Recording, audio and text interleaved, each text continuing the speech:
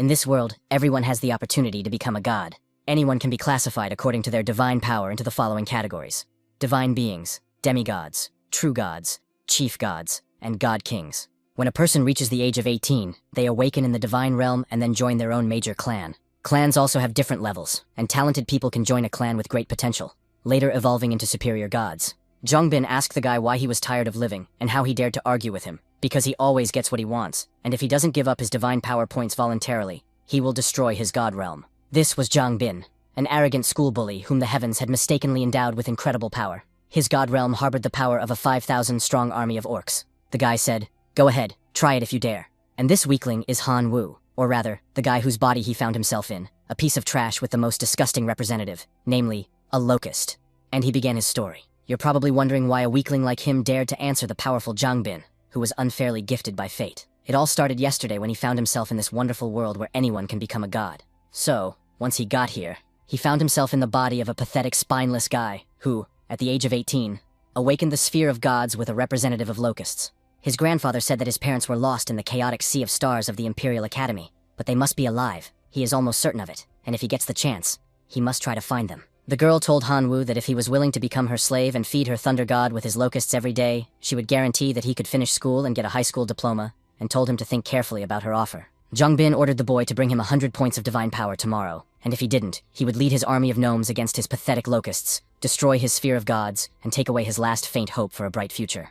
Han Wu immediately realized that the difficulty of this game had been turned up to hellish right from the start, because he only had locusts among his representatives, and that wasn't even enough for a secondary school diploma, let alone admission to the Imperial Academy in search of parents. And he decided that first he needed to deal with this annoying blonde guy, because he wasn't going to just stand by and watch someone ruin his life. And he thought that since he had ended up in this world, he should at least try to fix the situation he found himself in, because simply giving up would be disrespectful to the other newcomers. After that, he successfully connected to the realm of the gods. Once in the realm of the gods, he saw their representatives, a bunch of locusts relaxing on the grass, and he said that if he was to believe the memories of this body, then he had neither the talent of the chosen son of heaven, nor the ability to sacrifice his life before, which meant that they appeared after his transfer.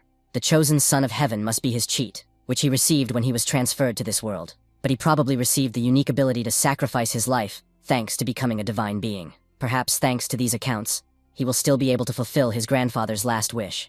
But that's only if he manages to survive the clash with the blonde man tomorrow. After that, he began to carefully study the information about his representative. And then he realized that he would have to take a risk and make a big bet. If he won, he would instantly become a master, but if he lost, he would lose everything and become a complete nobody. The next morning at school, the girl approached Han Wu and asked if he had considered her offer, and if he was ready to become her slave. She said that if he accepted her offer, she promised that no one would lay a finger on him until the end of the school year. But he refused her offer. She asked him if he understood what he had just said, because without her protection, he would simply be eaten alive. He said that maybe she was right, and they would indeed devour him before he graduated, but he still preferred to refuse, because even weaklings like him had their pride, and he really appreciated her caring for him so much.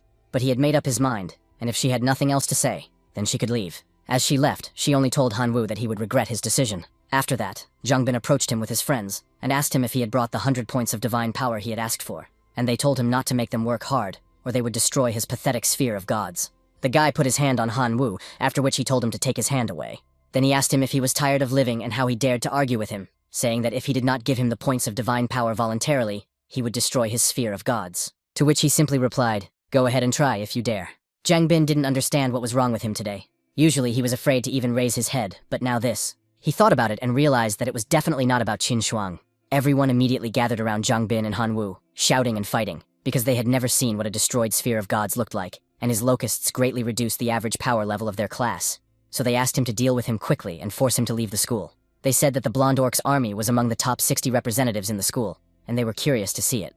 Taking the card in his hands, he said that the blonde orc should not tell him later that he did not give him a chance, because he chose death himself. After that, he said that he even felt sorry to waste 10 points of divine power on someone like him. Invasion card. Costs 10 points of divine power, generates a portal between the spheres of the gods, through which one can invade the world of their opponent's sphere of gods. Once inside the portal, he saw a door in front of him and did not understand what it was. After the gates opened, he saw an army of orcs. In the name of the god of orcs, he commanded them, his subjects, to crush the fated army of locusts of his enemy and destroy the world of his sphere of gods. Watching all this, everyone began to discuss that Zhang army of orcs had been replenished with at least 1,000 more orcs, and that he was now at least in the top 50 of the school, while others said that every orc in his army was armed with iron weapons, which put him in the top 30. Then someone in the crowd noticed that there was some kind of unusual creature standing at the front of his orc army. Seeing that he already had an unusual creature, they immediately said that Han Wu now had no chance at all. The guy ordered his self-detonating locusts to attack his enemies. As soon as everyone saw the red locusts, they didn't understand why they were that color and whether locusts should be like that. One of the guys in the crowd said that they were self-detonating locusts, an unusual type of locust. But in the realm of the gods, Han Wu only had ordinary locusts, and he didn't understand how he had managed to get so many of them. Another guy asked, "So what if they're unusual? They're still locusts, and they don't stand a chance against the orcs. Don't expect much from this trash." The day before, he had to take a risk and make a big bet, so he bet 1,000,000 adult specimens for breeding and sacrificed the rest. 10,000 goblin warriors was a very tempting offer, thanks to which he would easily be able to cope with tomorrow's problems. But it was a one-time thing, so, in the end, he would remain just as weak, and a source of life is what would help his representatives evolve into stronger beings. But this takes time, and he would get beaten up tomorrow, so this option was not suitable. He realized that the third option would be best, as the reward would be directed at his main representatives, so it would not disappear after a while, if, of course, he was lucky and everything worked out. Seeing that he was lucky after all, he assumed that his orcs would survive a single explosion. But if he increased their number, something might work out, so he needed to experiment. Because of the self-detonating locusts and the dust they raised, no one could understand what was happening there at all. As soon as the god of the orcs saw that almost his entire army had fallen on the battlefield, he ordered the surviving orcs to quickly return to their native realm of the gods. But Han Wu, with a smile on his face, said that it was too late to run away and ordered them to catch up with them and, if necessary, invade Zhang Bini's sphere of gods. And at his command, they flew into the blonde man's realm. The god of the orcs asked the young man to order his insects to leave his realm immediately. He admitted his defeat to Han Wu and again asked him to remove his insects from his domain and leave his orcs alone. But the main character asked why he should remove them and whether it was not he who threatened to destroy his sphere, and he believes that it would be quite fair if he destroyed his sphere in retaliation. To which the god of the orcs replied that he would not dare to do so, and if he did, his parents would destroy him, for his father was a demigod, and his mother was about to become a demigod, and he would never be able to defeat them. Without letting him finish, Han Wu ordered his locusts to destroy his sphere, and said that they could hold nothing back. But with tears in his eyes, he begged him to stop, saying that he had lost and promising that he would never bother him again, and would fulfill any of his conditions, just so that he would stop them. After that, he said that he didn't want anything from him, and that he just wanted him to suffer the fate he wanted to give him. But from behind him, he heard someone's voice telling him to stop. Looking back, the main character saw that it was Master Lu who said that he had already won and there was no point in going so far. The god of the orcs asked the teacher to stop this madman. Kneeling, he begged him to stop and asked for help. Teacher Liu turned to Han Wu and told him not to pretend he couldn't hear him, to which he replied that he had heard everything perfectly well and asked what he was doing there. He then said that he was their homeroom teacher and that he was responsible for them, so it was only natural that he decided to stop this madness. After saying this, he asked him another question. Where was he when Zhang Bin and the others were bullying him and extorting his divine power points, and why didn't he intervene? He thought about it, because he wouldn't want to get himself into trouble because of a scumbag like him, since Zhang Bin's parents were demigods, but he replied that they would talk about it after he stopped. And the last question, if he were in Zhang Bin's place right now, would he intervene in their fight? After Teacher Liu's silence, he simply replied that he thought so too, and destroyed the blonde man's sphere of gods. After the fragments flew away, Han Wu asked the teacher to leave his domain immediately. As soon as the fight ended, Zhang Bin realized that he had indeed done it. But then the teacher entered the classroom and told the main character to come to him immediately. Then he asked his classmates where the insolent boy was, to which one of them replied that he thought he had gone home. After that, Teacher Liu said that he would definitely have him expelled. At that moment, inside the sphere of the gods, Han Wu said that it was time to sum up the results of the fight. After looking at the information about his locusts, he realized that he would have to breed the self-destructing locusts, because they would still be useful to him. After that, he decided to attach a fragment of Zhang Bini's sphere of God's core, which he had obtained after their battle, to his own core. He realized that this would be enough for him to hold out until he graduated from school. However, remembering the blonde man's words, he realized that he would not be able to cope if two demigods came against him at once, and judging by Teacher Liu's behavior, the school would not defend him, and he would have to rely only on his own strength. The main character decided to trade the orc's iron hammer, thinking that someone would offer something a little more useful than the hammer in exchange. But he did not expect a response so quickly, and he realized that these crystals increased the representative's resistance to fire, and if you think about it, it would also increase the force of the explosion. He decided to accept the offer, as it would significantly strengthen his self-detonating locusts. Now the explosive power of these little guys could be compared to that of a hand grenade. And then there was the flying magma, because the damage and radius of its destruction were impressive, and he began to think that now he had a bunch of fragmentation grenades. Meanwhile, in the principal's office, Zhang Bin's enraged father made a scene about the fact that his son's God Sphere core had been destroyed and could not be restored, and their school had still not given him an explanation. But the principal only said that as far as she knew, it was their son who had invaded another student's God Sphere first, and that he had been bullying some students for a long time. But her words only angered him even more, and he decided to ask if she meant that only his son was to blame, and that neither the school nor the teachers had anything to do with it. Zhang Bin's mother believed that the student who destroyed her son's core should be punished, and that the school should at least expel him. Hanwoo decided to use his growth acceleration skill to make as many magma locusts as possible. At that moment, Principal Shu called him, introduced herself, and said she needed to talk to him about something, because she had recently had a meeting with the parents of his classmate Zhang Bin, and they had demanded his expulsion.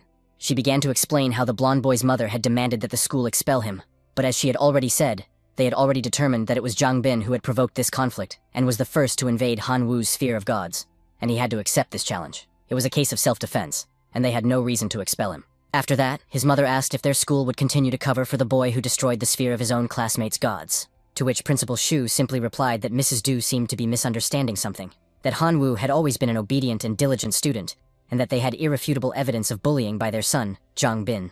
But the blonde boy's enraged mother told her to stop talking nonsense, and asked one last time whether they would expel him or not, to which she replied that they would not expel him. After that, the angry father said that he could accept the fact that their school would not expel Hanwoo, but as a father, he simply could not leave things as they were, and if they did not grant his one small request, he would no longer care about the reputation of their school. In the end, Zhang Binyi's father proposed to send 1,000 of his representatives against him, and he was no longer interested in the outcome of their invasion of his sphere of gods. He said that this would reassure him. After that, she apologized to Hanwoo, because that was all the school could do. He would not make any major concessions. However, she wanted to warn him that even 1,000 representatives of a demigod were a formidable force, comparable in strength to 50,000 relatively strong representatives of some schoolboy, and asked if he could handle it, to which he simply thanked Principal Shu for her help, and said that he would come to school tomorrow and sort everything out. After their conversation, he realized that the self-destructing locusts alone would not be enough, and that he would have to speed things up a bit. After sacrificing nearly 5 billion locusts, he chose the third option. As soon as he made his choice, the Imperial Sword of Wind appeared before him. Then he asked for the sword, to which the main character replied that he would get it without any problems. And then Hanwoo realized that because he had been doing nothing but accelerating the reproduction of his locusts for the past 2 days, they had begun to give him 100 million points of faith per day, and in the end, they began to gather in one place and transform into points of divine power. Taking into account the points he received for selling excess land, he would have 54 points of divine power. The equipment was divided into 4 categories. Ordinary equipment, made from pure materials without the infusion of energy. Sacred equipment, true masterpieces, created from rare materials using the power of faith, often possessing certain effects. Divine power equipment. Divine power crystals were used to temper this equipment during the forging process, and this type of equipment often has its own soul that developed on its own. Divine equipment. Items that embody the power and authority of the gods. Naturally, only these very gods could possess them. After the main character chose the whirlwind sword, he gave it to him. As soon as he took it in his hands, he turned to the respected god and said that he needed 3 more similar swords so that he could unleash his true power. Hearing this, he was greatly taken aback, because that was a whole 150 points of divine power. Did he really think that these points grew on trees? But he understood that tomorrow he would have to fight Zhanggan's 1,000-strong army, and that demigods should not be underestimated, so he decided to try his luck. Meanwhile, in the realm of the gods, Qin Shuang remembered how she was drowning, and Hanwoo saved her. Embarrassed, she thought he would die because of his own stupidity, but her grandfather was a true god, and her family had 23 demigods, so with her protection, he would have nothing to fear. But then the main character called her, and she asked him if he had changed his mind and decided to become her slave after all, to which he replied that he just wanted to borrow some of her divine power. Hearing this, she asked what would happen if she lent it to him, how he was going to repay her with his trashy representatives, and told him not to think that he had become much stronger just because he had defeated Zhang Bin, because his self-destructive locusts barely meet the criteria for elite creatures and are of little value. Hearing this, he told her to just forget about it and said goodbye to her. After he hung up, she didn't understand why such harsh words had come out of her mouth again, because that wasn't what she wanted to say at all, and she was sure that he had now misunderstood everything. Then she called Hanwoo and asked how much he needed to borrow and told him to send her his account number. After he bought 3 swords, he said that he had spent all his savings on them, and now he was in debt and would have to work to pay it off. Meanwhile, no one could believe that he had actually come to school. Wasn't he afraid that the demigods' 1,000-strong army would trample his sphere of gods? They wanted to see if he could remain as calm when the demigods' army began to destroy his sphere. The main character realized that everyone was expecting him to fail, which was not surprising to him. Hearing this, Qin Shuang asked if he had borrowed her divine power glasses in the hope of competing with the demigod, and she advised him not to waste his strength, because even a 1,000-strong army of demigods was not something he could handle right now, to which he simply replied that he had no other choice. She replied that it was all nonsense, and that he did have a choice. If he agreed to become her slave, she would ask her family to pacify Zhanggan, because there was only one demigod in his family, while hers had one true god, and 23 demigods, whom he would not dare to disobey. But he only replied that he appreciated her concern, but his answer would not change, and he left because he needed to prepare for battle. At that moment, Teacher Liu entered the classroom with Zhang Bin's parents. He pointed his finger at the main character and said that this was the guy. Hearing this, his mother cried out, "How dare he encroach on her son's divine realm?" But her husband interrupted her and told her to calm down, saying that they must not break their agreement with the school. After that, Teacher Liu ordered Hanwoo to get up and did not make Mr. Zhang wait for him. But the main character, with a smirk on his face, said that he would prefer to wait for Deputy Shu Mei. After saying this, he asked if he really thought that the deputy had nothing else to do, that he alone would be enough as a witness to this battle, and told him to stop pretending to be important. Upon entering the classroom, Deputy Shu asked Teacher Liu why he was making such a fuss. Seeing her, the teacher immediately began to apologize for disturbing her over such a trivial matter, and said that he was just trying to teach his students a couple of useful lessons, to which she replied that he should not forget that he was first and foremost a teacher, not some demigod's lapdog. Zhang Gang said that since Deputy Shu was here, it was time to begin. She asked Hanwoo if he was ready, to which he replied that he was. Hearing this, Zhang Binye's father said that it was time to begin, and took out the invasion map. The guys watching all this from the classroom said that his entire wolf cavalry consisted of only elite creatures, and the leader of his army was beyond elite, because the wolf cavalry was a combination of green orcs and wild wolves, and they were all equipped with high-quality gear, to which another said that Hanwoo had no chance. Changgang told the main character that he would make him pay for what he had done to his son, and told him not to even think about getting away alive. Qin Shuang was lost in thought because the wolf cavalry consists of two types of representatives, but one rider in the form of an orc, and one wolf is considered one enemy unit by the tank sphere, and there are clearly more than 1,000 of them. She then turned to Director Shu and said that there were 2,000 representatives in his army, which was considered cheating. After that, Zhang Gan ordered his cavalry to attack. Seeing this, the crowd of guys were stunned that the main character had almost 7 million elite locusts, because just yesterday, he had only about 20,000 left, and they did not understand how he was able to get 7 million in one day. Because even for locusts with their increased reproduction, these are terrifying numbers, and they said that even the weakest elite types of creatures, with the proper numerical superiority, can become a formidable force. However, Hanwoo was unlucky that the battle was scheduled for the very next day, because these 7 million would be powerless against the wolf cavalry. They saw that he had already spent a lot of his self-destructing locusts, and the wolves and orcs only suffered minor injuries. The teacher said that if it weren't for his stubbornness and thick-headedness, he could have shown his talent in the future, but he was sorry that their school would have to say goodbye to such talent. At that moment, the main character ordered his magma locust to attack. Seeing this, one of the boys said that the explosive power of this species was much higher than that of ordinary self-detonating locusts, as they also sprayed lava, and they asked if this was also an elite type of creature. Principal Shu Mei asked if there were any students with sensory abilities, and if anyone could see information about this species. One of the guys said that his assessment showed that it was a magma locust, an elite type of creature. Qin Shuang and Deputy Shu Mei were very happy for Hanwoo, but Zhang Gang told the main character not to even dream that some insects could destroy his wolf cavalry and ordered his subjects to use their power. The crowd began to talk again about how a demigod is a demigod, and he cannot be defeated with such tricks, because even elite types of demigod creatures have a very wide range of skills and abilities, and Hanwoo had less than 500,000 self-detonating locusts left, and the magma locusts were completely gone. He had nothing left to oppose the demigod. Zhang Binyi's father said that now he would show him what despair was, and as soon as he reached his sphere, he would be expelled from the school, and then he would have no patrons left who could protect the main character from his wrath, and he ordered his subjects to destroy his core. As soon as Director Shu Mei and Qin Shuang thought it was over, one of the guys shouted for everyone to look at Hanwoo's sphere of gods, because someone was standing there. Seeing this, the guys immediately said that he had whirlwind swords in his hands, one of which was worth 50 points of divine power. 4 swords at 50 points each was a whole 200 points, and they didn't understand where he got so many, because they thought the main character was an orphan and they didn't know what kind of creature he was. But Director Shu explained to them that he was a representative of the wind sword race, and that such creatures were not born below the elite type. One of the guys asked Deputy Shu Mei, "Does that change anything? Because Zhang Gan also has a lot of unusual types, and besides, he had a wolf captain whose power even slightly exceeded that of unusual types, and the captain could take care of this wind sword, while the rest of the wolves and orcs would simply go and destroy the sphere of the gods of Hanwoo." She thought that he was certainly right, but the fluctuations of power emanating from the wind sword were not like those emitted by elite types of creatures. He was more like a hero. Zhang Binyi's father had trained for decades and still only managed to raise one hero-type creature.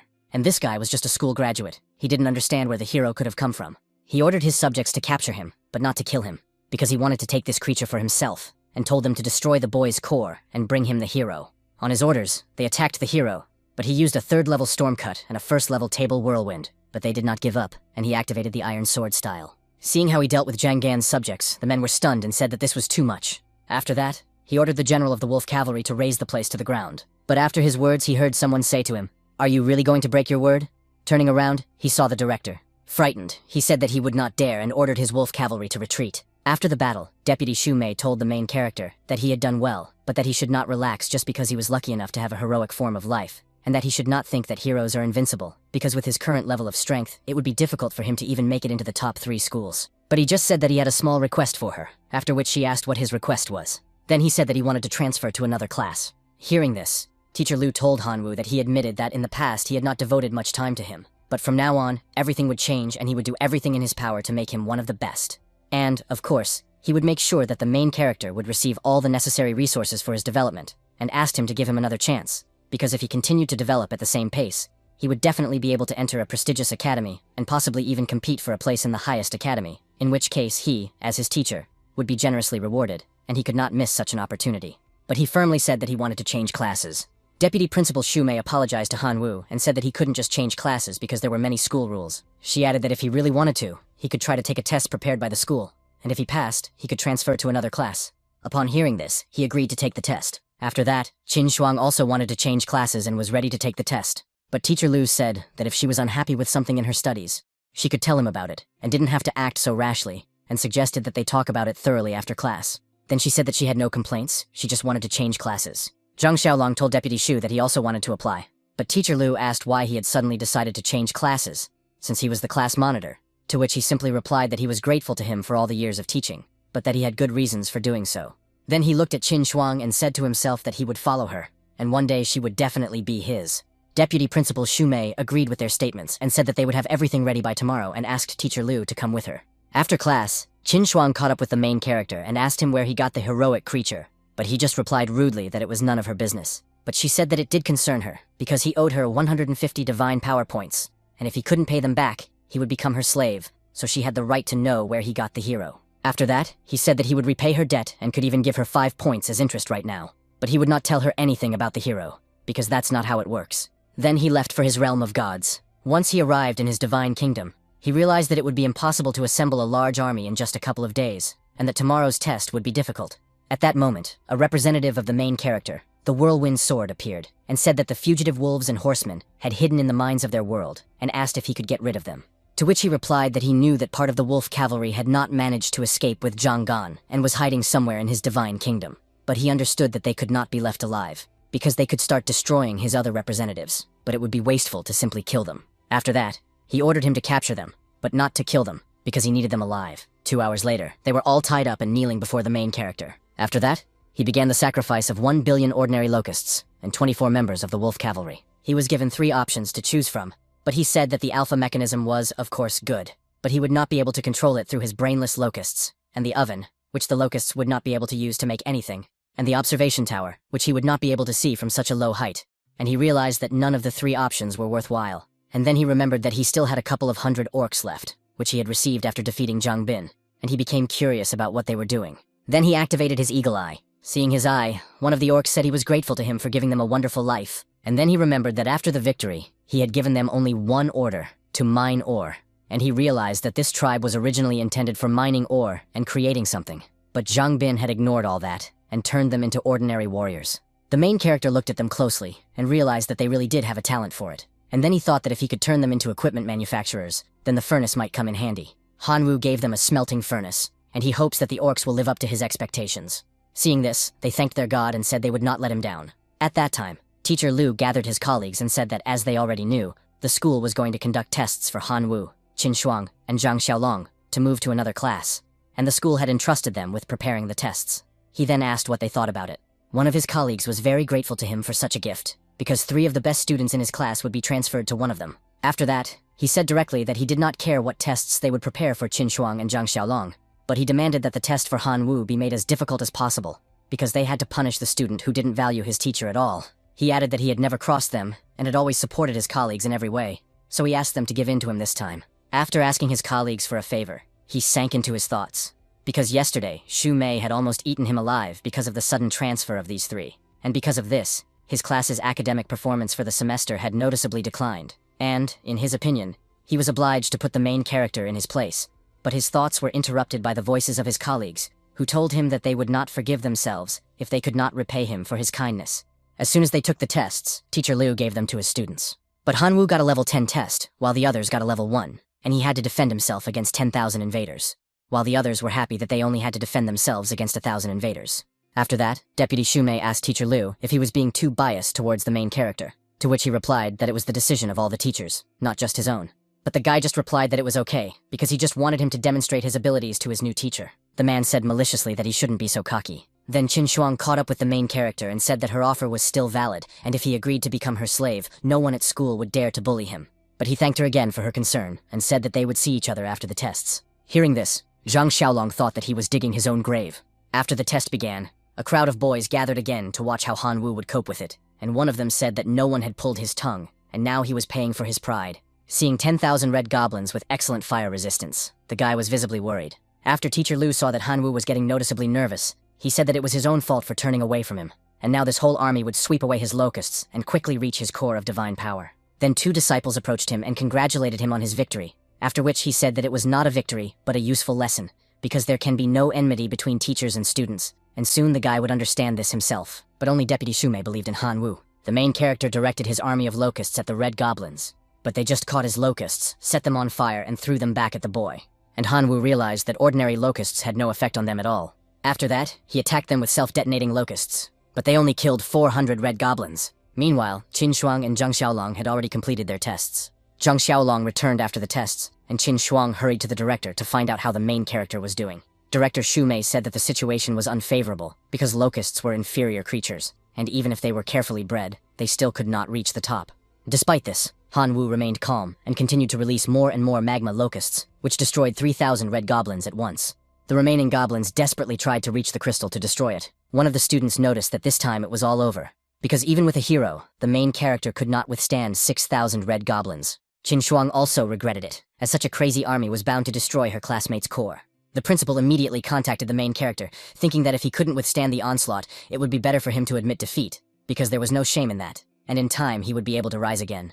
The main character had already firmly decided to change classes, and was ready to fight to the last breath. He did not consider himself defeated. His representative struck numerous blows at the approaching goblins, destroying them one by one.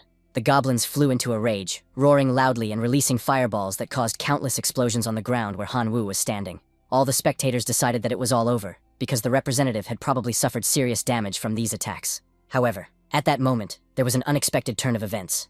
The professor was delighted, thinking that Han Wu would finally learn his lesson from what was happening, because soon he would be left without his divine sphere. But one of the students asked everyone to look more closely. An army of orcs appeared from the center of the battle. They lined up, declaring that they would defend their god. The red goblins were frightened, as the orc army attacked them mercilessly. The students watching were amazed. They remembered that Zhang Bin had the same faction, and decided that with such talent, Han Wu would surely be among the top 10 this year. The orcs won the victory over the red goblins, and the main character was able to celebrate his success, having managed to win even in extremely unfavorable conditions. The principal and Qin Shuang were pleased with this result, unlike the professor, who was greatly annoyed by the main character's victory. With the return of the 3 students, all the teachers wanted to invite them to their classes, making it clear that they would provide them with the maximum possible resources.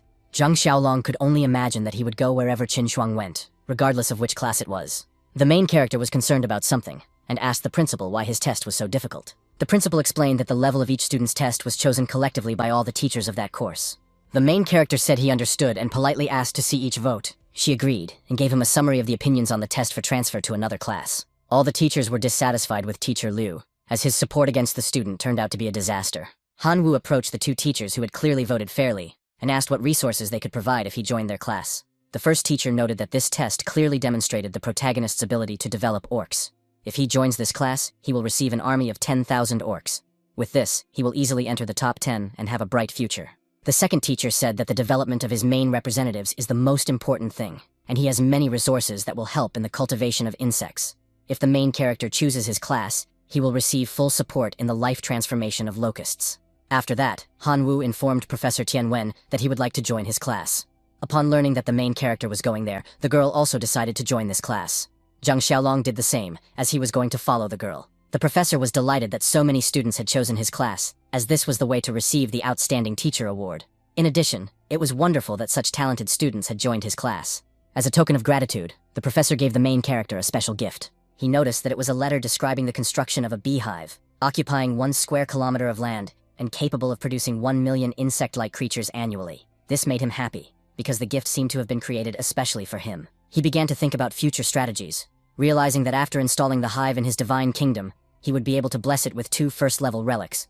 The hive would perfectly enhance the power of both relics, and, as a result, the power of the eggs inside it. Thus, the main character would be able to receive 1 million magma locusts every year. With these thoughts in mind, he thanked the professor for his generosity. The professor replied that there was no need to thank him, and that the best reward would be the results. The principal drew everyone's attention, stating that the test that day was just a simple test, so it should not be taken too seriously. But in 7 days, the exam would cover the entire school, as it would determine the distribution of resources among classes in the future. She advised on how to prepare her students. After that, in his divine kingdom, the main character checked the current situation. He had 2 million locusts, 5,000 self-destructing locusts, 300 magma locusts, 52 red blacksmith orcs, and the heroic life form, the Emperor of the Wind Sword. The main character began to worry as he analyzed the situation, because with such a level of power, if the exam were tomorrow, he would most likely get the worst result among all the students. He definitely needed to find a way to increase the number of magma locusts, and at the same time strengthen the ones he already had. He also noticed that the name of the orcs had changed.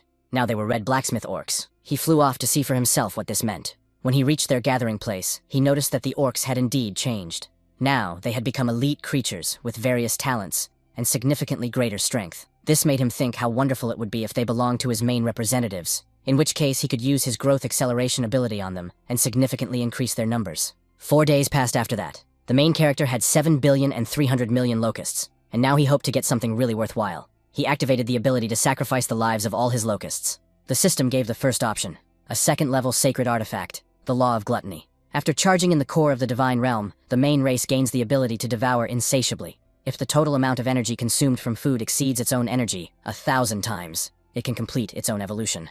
The second option was a hero model. If given to an unusual life form, it would help it ascend to a heroic life form. And finally, the third option was a little bit of divinity. The main character was satisfied, as all 3 options were definitely good, and it was difficult to choose. He pondered the 3 options. The first could transform various locusts into an elite form of life, but he might not be able to afford it.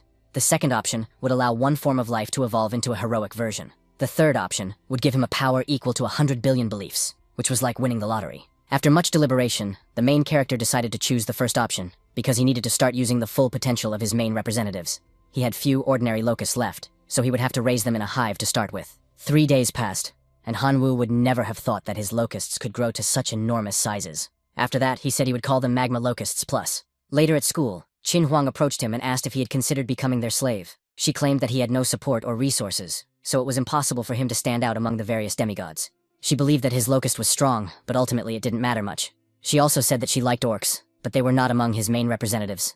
The main character thanked her for her kindness and said that everything would become clear only after the exam. Qin Huang didn't like this at all, and she noticed that he was driving her crazy. Zhang Xiaolong watched from her desk, wishing that the main character would completely disappear from the girl's field of vision.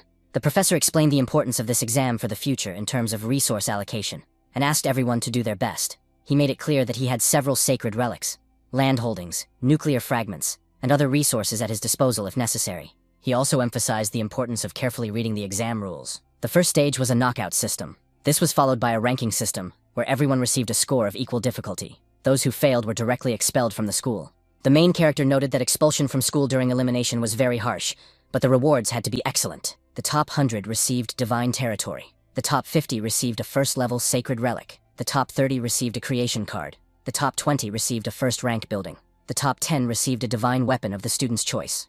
The top 5 received a transcendent seed capable of accelerating an elite form of life. The top 3 would receive the evolution of a divine core. First place would receive a unit of divinity. After reading all this, the main character was fired up with the desire to fight to the end for such rewards. After all the explanations, the professor announced the start of the general exam, warning that the first round of the qualifying test would begin soon, so everyone needed to get ready. The main character headed to his divine realm until he was completely teleported, calling on all his representatives to prepare for battle. He noticed the approaching enemies and realized that they were flesh and blood dolls. They were definitely ordinary life forms with elite-level combat power, as well as extremely thick and durable skin. Fortunately, they were slow.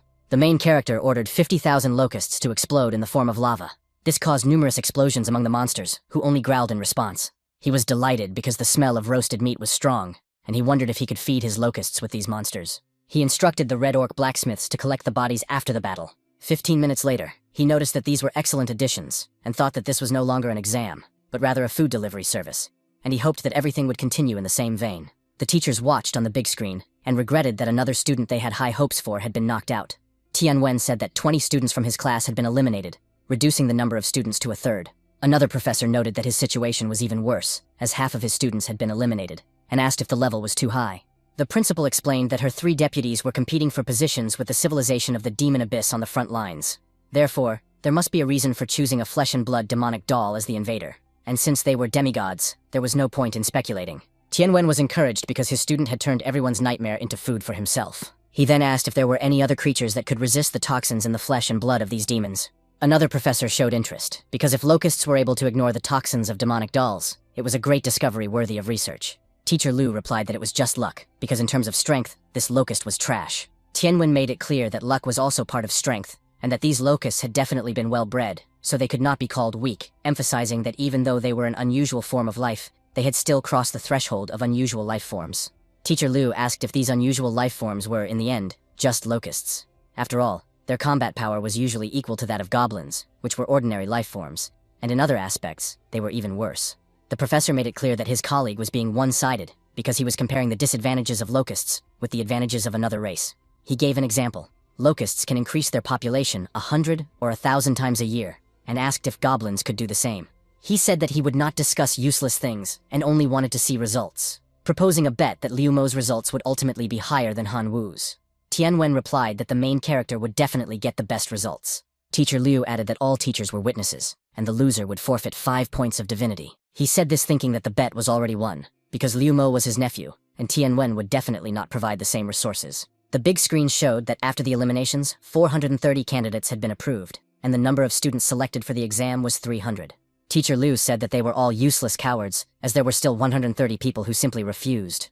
Another professor asked him not to blame the students, because it was not uncommon to fail due to the level of difficulty. A third teacher said that it was even for the best, because they would only have to teach those students who could overcome their fear and survive this difficult battle. The ranking test began with the appearance of many skeleton warriors. The teachers wondered if that was all, because it looked more like a handout. The main character was excited because he had 1 billion hungry locusts.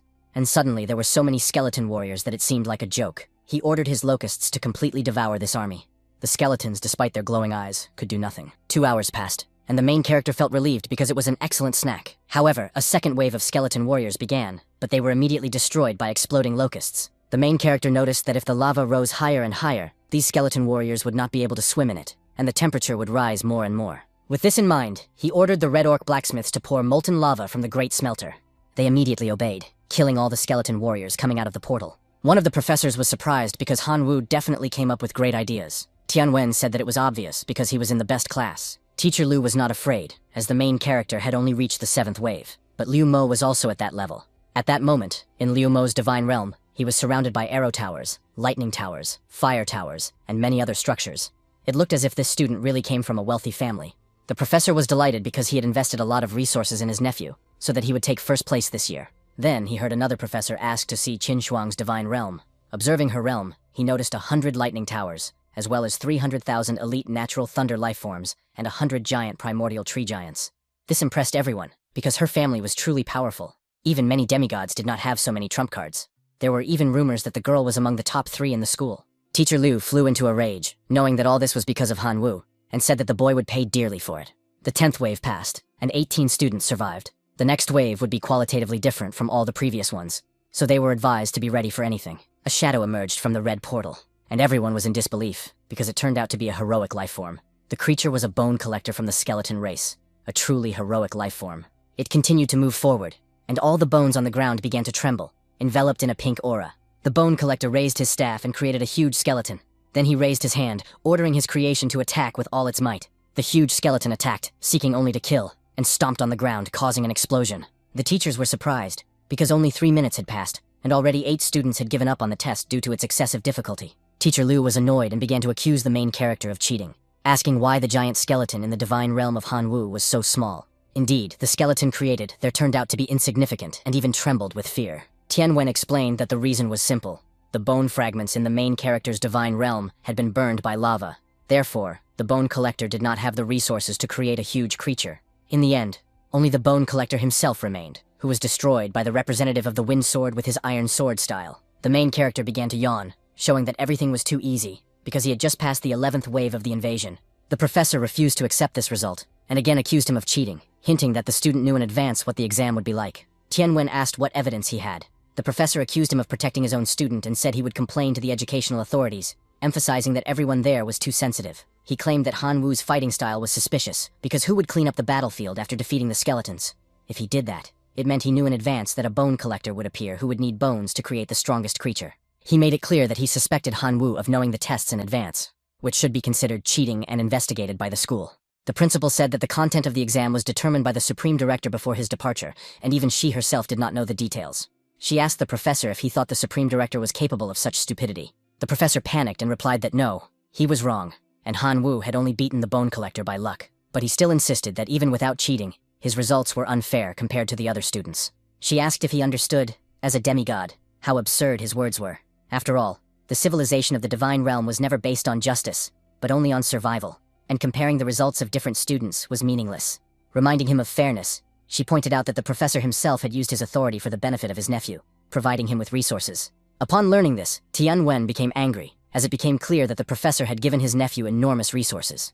Now it was clear why he had made the bet, although it turned out to be a shot in the foot, as the main character passed the wave, while his nephew experienced enormous difficulties in his divine realm. In the realm of the gods, Liu Mo's army was completely destroyed, and he admitted defeat. Tianwen announced that the results were clear. Han Wu had passed the exam, and the professor's nephew had failed. He reminded everyone that all the teachers had witnessed it, and asked if he would give up 5 points of divinity. He handed over the card, stating that he would return the lost points sooner or later.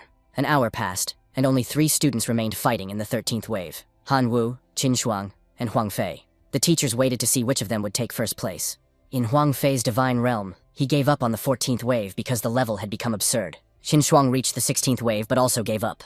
The principal was delighted to see that Han Wu had taken first place. The main character continued to fight confidently, using his magma locusts on the 20th wave, causing explosions everywhere. When a giant skeleton appeared, and the smaller ones were destroyed, a representative of the wind sword appeared, and used his technique to cut the giant into pieces. 15 minutes later, silence reigned once again in Han Wu's sphere of the gods.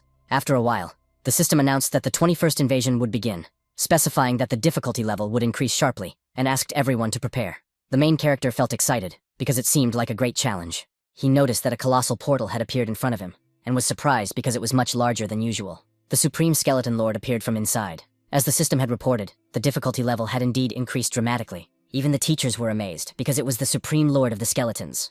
The main character watched closely, and realized that the difference in power was enormous. Deciding that it would be best to stop, he raised his hand in surrender. The Supreme Lady became angry and asked why he was doing this, but the portal began to pull her back. She roared in rage and threw a bone fragment that flew past him and caused a giant explosion, even though it was just a simple attack. The main character wondered what it was until the portal finally closed and sent him back to the normal world, and he saw that he was in first place in the rankings. The final results showed that Tianwen's class scored 252 points and took first place, beating the second-place class by 20 points. Meanwhile, Liu Letian's class scored 192 points and came in 8th place. The teacher was furious at this defeat, believing that his students should have taken first place. The other students who had failed were worried because they did not want to be expelled from school. Han Wu was only concerned with celebrating, as he had come in first place. An hour passed, and the distribution of awards began. The main character received a resource card with iron ore, a divine territory worth 100 divine powers, a card to exchange for a first-level sacred item, a first-level temple, a divine weapon worth 100,000, a card for unusual seeds, another level in the divine dimension, 1 additional point of divinity, and finally, a reproduction card for representatives. The students were amazed when they saw the list of these rewards on the big screen.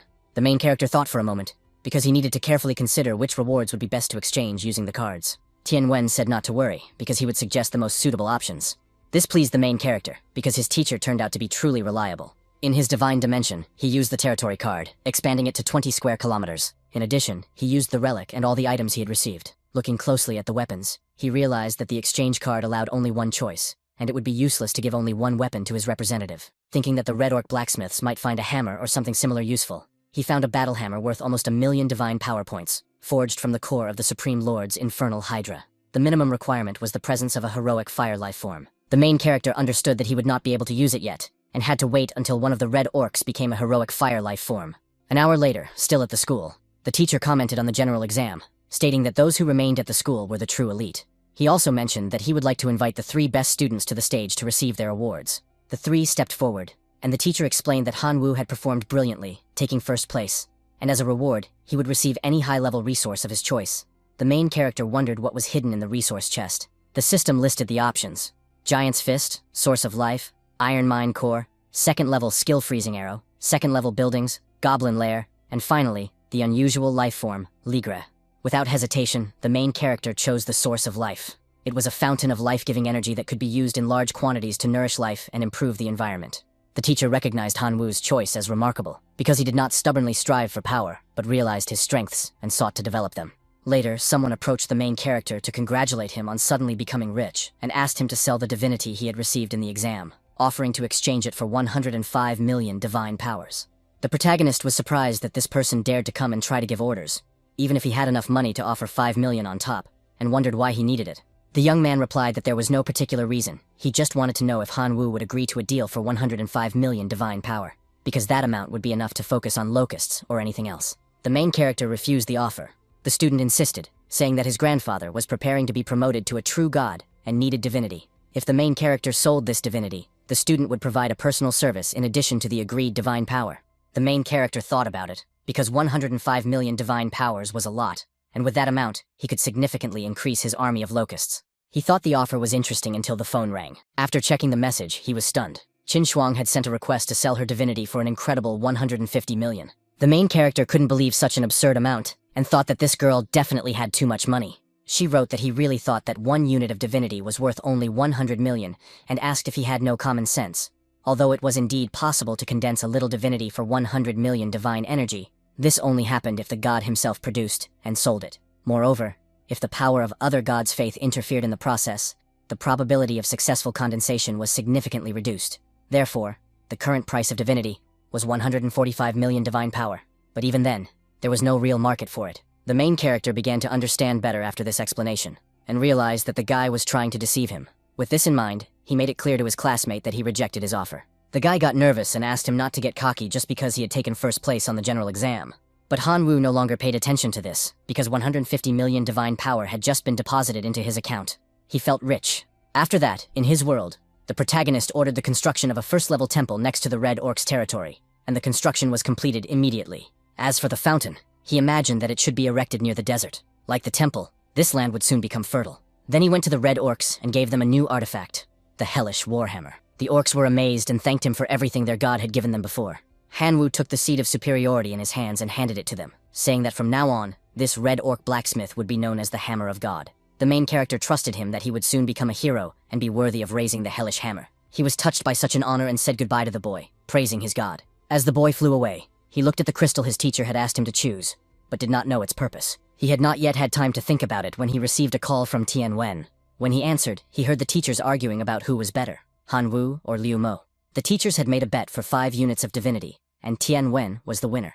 The teacher said he would like to award a divinity card equal to 150 million divine power. Then he explained about another prize of war, an egg laid by the heavenly demon insect king and processed in a special way. Even after death, it produced 10 magical embryos every day. He recalled that he had once said he was ready to support the main character with all possible resources for the development of the representative, and believed that this was the only way for the locust to make a leap in life. Han Wu thought about how he didn't have the support of other teachers, as they considered locusts useless. But he understood that if the locusts mastered the path of life leap and united with the heavenly insect demons, they would gain enormous potential overall. The teacher offered to choose any of the rewards, as it was part of the bet. The main character chose the magical embryo egg without hesitation.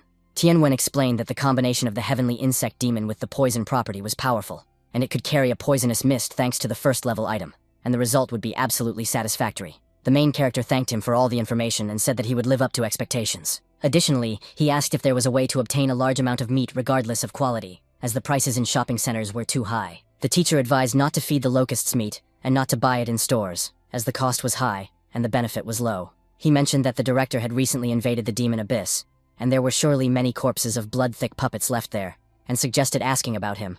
The main character thanked him for the recommendation and ended the call. As he continued walking, he imagined that the effect of the second level of gluttony was quite powerful, as his locusts in the divine world ate very quickly. Now, the standard production of the world could no longer satisfy their appetite. Therefore, the best strategy was to find a food source as soon as possible. Thinking about this, he placed the magic embryo egg under an ancient tree so that it would produce essence faster. 2 days passed, and he noticed that some of the locusts had apparently already eaten the magic embryo eggs. The main character waited excitedly to see what creature would emerge from the cocoon. He also wondered how much more time it would take, because 2 days had passed and nothing had happened. As soon as he thought about it, the cocoon began to crack, and he was glad that the time had finally come. A new representative appeared before him. It was a heavenly demonic insect. It was an ordinary creature. Its gift was cruelty, and its level of faith reached fanaticism. Hanwoo was pleased, because even at the stage of an ordinary creature, it was 100 times stronger than a locust. He noticed that there was no information about reproduction, probably because each demonic insect had to be assimilated by a magical element. After using a few magic drops, he saw that his representative had doubled in size. In addition, the law of gluttony also applied to this familiar, and soon it rose to the level of an elite lifeform. After that, the main character used his sacred item, poisonous mist. It completely changed the appearance of his new pet. Now, it was an elite lifeform, a poisonous mist insect. Elsewhere, the Supreme Director was pondering how this could have happened. He was in a place where thousands of skeletons lay everywhere, wondering what to do with so many broken bones. Although the corpses were sealed in the map, if the divine energy inside it ran out, the dead would explode again. Suddenly, he received a call from Tianwen. The professor hurriedly reported that he had a student who wanted to purchase a flesh and blood demonic doll. The director asked why the student wanted demonic dolls. The professor explained that they would be used to feed the main representatives, because it was a locust, and it could easily devour these flesh dolls, as it had done during the elimination test. The director was surprised and asked if this was the same brilliant student who had fought a demigod a few days ago. He was amazed that such a small locust could be so useful. He added that it was a pity that the area was not suitable for locusts to live in. Otherwise, a large number of these creatures could be released there to eat the flesh of the dolls, thus saving divine energy. After saying this, he took out a card and said that it contained 1 million dolls made of flesh and blood, and instructed that it be given to the student. A day passed, and the professor called again, saying that the student had used up all the meat and asking if a regular supply was possible. The director couldn't believe that everything had been eaten in one day, and that, on top of that, the student wanted a regular supply. He asked for some time to think about the situation. After coming to a conclusion, he said that there were indeed enough corpses, but he could not give them away for free. He offered to sell 100 demonic golems for 10,000 units of divine energy. 5 minutes later, the professor called back with the protagonist's response, saying that he agreed to the terms and wanted to start with a payment of 1 million in exchange for the meat. A few days later, Hanwoo was ready again with the most powerful army, using his ability to make sacrifices. 3 options were offered as a reward for the sacrifice. The first was giant warriors, which were an extraordinary lifeform. The second was a third-level poisonous explosion skill crystal. The third was a decomposition system capable of destroying matter and extracting pure energy from it. The main character considered all the options, taking into account the 12 billion elite lifeforms sacrificed to him. He thought about the giants, as they possessed high intelligence. Their strength was overwhelming, and even one of them could be sold for 10 million. However, he was also attracted to the second option, because the third-level skill, Poison Explosion, combined with heavenly demonic insects, poisonous mist, and relics, would form a perfect combination. But now his third-level core simply cannot accommodate this crystal, so the second option is useless to him at the moment. After analyzing everything, the main character decided to choose the third option, as it was said that energy crystals were food for magical beings and were quite expensive. After choosing this option, a huge machine appeared before him. He decided to start with an experiment using a small amount of iron ore. After 5 hours, the result was 3 iron crystals. The main character took one in his hand to analyze it and realized that iron crystals could be used as food for some special races, and they were also useful for forging weapons.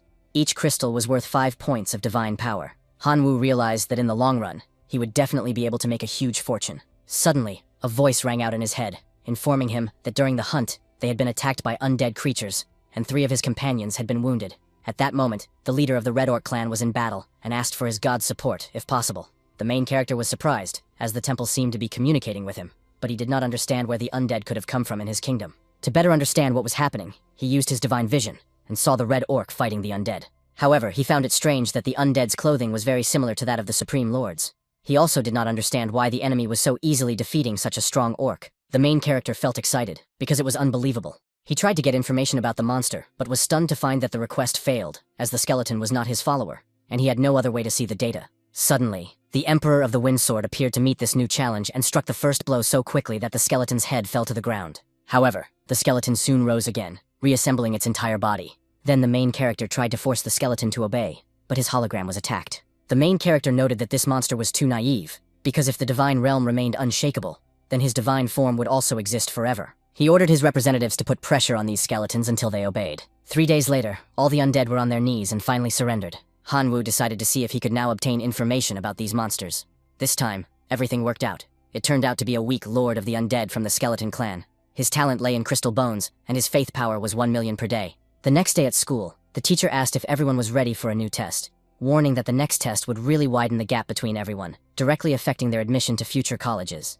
The main character already imagined that his grandfather's last wish was to enroll in Imperial College in order to find his missing parents. This college was considered one of the best in terms of the civilization of the Divine Kingdom.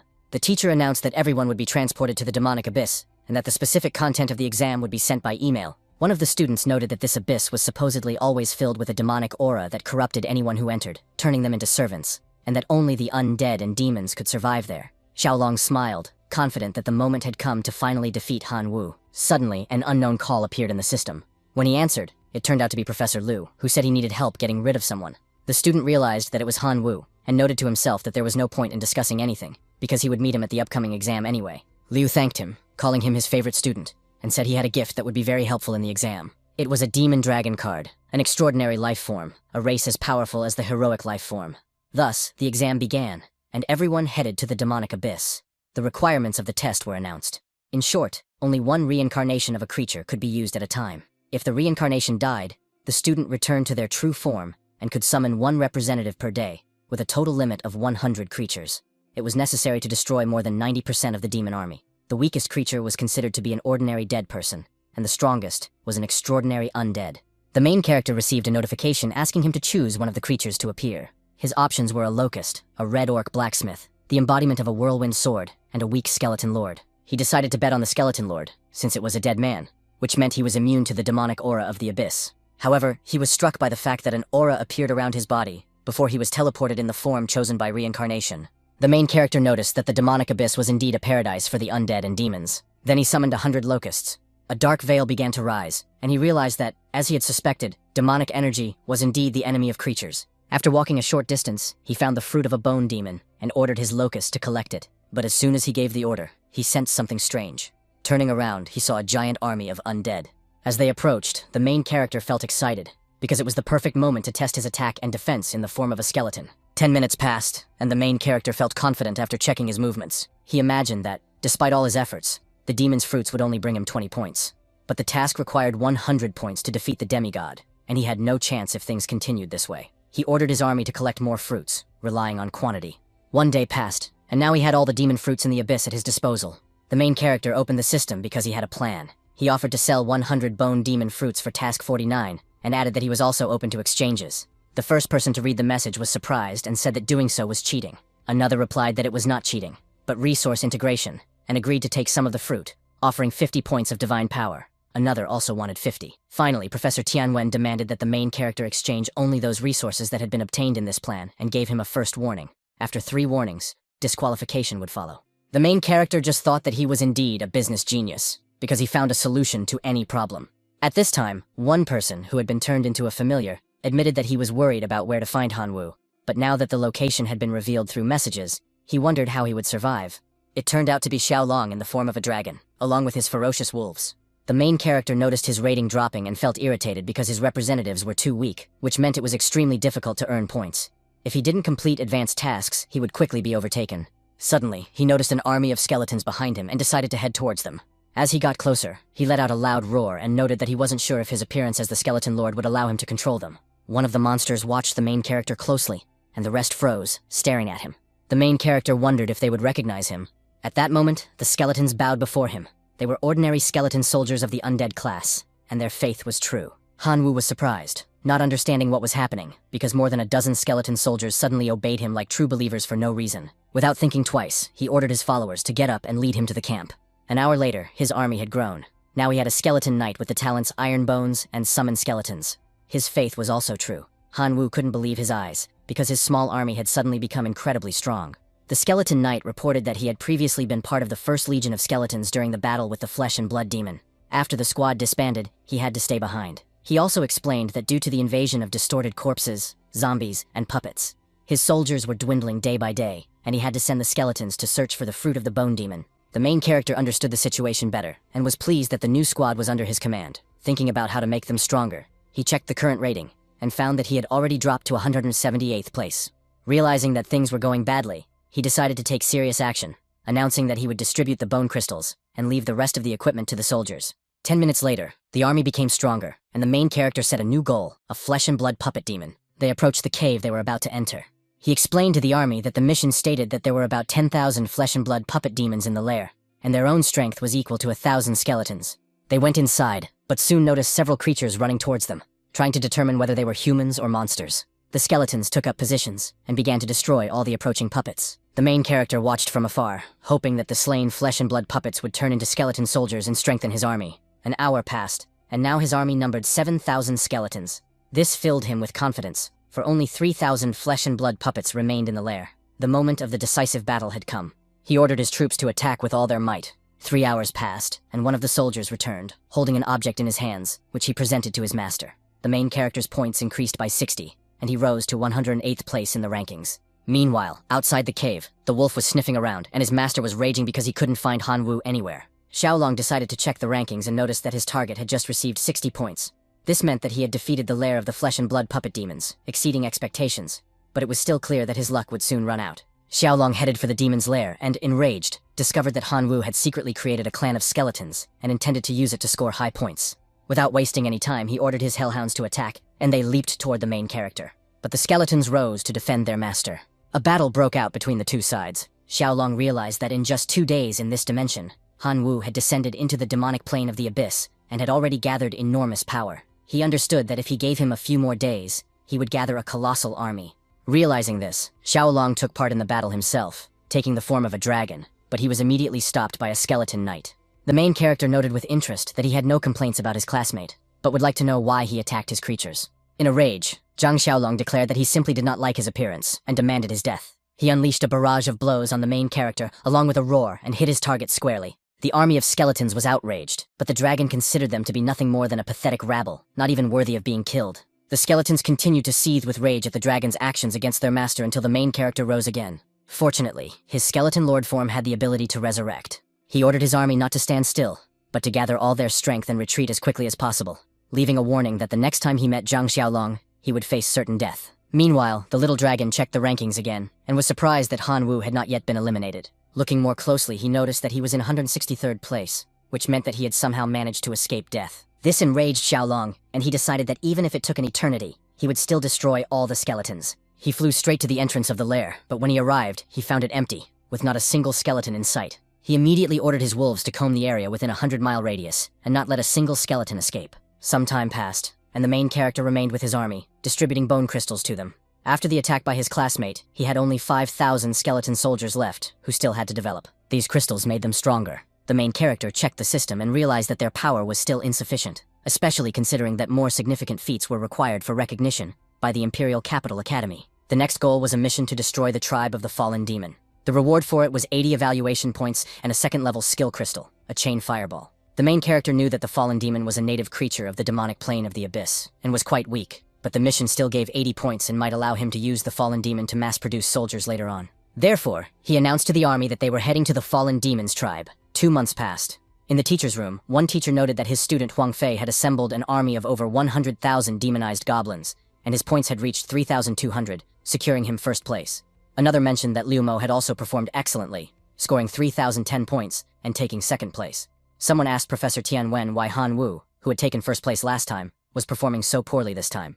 Liu intervened, saying that he had already mentioned that the guy had only taken first place thanks to luck, and some short-sighted professor had decided to consider him a treasure. Tian asked him to behave more appropriately, because he was still a professor, and should at least maintain some dignity. Liu objected that he was not mistaken, because this student was indeed useless, no matter how many resources he was given. He even doubted whether he would come out of the test alive. Confident in his opinion, the professor offered to make another bet, as he was convinced that the main character would win. Liu asked if he was serious, and the professor confirmed that he was betting 10 divine points. The professor admitted that he did not have 10 divine points, but he did have divine responsibilities, and he bet on 3rd-level divine treatment. Tianwen agreed and reported that Han Wu had begun to complete the task, which was worth 80 points, and was close to success. He noted that the 80-point task was extremely difficult for a high school student, and once completed, it would undoubtedly attract the attention of universities. Even if the final result was not outstanding, just appearing before the universities would be enough. Meanwhile, on the plane of the abyss, where millions of desert demons had originally been, there were now less than 100,000 left. The main character stood on top of the mountain, satisfied that his strategy had worked so far. He gathered 900,000 skeleton warriors and ordered them to attack, as it was time to collect the debt. The army began to attack the monsters until they were cornered. 20 minutes later, the main character raised the flag of victory. The skeleton mages used resurrection spells, and the corpses on the ground came to life. The new monster turned out to be a skeleton resurrector from the skeleton clan. It was a transcendent undead with the talents Hard Bones and Skeleton Resurrection. Its faith was universal. This struck the main character because skeleton revivers were even stronger than skeleton knights. The new creature laughed, summoning even more skeletons to the army, and they turned out to be even stronger than the usual ones. The main character ordered him to keep some items so that his army would not suffer damage. Suddenly, one of the soldiers approached and presented a trophy to his lord. The main character noticed that it was a sacred item, a fireball staff. After being charged in the core of the divine realm, it could give some members of the central clan the ability to use first-level fireballs. In addition, the item was immune to demonic energy erosion and increased various resistances to negative effects. The protagonist also noted that the source of desolation could cause life transition, and decided to test it on his locust later. Now that his army numbered over 1 million soldiers, he felt more confident in confronting Zhang Xiaolong's army. After checking the task in the system, he discovered that after receiving 80 mission points, his rank had risen to 401, and he had received a second-level skill crystal, Fireball. The next task was related to the indigenous people and was worth 70 points. Knowing his next target, he ordered his huge army to march immediately. 3 days passed, and the professors watched the abyss live. The system reported that Han Wu had completed several consecutive tasks and climbed to 4th place in the rankings. One of the professors told Tian Wen that his student was truly incredible, managing to climb from the bottom to 4th place. Liu noted that even if he ended up in 1st place, he still wouldn't be the real first. Suddenly, the Battle Fury Academy sent a message expressing their desire to interview student Han Wu after the evaluation. At the same time, the Hidden Dragon Academy did the same, offering to set up a meeting. Green Mountain College also sent a message stating that if Han Wu agreed, he could skip the entrance exams and enroll immediately. Liu flew into a rage and asked Director Shu why he had only shown the invitations for Han Wu and not mentioned the others. The director replied that there were no other invitations for the other students at that moment. The professor couldn't believe it, because the main character was only in 4th place, and there were 3 other students ahead of him. The director explained that the conditions for admission to the university were a total of 3,000 points, and the completion of at least one task worth 80 points or more. At that moment, only Han Wu met these requirements. Soon, Qin Shuang also fulfilled both conditions and received an invitation from the Battle Fury Academy. The professor was no longer interested in university invitations, as there were fewer and fewer tasks, and the main character would not be able to take 1st place. With this in mind, he contacted Xiaolong and informed him that there were only 3 tasks left, and the evaluation was almost complete, urging him to work harder and finish before Han Wu took the lead. Xiaolong replied that he understood, and would complete the task worth 90 points before his classmate arrived. The main character decided to check the remaining tasks. One of them was worth 100 points, and required the destruction of the semi-divine Black Frog people. Another was worth 90 points, and involved the extermination of the Minotaur tribe. The last one was also worth 90 points, and required the destruction of the Forest of Roadside Evil. The main character knew that at the moment, he had 3,480 points, exactly 130 less than the 1st place, and that he was in 3rd position. This meant that he needed to complete at least 2 tasks. On the other hand, he couldn't be called weak, because he had 20 million skeleton warriors, 2 heroic creatures, and 190 elite creatures, and he had a good chance of success. After that, he decided to deal with the Minotaur demons first. Meanwhile, several explosions occurred in the Minotaur tribe. Zhang Xiaolong fought them, but felt irritated because the battle was too difficult. Suddenly, a giant Minotaur appeared, roaring and crushing everyone around him. Xiaolong ordered a retreat, believing that under the current conditions, they would only deplete their resources. Another disciple agreed, because even if they joined forces, it would still be impossible to pass this level of the test.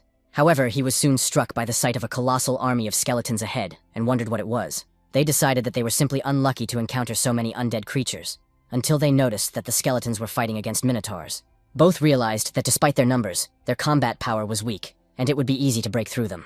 The main character realized their intention to flee, but prepared to prevent it. He summoned the bone controllers, and powerful skeletons entered the battlefield. The skeleton mage used his magic and incessantly summoned the dead, sending them into battle. Both opponents fell into despair when they saw the fallen lizardmen turning into soldiers of the skeleton army. Not knowing how to deal with this, Xiaolong decided to focus his forces on destroying them. But the giant skeleton gave the order for none of them to move, and both were paralyzed. The main character appeared on top of the giant skeleton and met Zhang Xiaolong and Shu Sun. Xiaolong was stunned to recognize him as Han Wu, as he believed that his main clan was associated with locusts. Receiving no greeting in return, the main character, observing politeness, said goodbye. At that moment, the giant raised his foot, and Xiaolong, screaming, was completely crushed with one blow. Shu Sun tried to explain that there was no conflict between them, apologized for any misunderstandings, and pointed out that his death would be of no benefit. The main character replied that Shu Sun's life would not be of any use either. The lion began to beg, offering all the treasures he had taken from the abyss, and asked for mercy. The main character agreed to the deal and let him go. Shu Sun immediately fled for his life. 5 hours passed, and the Minotaurs were completely defeated. Those who survived surrendered and swore allegiance to their new master. The task was successfully completed, and the main character's score increased by 90 points. Now his total score was 3,570, which was 40 points less than first place, with 2 tasks remaining. Suddenly, there was only 1 task left, which meant that someone else had already completed one. The main character panicked, trying to figure out who had succeeded, and saw that Qin Shuang had risen to 3,580 points, taking second place. He was happy for her and not surprised, because she was truly powerful. Now he only had the task of exterminating the semi-divine Black Frog people. But he had his doubts because the difficulty was too high. Nevertheless, in order to attract the attention of the top-level Imperial Academy, he had to win first place. The main character ordered his troops to advance to their next target, the nest of the Black Frog people. The Academy announced that 11 classes had already completed their trials, and only 3 of Professor Tian Wen's students remained in the abyss. They checked the leaderboard and saw Qin Shuang in second place, Han Wu in third, and Xu Sun in seventh, but they didn't understand why they were still in the abyss. Liu noted that they must be mistaken, because the only remaining task was to destroy a semi-divine being. These students decided to do so without realizing that if they failed, they would lose absolutely everything, as none of the 11 classes dared to complete this task, and no one in history had ever succeeded. Tianwen noted that this was what they had been preparing for. They were going to challenge the semi-divine frogman, completely trusting their students. She launched her attack, and her birds unleashed several electric discharges on the giant frog, striking everything around it. The powerful monster called them reckless and activated a protective shield. He declared that they had invaded his tribe and killed his people, and promised to curse them all. She became alarmed as the situation became dangerous, and a colossal force in the form of a bird rushed at her, causing her to fall and injure herself. She was forced to use her divine purification and recovered, regaining her confidence. Then she unleashed new lightning bolts at the chief's shield, which began to take hits from all sides. Her army of sparrows also helped, using electric attacks simultaneously and inflicting more and more damage on the shield until it completely shattered. The giant toad used the ability of a demonic toad that devours mountains. She couldn't believe what happened next, as the monster became absurdly huge, even though it was already colossal before. The demon toad immediately stuck out its tongue, grabbed Qin Shuang, and swallowed her. She refused to accept such an outcome, but due to the monstrous size of the toad, her lightning bolts became completely insignificant. Suddenly, Han Wu contacted her, and she was skeptical about the call in the middle of the situation. She decided to answer, and the main character asked where she was, noting that the surroundings looked unusual. This angered her, but he pointed out that in no more than 10 minutes, all her thunder sparrows would be destroyed. She initially questioned why she should agree, but quickly changed her mind and agreed, emphasizing that if they won, the divine body of the semi-divine black toad would be hers, and everything else would be his. The main character accepted the terms, and only asked her to give a quick divine order for the thunder sparrows to raise his elite troops. He sent the coordinates. The sparrows arrived at the location, surprising the main character with their speed. He showed them where he was and mounted one of them. The skeletons did the same, and they all flew through the sky, descending and attacking the enemy toads. The main character lamented that the skeleton soldiers were indeed too weak, as part of his army had been destroyed, but the total number of fragments had increased. Flying over the battlefield, he decided that it was time for the bone controller to act. His soldier concentrated powerful magic and summoned a new giant skeleton, much stronger than the previous ones. Using the bone fragments scattered across the battlefield, the enemy toads attempted to perform a ritual, but the giant skeleton destroyed everything with its colossal steps. The main character ordered the Bone Restorer and the demonic Bull Shaman to attack with all their might. They wasted no time and rushed at the enemies, destroying every toad they encountered. The Bone Restorer used his power and summoned many skeletons from the dead bodies of toads. The monsters were stunned by what they saw, and at that moment, lightning bolts from the sparrows rained down on them. The leader realized that he had underestimated his opponent and decided to fight seriously, using the dark magic of twilight. A black moon appeared in the sky, which frightened Han Wu, because the magic was terrifying, and sucked the life force out of all the skeleton soldiers. The main character was worried about what to do, because all his representatives were there. Suddenly, he heard a telepathic message from his other familiars, who said they were ready to fight for their god. The main character was delighted, because they were the Sword of the Wind and the Red Smith's orcs. The situation was perfect, as a new day had dawned, which meant they could be summoned. The gates opened, and his representative entered into battle with all the red orc blacksmiths. The locusts arrived behind them, declaring that they were ready to be sacrificed for their god. This immediately caught his attention, and he activated the sacrifice ritual on all the locusts. The reward was perfect. The Sacred Flame of Hope, a special item that dispels darkness, eliminates any negative effects, and gives positive energy to representatives. Raising the torch, he called upon the light of the Sacred Flame to dispel all darkness in the area. The monsters were alarmed, for their advantage had been destroyed. The main character smiled and decided that it was time to counterattack. The leader could not accept that the enemy had a divine object that destroyed his dark arts, because such a thing was considered impossible. Meanwhile, the main character hovered over the battlefield, dispelling the dark magic. Looking closely at the monster, he suspected that Qin Shuang had been swallowed by a demonic toad that could devour even mountains. Thinking about this, he ordered his strongest representatives to destroy the leader. The battle began. He illuminated the area, allowing Qin Shuang to unleash her most powerful attack on the leader, thanks to which the battle was won. She declared that, as promised, she would take only the chieftain's body, and everything else would remain with the main character. The demon toad begged for mercy, offering everything he had in exchange for his life. The main character decided that after the killing, he would get everything anyway, and his representative finished off the enemy. Half an hour passed, and they gathered all the treasures in the area. The main character asked Qin Shuang if she was sure she didn't want to keep some of the loot for herself. She replied that a deal was a deal, and therefore everything except the leader's body would go to him. The main character placed the crown on her head and said that he could at least leave it to her as payment for her help. Qin Shuang felt embarrassed but agreed. At that moment, the professor telepathically congratulated Han Wu on a job well done and informed him that the presidents of the best universities were interested in meeting him. He asked him to return as soon as possible. Tianwen urged both students to follow him, warning them not to say anything unnecessary, as they were about to meet professors who were at the level of true gods. When they arrived at the gathering place, the main character began to wonder whether the examiners would be able to notice his unique ability to sacrifice his life, since everyone present was a true god. The bald man spoke about Qin Shuang. He noted that she came from a family of true gods and possessed enormous resources. He mentioned that the girl had preserved the body of a demon toad and would likely create a lordly life form. After that, he asked how much divinity she had. Another examiner was surprised that the girl had not even reached the level of a demigod yet, but was already preparing a divine body for cultivation, and her chances of success were high. The most striking thing was that even officials who had been at the level of demigods for many years had not been able to achieve a lordly life form. The girl replied that she had 4 points of divinity. The main character, watching her, thought that she was very cunning, because she had managed to secretly accumulate 4 points of divinity, and probably had about 400 million units of divine power invested in her. She was definitely a person of wealth. The bald man continued, and said that her qualifications met the requirements of all universities. After completing her cultivation, she would be able to enroll in any of them, and finally experience student life. She thanked him for his generosity. Then the man changed his expression and turned his attention to Han Wu, starting with the question of whether his representatives were really locusts. The main character confirmed this. The examiner immediately marked a cross in his report. After that, he asked if he really only had 1 point of divinity. The main character confirmed this again, and the examiner marked another cross. Then he asked one last question. He wanted to know how the protagonist had obtained the Emperor's sword, and the weakened version of the Skeleton Lord's incarnation, which the protagonist had shown during the exam. The main character felt relieved, because the examiners seemed unable to see his true ability, and therefore he was not obliged to reveal it. With that in mind, he said he could not answer the question. The bald man apologized, and stated that the student did not meet the requirements of their universities, and if he still wanted to enroll, he should continue to work hard. The principal, seeing this, felt regret, as it seemed that the 3 professors had failed to recognize Han Wu's true excellence. The protagonist himself just smiled and said that he understood, as he would continue to work hard. The bald man wished him luck in everything. Tianwen explained to the protagonist that the best universities have very high standards, and are extremely difficult to get into.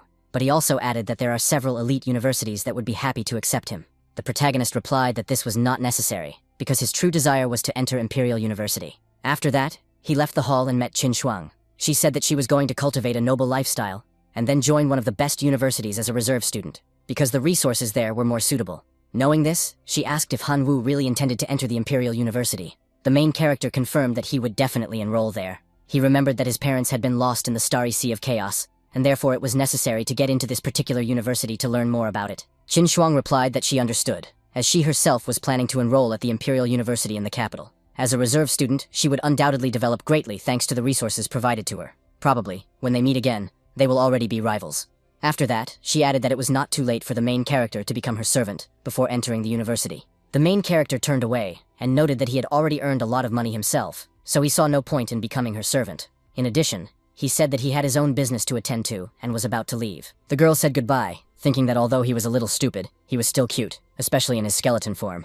Later, in his divine realm, the main character began to absorb the map of divinity. His level was equivalent to that of a divine being. His divine talent was that he was the chosen one. He possessed many powers. At present, he had 219 unusual life forms, 49 million elite life forms, and 2 billion ordinary life forms. His representatives included the Wind Sword, Red Orc Blacksmiths, the Lord of Bones, the Bone Reviver, the Bull Demon Shaman, and many others.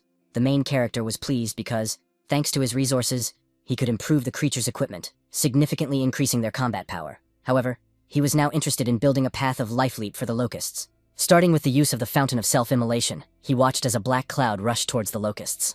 He noticed that their resistance and endurance had increased. In essence, this was a significant increase in their resilience and resistance to negative effects. This clearly meant an evolution in the direction of defense. Then he decided to use the heart of the dark toad to build a path of dark spells. Thanks to this, the locusts could fly stealthily and impose all kinds of negative effects on their enemies. Now they had gone down the path of killers and should be called dark spell insects. Suddenly, one of his representatives contacted him telepathically, apologizing for the stupidity of his people and explaining that during the decomposition process, they accidentally dropped the sacred staff into the recycling machine, apologizing again. The main character immediately flew at full speed, because it was a huge waste, and he had to check everything personally. When he arrived, he found the younger brother of the Hammer of the Gods begging for forgiveness, because it was he who had dropped the sacred staff into the decomposition machine. The main character told him to calm down and just remember this mistake so that it would not happen again. After that, he looked at the machine processing the staff. In exchange for using such a great item, the system provided 3 different things: 2 fire crystals, 1 gold crystal, and a source of sacred artifacts that could be used to improve and repair sacred items. The protagonist was surprised, because it turned out that it was possible to repair sacred items. He wondered if it was possible to restore his law of gluttony, which seemed to have been damaged. He noticed this while reviewing the options in his system. A notification informed him that ordinary life forms could evolve into elite ones by absorbing more than 999 times their own energy. He noted that it used to require 1,000 times, but now the requirement had decreased. From this, he concluded that with the help of a sacred source, the law of gluttony could be completely corrected. However, the source of sacred artifacts had to be extracted from the sacred objects themselves, and the protagonist had no idea where to get such a quantity. He decided to check what people were discussing online. The topic was that one user possessed a weapon that was both divine and sacred, but it was damaged in battle in the wilderness. Without this weapon, his combat power was significantly reduced, and he sought help from the divine realm to restore the artifact, stating that any amount of divine power would be acceptable as long as the item could be repaired. The first person wrote that this was impossible and should be abandoned. The second reported that he had once tried to repair it, but without success. The main character wondered if it was possible to use a source of sacred relics to restore a weapon that was both divine and sacred. With this thought in mind, he wrote on the forum that he might be able to help, and if anyone wanted to try, they should contact him personally. This person immediately called the main character, surprising him with the speed of his response. When the main character answered, the caller asked if he could really help restore his weapon. The main character noted that he would at least try, since the message had been posted a long time ago and no solution had been found, so he had nothing to lose. He asked the caller to trust him and send him some sacred relics. The other replied that he had already downloaded the Divine Kingdom's anti-fraud system, so there was no point in trying to deceive him. He then clarified what level of artifact would be needed, saying that he could provide anything below level 4, but if a higher level was required, it would take time to obtain. Han Wu was surprised that this man possessed level 4 relics, which meant he was quite wealthy. The main character smiled and decided that the first level would be enough for him. At that moment, a giant box appeared in front of him, which greatly surprised him, because it was delivered so quickly. He stood up, stunned, and thought that there were probably about 100 sacred relics inside. He even thought about blocking this man and running away with the loot. However, he abandoned this idea, as the anti-fraud system in the divine realm seemed too intimidating. He simply took the relics and sent them to the decomposition machine. 2 hours later, he received 109 sacred relics. He kept 9 for himself and entered the remaining 100 into the system, successfully sending them to the user who had requested help. Soon, this person called him his teacher, thanked him for his help, and begged him to help in his own divine realm. The main character noticed that this person's name was Zhang, and noted that he loved helping others most of all. He continued to direct energy. At another time, while at school, Tianwen was delighted to receive a 3rd-level divine item from Teacher Liu. Returning to the present, the protagonist contacted the professor. The professor responded by asking what the problem was. Han Wu said that it was nothing serious, and that he just wanted to clarify how to obtain resources to improve the level of the divine realm core, because he had searched online and found nothing. The professor explained that resources such as divine resources, divinity, battle fragments, and others were extremely rare to find online, as they were immediately bought up as soon as they appeared. He made an offer. If his student helped defeat Liu Lidian, he would receive his collection as a reward. The main character thanked him. The professor continued and said that there was another way to obtain resources. He himself had once faced a similar problem, as he could not carry good relics due to his low core level. In this situation, he turned to his senior, who took him to the Blood Arena, where the winner of each competition received a fragment of the Divine Realm's core. After this explanation, the professor asked Han Wu what he thought, reminding him that defeat would lead to significant losses for the army. But if he won, he would be able to obtain fragments of the core. The main character thought about how he had recently spent a lot of money on the evolution of his followers, and was looking for an opportunity to test them. Therefore, he decided that there was no problem, because the only thing he lacked was followers. The next day, they both arrived at the bloody arena. The main character noted that the place really looked majestic. The professor explained that they needed to wear masks that would hide them from demigods and everyone below that level, because they were in the outside world, where it was quite dangerous. The examiner asked them to fill out a form first. Meanwhile, the professor explained that the competition was divided into 3 categories, depending on the level of the participants: for divine beings, for demigods, and for true gods. Therefore, unless the opponent specifically requested a duel, fights between different levels did not usually take place. There was also no limit on the number of followers in the army. Defeat in the competition was declared when the mortality rate of followers exceeded 50%. However, some continued to fight, and the mortality rate reached 100%. Shortly after the explanation, the system informed the main character that he had been assigned an opponent and needed to prepare for the broadcast. He was pulled into another dimension, which surprised him as he did not expect such speed. Soon he found himself in a different place. His opponent began by trying to intimidate him, asking if he was a newcomer, and adding that he shouldn't worry, because the Rat Lord would quickly finish him off. The audience felt sorry for the inexperienced newcomer, who would immediately have to face the vicious rats. Hanwoo thought that his first opponent was a student of the rats, and had a terrible reputation for his cruelty. The system demanded that the followers be released, as the match would officially begin in 3 minutes.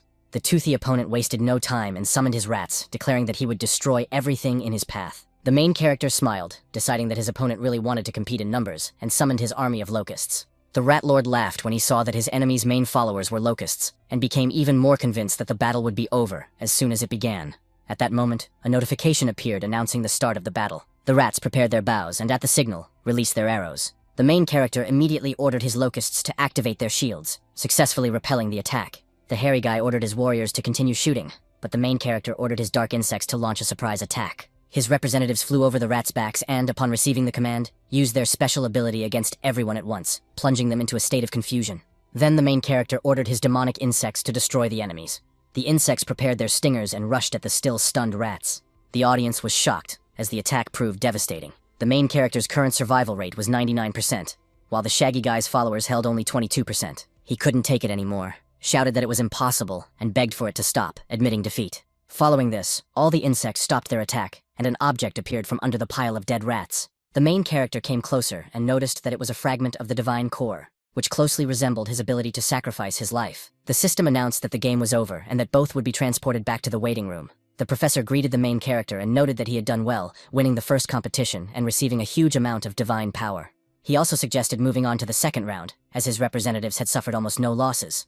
The professor explained that with another victory, the main character would be able to receive 10% more fragments of the divine core. Hanwoo agreed enthusiastically, as his creatures needed to train anyway. 32 days passed, and he was pleased that he had won all the battles, even though he had sacrificed 100 million of his locusts to do so. However, the result was worth the sacrifice, because after 89 consecutive victories, he had collected many fragments of the divine core. With their help, he was able to raise his level to 7. Despite his joy, he understood that it was becoming increasingly difficult to get stronger, because the number of fragments needed to reach the 8th level exceeded the total amount of all previous levels combined. The professor noted that with the current strength of his representatives, the main character could try to challenge the demigods. Hanwoo asked if he would receive more rewards if, being only at the divine level, he dared to fight a demigod. The answer was affirmative. The reward was 10 times greater than in normal competitions.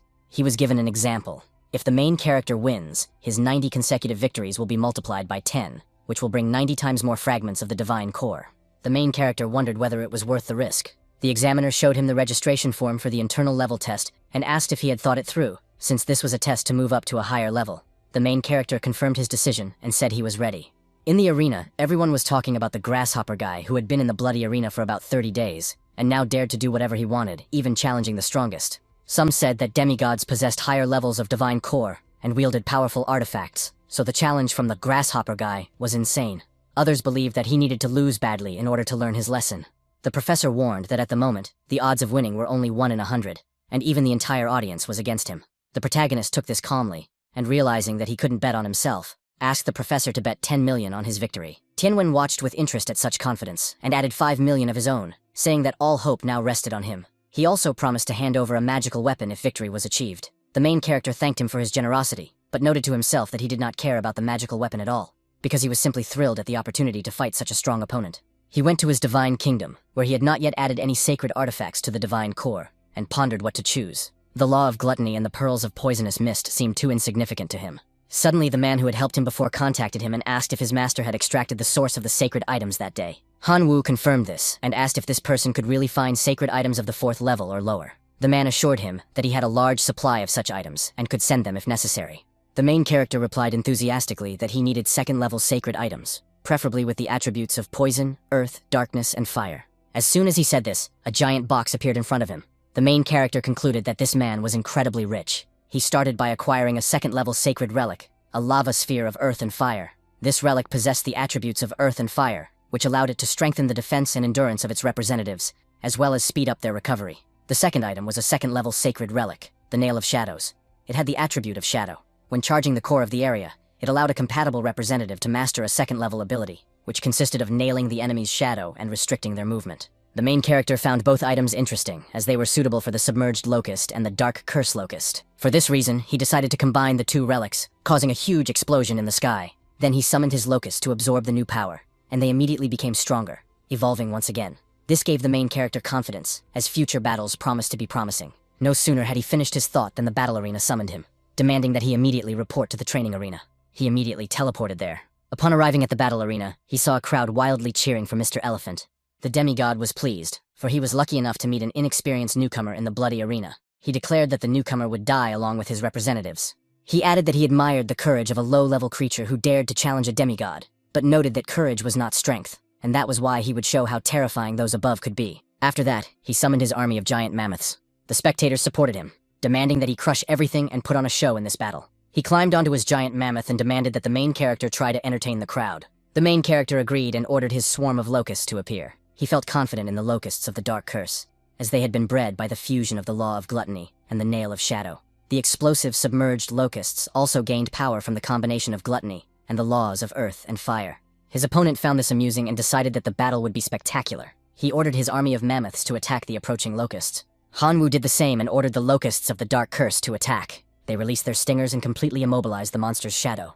When the attack hit its target, the enemy asked what cheap trick he was using, but he didn't have time to finish his sentence, as another swarm of locusts attacked with a toxic explosion. However, the thunder mammoth remained motionless, showing no reaction whatsoever. Its owner explained that it didn't matter if the locusts had become a transcendent form of life, because his giant mammoth would never suffer, even if it remained motionless forever. The main character asked if he was sure about that. At that moment, a colossal explosion thundered in the arena. Mr. Mammoth realized that Hanwoo was trying to win by numbers, and decided to prevent this by ordering his army to attack as soon as possible. The main character did the same, and ordered his warriors to explode, causing new explosions near the mammoths. The demigod decided to resort to 3 divine arts: armor, blood energy, and healing. His wounded mammoths began to rise, putting up significant resistance against the explosions. He admitted that he had not expected to have to use divine arts, and therefore acknowledged Hanwoo's power. For this reason, he declared that after destroying half of his army, he would allow him to surrender to avoid heavy losses. The main character just smiled, and noted that his opponent was thinking too narrowly, because he had something else. He declared that surrender was not an option, and summoned the clan of demonic bulls. They rushed to attack the mammoths, and the enemy was frightened when he realized that Hanwoo really did have an ally, the demon bull. Before everyone's eyes, his mammoths fell one after another. Then the gates opened, and it was the skeleton clan's turn to attack, led by the skeleton lord, the bone lord, and the bone restorer. The main character entrusted the bone restorer with deciding the outcome of the battle, which aroused the jealousy of the bone lord. The servant rushed to the fallen mammoths and began to use magic to raise them from the dead. Lord Mammoth began to worry, as these skeletons were too annoying, but he emphasized that this was not enough to shake the demigod, and ordered his representatives to attack using the combat spear skill. His mighty mammoths were supposed to completely crush the enemies. The main character ordered the clan of demonic bulls to retreat, and commanded the Lord of Bones to go forward. He stood in the center of the arena, gathered all the bones present, and his size began to grow to unreal limits. The enemy turned out to be gigantic, many times larger than the huge mammoths. Mr. Mammoth was intimidated by this heroic creature, but he used his ability to multiply, causing his mammoth to also grow to colossal proportions. After that, he rushed at the giant skeleton and tried to pierce it with his tusks, but the blow was blocked. Moreover, the enemy shouted, lifted the mammoth with all his strength, and threw it to the ground. Then he jumped up and attacked with his fist. However, the mammoth managed to block the blow with its trunk, and threw him to the ground in response, then raised its legs, trying to crush him. But the Lord of Bones managed to jump back in time, avoiding being crushed, and kicked the mammoth in the face. The main character ordered an end to the battle, and his representative obeyed, jumping on the monster and delivering several attacks in a row, grabbing one of its tusks and breaking it in half. Mr. Mammoth was horrified by the situation, and called on his creatures to rise up and react. But the Lord of Bones gave him no time, grabbed the second tusk, and broke it as well. Hanwoo admitted that he was surprised at how well the Lord of Bones' training in hand-to-hand combat had worked, especially considering his gigantic size. Before he could finish his thought, the representative kicked the mammoth, sending it flying straight towards its master. The latter ordered the army of giant mammoths to surround the enemy and wear him down. The army obeyed and began to advance on the Lord of Bones. But he easily delivered a kick, blowing up some of the mammoths on one side, then kicked the others away, and finished the series with several punches to the ground, scattering the mammoths across the arena. However, the mammoth army was still very large, and many managed to reach the representative, kick him in the leg, and knock him to the ground, after which everyone rushed at him with attacks. The enemy shouted, demanding to finish off the giant skeleton at any cost. But the main character did not remain idle, and ordered his demonic bull to save the Lord of Bones. The army arrived at the battlefield, attacking the enemies, and the skeleton mage seized the moment and used resurrection magic, raising the dead mammoths and turning them against the enemy. The spectators were shocked by the battle, as the Lord of Elephant's creatures were already outnumbered, and the young man with the locusts achieved complete destruction. Lord Mammoth admitted defeat and surrendered, and a fragment appeared above the pile of bodies. The main character approached to pick it up and noted how heavy the fragment was, as it came from a demigod. Suddenly, someone called out to Han Wu and informed him that the administration of the Blood Arena wished to meet with him, after which he was instantly teleported away, without even having time to comprehend what was happening. Once there, he was told that he had nothing to fear, as no harm would come to him. He was forcibly dragged there, and the administration explained that they had been watching the fight, and that it had been a magnificent demonstration of talent, proof that he was worthy of becoming the heir to the Blood Arena. It was said that the arena was a test to select the master's successor, and that anyone who managed to win the tests and take a high place in the rankings would be eligible for this role. After that, he was asked if he wanted to become that person. The main character was stunned by this news, caught off guard, because an incredible number of creatures and races gathered in this arena every day. The amount of divine power obtained here was also enormous. He did not understand how such a great opportunity had come to him so easily. Taking a deep breath, he decided that before making a decision, he needed to find out how many heirs already existed in the arena. He asked about the advantages and responsibilities of being the heir to the Blood Arena. The hologram soon noted that Han Wu was not interested for his own benefit, which was surprising. Because of such sincerity, everything was explained to him in detail. It turned out that there were currently 349 heirs, 221 divine beings, 118 demigods, 9 true gods, and only 1 supreme god. It was explained that, as an heir, he would receive the eternal coordinates of the Blood Arena, and would be able to teleport to any area of the arena without any equipment, paying 1 million units of divine power for each teleportation. In addition, he would also receive a license to build a special Blood Arena in his divine kingdom to create representatives. The main character learned that when the number of heirs reached 500, the Blood Arena would begin the succession ceremony, which would take place right in the arena. The best among the 500 heirs will become the master of the Blood Arena. The main character quickly realized that, given the nature of this arena, the ceremony would not be easy, because 500 people would have to fight, and only the last survivor would become the master. However, he considered his current position, having entered as the 350th heir, and concluded that it would take a long time to reach 500, and by that time he might already be the supreme god. The arena leader asked again if he was ready to become an heir. The main character agreed. After that, a notification came with congratulations that he had become the 350th heir to the Bloody Arena. Suddenly, a laser struck his chest, leaving him confused, and a light appeared above him. The teacher who was in the room ran up and told Han Wu that he was really lucky because they had managed to make a real killing there. The main character was confused until Tian Wen handed him something and asked him to keep it safe. He looked at the phone screen and couldn't believe there were so many zeros, because he now had 1 billion in his account. He noted that it was difficult to imagine how to spend such an amount, but suggested that it would be worth buying a suitable magical weapon first. Han Wu asked if he was sure about that, because he was still only a divine being, not even a demigod, and therefore did not know if he could control a magical weapon. The teacher reassured him, noting that he would never suggest anything harmful, and mentioned that he knew a good store that he could recommend. The main character considered this an excellent coincidence, as he was just looking for a new weapon. Suddenly, Mr. Mammoth appeared, running up to him, calling him a grasshopper boy and declaring that he had finally found him. The main character hid behind the teacher, asking him to save him. The teacher protected him, assuring him that no one would dare harm his student in his presence. The bearded man asked him to remain calm, explaining that he had not come for revenge, but only wanted to be friends. He gave his name as Zhang Meng and said he was a freshman at Imperial University. The main character greeted him and asked if he was really from there, which explained why he was so strong. Zhang Meng noted that Han Wu was still too young to take the exams, and asked which university he was planning to apply to. The main character replied that he was not planning to apply to any university yet, as he was still a schoolboy and could not take the exams. Zhang Meng was shocked and thought it was impossible, suspecting a joke. He asked why he would lie, adding that the teacher behind him could confirm it. Tian confirmed the information, mentioning that some universities had even invited the main character, but his goal was the Imperial University. However, the professor from that university showed no interest in him. Mr. Mammoth said he understood and praised him for his ambition, as Imperial University was the most powerful of the top 3. He wished him luck and explained that he would report this case to his university that night, and that the administration would probably contact him and ask him to update his representative data as often as possible in order to get on the university's reserve list. Han Wu cautiously asked himself if the man really wanted to help him just like that. The bearded man laughed, noting that it was obvious because he saw enormous potential in him, but also emphasized that the path to becoming a demigod was long, and it was much easier to have partners you could trust than to go it alone.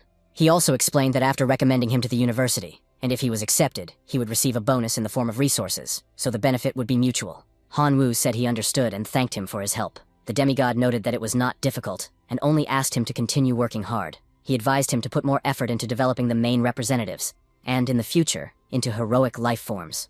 After that, the main character headed to Wanbalu Street, to the treasure pavilion. The professor accompanying him asked to enter, and inside they were greeted by a beautiful woman who asked what level of equipment they had come for, or if they wanted to meet the master blacksmith. They went inside, and the girl mentioned that she had already contacted Master Nijian, and informed him that Tan Wen had come to see him. The main character noted that the name Master Nijian sounded more like the name of a good hairdresser than a blacksmith, and wondered if he was really a professional blacksmith. After walking a little further, she politely invited them to enter the portal. They exchanged glances and decided to cross it. On the other side, Tony told Tian Wen that this time he had brought a very fat sheep. The main character smiled, wondering if it was too late to run away. The professor stood in front and asked the blacksmith to be more serious, as there was a student nearby. The strong man decided to explain how everything worked here. His shop was friendly to everyone, but there were no special discounts for students. This upset the main character, because there should have been student packages, since it was not easy to earn money, and he had to work hard to save up $1 billion. The professor noted that despite Master Tony's harsh words, he was an excellent blacksmith. The strong man was delighted by these words, because after so many years, he heard praise from the professor for the first time. But deep down, he wondered who the professor had called rude. He invited the main character into his tent to show him his work. The place turned out to be huge and made a strong impression on Han Wu. The master explained that each item bore his personal seal of approval and was created by him. While they were looking at the goods, the professor asked the main character what he liked best. Considering the possibility that he would have to pass the Imperial University exam in the future, the main character turned his attention to a goo pot that cost 4 divinity points, which amounted to less than 600 million units of divine power. Without hesitation, he chose this 2-star magical artifact. The gut pot contained a space where up to 100,000 insects could be placed for a purification ceremony. The insects would fight each other, and the last survivor would have a certain chance of leveling up, potentially reaching a heroic life form. The professor approved of the choice because, although the gut pot itself was not particularly powerful, it was ideal for Han Wu. Master Tony said that the artifact was worth 4 divinity, or 580 million units of divine power, and asked if it was worth the price. The main character was shocked by the price, but Tian Wen drew the blacksmith's attention, asking him to take less or give the item away for free, threatening to report him. In the end, the blacksmith agreed to set the price at 600 million and added a 0 artifact, the Eye of Detection.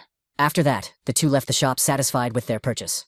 But the blacksmith called out to his guest, saying that he had created a new special artifact based on the remains of a lost civilization, and suggested that it might suit his style. The professor took the item in his hands to examine it, and after carefully analyzing it, became angry with his friend, believing that he was trying to deceive him again. According to him, the ball had no power. Master Tony asked him to remain calm and explained that it was an artifact called the Greedy Wolf, originating from a long-lost civilization. This wolf often liked to rob, and it was known that artifacts could not be reused by another owner. Therefore, after the robbery, the items turned into nothing more than junk. The ruler of that civilization was extremely upset and mobilized all the master craftsmen, who ultimately created the divine artifact, Greedy Wolf. He announced that he was ready to offer the main character a special discount, and, since it was an artifact from a lost civilization, asked for only 1 billion units of divine power. The main character considered the price cheap, because it was an artifact that had caused the fall of a powerful civilization, and wondered if it was a joke. The burly man clarified that the artifact did have some drawbacks. It could devour other artifacts, but it did so 10 times slower than usual. After absorption, it inherited some passive abilities, but could not learn divine spells. The professor asked if this was a waste. The blacksmith replied that it was not, and asked that he be insulted as much as he liked, but never to insult his work. The main character immediately declared that he would buy the artifact for 400 million. Tian asked him not to do so, as 400 million was a huge amount of money. The main character thought that the Greedy Wolf could devour artifacts, which meant he could take them from enemies and strengthen the artifact. He told the professor that he had misunderstood everything, and emphasized that he sincerely appreciated the work of Master Tony, who was able to create the Greedy Wolf from just a few fragments. But he added that he was poor, and only had 400 million left, so he asked to sell the artifact for that amount. The burly man asked if he really valued the item that highly. The main character confirmed that of course, he did. Knowing this, Tony decided to sell the item for 400 million units of divine power, since money could not buy trust, and so he handed over the item, considering the deal complete. After that, the main character returned home and began the ritual, dripping a drop of blood onto the gut pot, the Greedy Wolf artifact, and the Eye of Detection. The blood gathered in one place, which pleased him, as the vessel recognized him as its master. At that moment, a frog appeared from the object, and the main character ordered it to begin training immediately. Then he wondered why the Greedy Wolf showed no reaction, and thought that perhaps it required more blood, like a vampire. Suddenly, the artifact glowed brightly, and a wolf appeared before him. The main character wondered if it was really the Greedy Wolf, because it looked more like a stupid dog. The wolf immediately declared that it wanted to eat artifacts, which made the main character think, because the law of gluttony affected the creature immediately after it was summoned, and he himself had no way of obtaining artifacts, as he was completely poor. Throwing the only crystal he had at that moment, he saw the wolf immediately pounce and devour it. Meanwhile, the main character decided to check what his other creatures were doing. The locusts were training. The red orcs were mining ore. The demonic bulls were studying materials on building structures. The Sword of Wind continued to meditate to increase its power. The skeletons were feeding on crystals. The main character knew that thanks to the source of sacred items he had obtained earlier, he had finally managed to restore and improve the law of gluttony to the 3rd level. The effect at this level turned out to be very strong. It became possible to develop an elite form of life simply through nutrition. His eyes lit up when he imagined that after a few more improvements, even ordinary life forms would be able to develop into unusual ones. This meant that locusts could evolve significantly if they received enough food. A week later, it was time for a new sacrifice. Raising his hand, the main character declared that he would sacrifice 13 billion locusts. A giant whirlwind appeared, and he immediately noticed that the reward for the sacrifice of 13 billion locusts was much better than the previous one.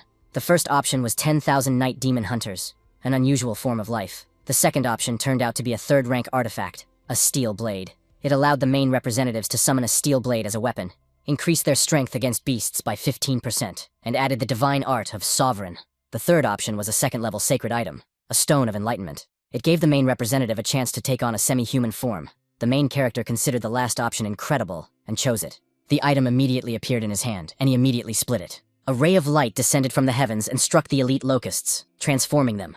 The main character was shocked by what he saw, because now he possessed the Locust Man, an unusual life form with talents, flight, low intelligence, and a humanoid body. He was amazed that the new creature's faith power was 50,000 units per day. At that moment, he received a call from the professor.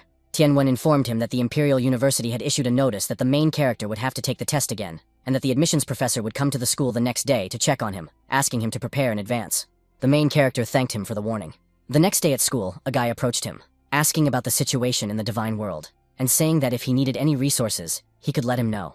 Although he couldn't get them directly himself, there were many demigods in his family. This made the main character happy. He asked if it was possible to get fragments of the divine core, as he needed a certain amount to rise from the 7th to the 10th level. His friend replied that it would not be a problem, but noted that they were extremely expensive, and even considering their friendship, the price would be 400 million units of divine power.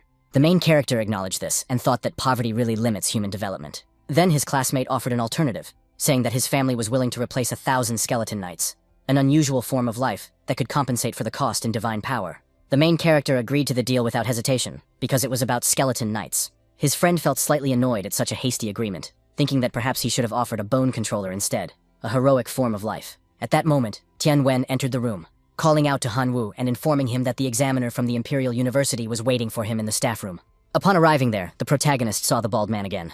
The man noted that he remembered him as a student who had failed the test, but managed to get an internal recommendation. However, according to him, this was of little help, because the exams at the Western University were much more difficult than those at school. The man also explained that in order to prevent cheating, only the main representatives admitted to the test would be allowed, and as far as he remembered, the main character's creatures were locusts. After these words, he asked if the student had any questions. The main character replied in the negative. The examiner explained the essence of the test. It was necessary to invade a small civilized village on the edge of a field called Dolan. This place had a strong hierarchy and a system of professions that directly affected both the representative and the master. Once the system recognized him as a demon disaster, the professionals of Dolan would hunt him down to completely destroy him. The task was simple: kill at least one of the masters guarding Dolan.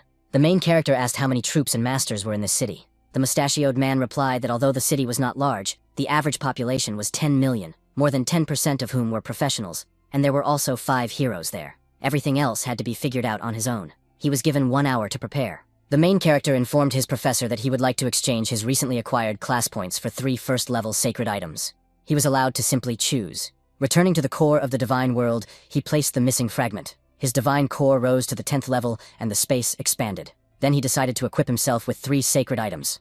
The first was a first-level item, poisonous iron. After loading it into the divine core, there was a chance that the main representatives would gain the poison attribute and develop poisonous iron. The second item was a first-level sacred earth core.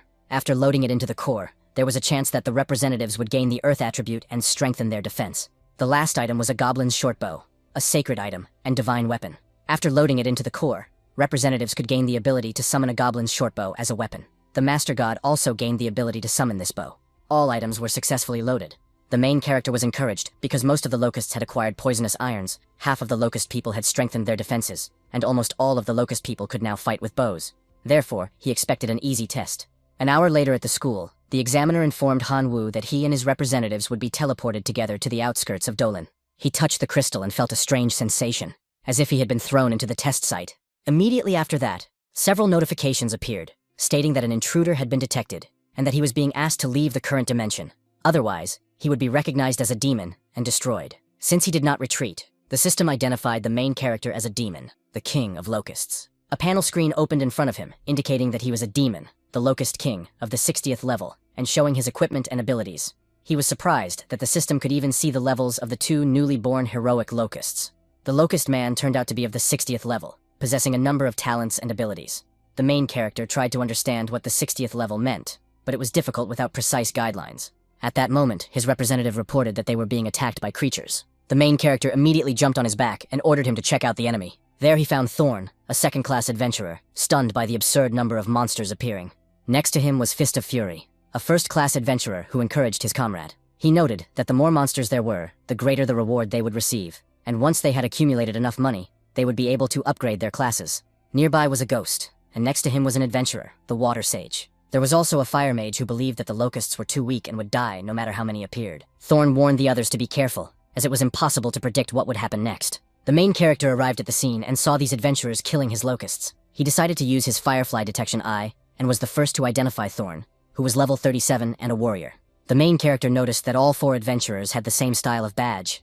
The difference was that Thorn's emblem was silver, while the other three were bronze. From this, the main character concluded that this man was the leader of the group. The adventurer was clearly surprised by the absurd number of locusts that had appeared and ordered his group to retreat, claiming that it was impossible to kill them all. The main character ordered the Locust Man to test their strength. He landed on the ground and made it clear that no one would leave. The adventurers were shocked, realizing that this was a third-class monster. They all rushed to flee, and in an attempt to buy time, Thorn used one of his most powerful attacks. But it left only a scratch on the Locust Man's body. One of them admitted that they were powerless against such a monster, and at that moment, he was kicked, knocking his sword out of his hand. The representative decided to pursue the remaining adventurers. Soon all four were captured. After that, the main character appeared before them with a threatening aura. One adventurer begged the ugly monster to stay away. Hearing this, the main character flew into a rage, considering himself handsome, and not understanding why he was called ugly. He declared that they could stay alive if they answered one question. It was important for him to know how they saw him. The fighter replied that he would never answer a monster's question. For this, the Locust Man punched him in the stomach. The main character was even surprised, because he only wanted to scare the prisoner. But his representative actually attacked him. The girls screamed in panic when they saw their friend fall unconscious. But the main character ordered the poisonous insect to silence them. Thorn asked what the main character was really trying to achieve. The latter changed his expression and said that he was only repeating his question. How did they see him? The swordsman replied that he had large eyes and long antennae. The main character realized that this was a description of the giant Locust Man. Obviously, this area deliberately discredited his image in the eyes of the invaders. 3 hours passed, and the main character untied Thorn, saying that he had gotten everything he wanted and that Thorn could now leave. The guy ran away as fast as he could, knowing full well that he had to urgently report everything to the Adventurers Guild. Naturally, the main character flew after him, and thus learned the location of the others. He regretted that he couldn't allow his location to be revealed so easily, so he cast a sleep spell on Thorn, saying that he should get some rest. Hanwoo thought about it. According to Thorn, there were millions of adventurers in the city, and if they attacked directly, he would most likely lose everything. He concluded that he had to strengthen the combat power of his army to at least level 60 and above. He noticed goblins nearby. Although they were weak, they were better than nothing. All the goblins were low level, but their leader was at level 62, having reached the 3rd rank. The main character was interested in how he had obtained his class. The leader explained that he had eaten many class fragments left behind by adventurers, and thus gained his power. The main character was pleased with this knowledge, realizing that if his locusts ate 39 class fragments, they would also be able to obtain a class. He immediately summoned his locusts and gave them 2 orders, to watch the Adventurers Guild and to collect class fragments. After 3 days, he had accumulated many fragments and decided it was time to begin the fusion. He began the ritual, and a choice of classes appeared before him: mage, fighter, warrior, and archer. He chose the latter, deciding that the long-range attack method would be ideal for the Locust Man. The main character was satisfied, because the bow suited his representative perfectly, and now he hoped to be able to absorb another corresponding first-level class in order to advance him directly to the 3rd rank. At that moment, one of his locusts reported that it had discovered a cave from which a terrifying pressure emanated. The main character asked them to take him there. Upon arriving at the location, he immediately sensed the terrifying aura emanating from within. It even contained traces of divine power, and it was definitely worth investigating. He entered the cave accompanied by 2 locust men. Looking down, he noticed a giant dragon sleeping in the depths. He remembered the professor once saying that some civilizations from other worlds isolated enemies they couldn't kill. Obviously, the black dragon in front of him was a poor creature sealed by a powerful being. The locust used his detection eye. It turned out to be the black dragon Elphus, level 103, sealed. The creature's original level was 149. His profession was a rebel belonging to a special race. The rest of the information remained unknown. Suddenly, the dragon opened its eyes, stunning the locust. The main character ordered the representatives to stop, but they trembled with fear. Elphys stood up and accused them of daring to interrupt the meal of the great rebellious black dragon. After that, he prepared to attack, and the main character hurried to retreat along with the others. Numerous explosions followed. 5 minutes passed, and the main character returned to the dragon's lair, asking if it had finished venting its rage. The black dragon prepared to attack again, calling Hanwoo worthless trash for trying to take advantage of the situation and claiming that such behavior would never be forgiven. The main character retreated again, knowing that there were still 4 minutes left. 10 minutes later, Hanwoo reappeared and told the dragon that he had no intention of provoking him. On the contrary, he wanted to help. Elphys declared that he had figured out all his tricks and demanded that he leave immediately. Otherwise, he would have to swallow him whole. Then, the main character grabbed his bow and shot an arrow, noting that the dragon was unlikely to be able to swallow anyone while imprisoned. The arrow bounced off the scales. The dragon noted that such attacks were pointless, because the black dragon had absolute protection. Hanwoo summoned his sword and struck, saying he was willing to pay to see for himself. The blow left only a barely noticeable scratch. The enraged protagonist demanded to pour 10,000 units of divine power, realizing that he needed to at least slightly damage Elphys in order for him to agree to cooperate. Now the attacks became much more powerful, and this time, blood was shed. The dragon flew into a rage, accusing him of daring to wound a higher being in such a way. The main character coldly remarked that he still had many weapons, and that if Elphys continued to waste time with empty words, he might die. Then the dragon asked what the main character was trying to achieve. He replied that his dream was to kill the hero of the city of Dolan, but that this was impossible with his current strength. He could not stand up to this hero, and that was why he needed help.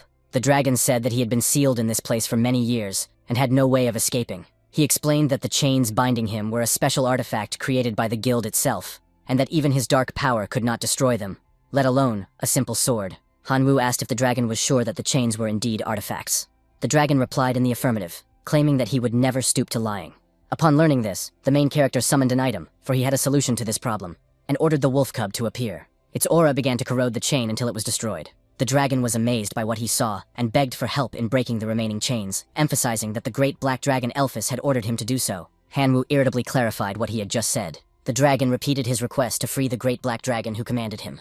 The main character reminded him that he had just broken one of the chains and demanded proof of goodwill, since the dragon had done nothing for him yet, and even dared to claim that he commanded them. Then the dragon asked what he wanted. If his goal was to kill the hero, then he already agreed, and again asked him to destroy the chains quickly. Hanwoo changed his mind and demanded that the dragon serve him for 100 years as a reward for his liberation.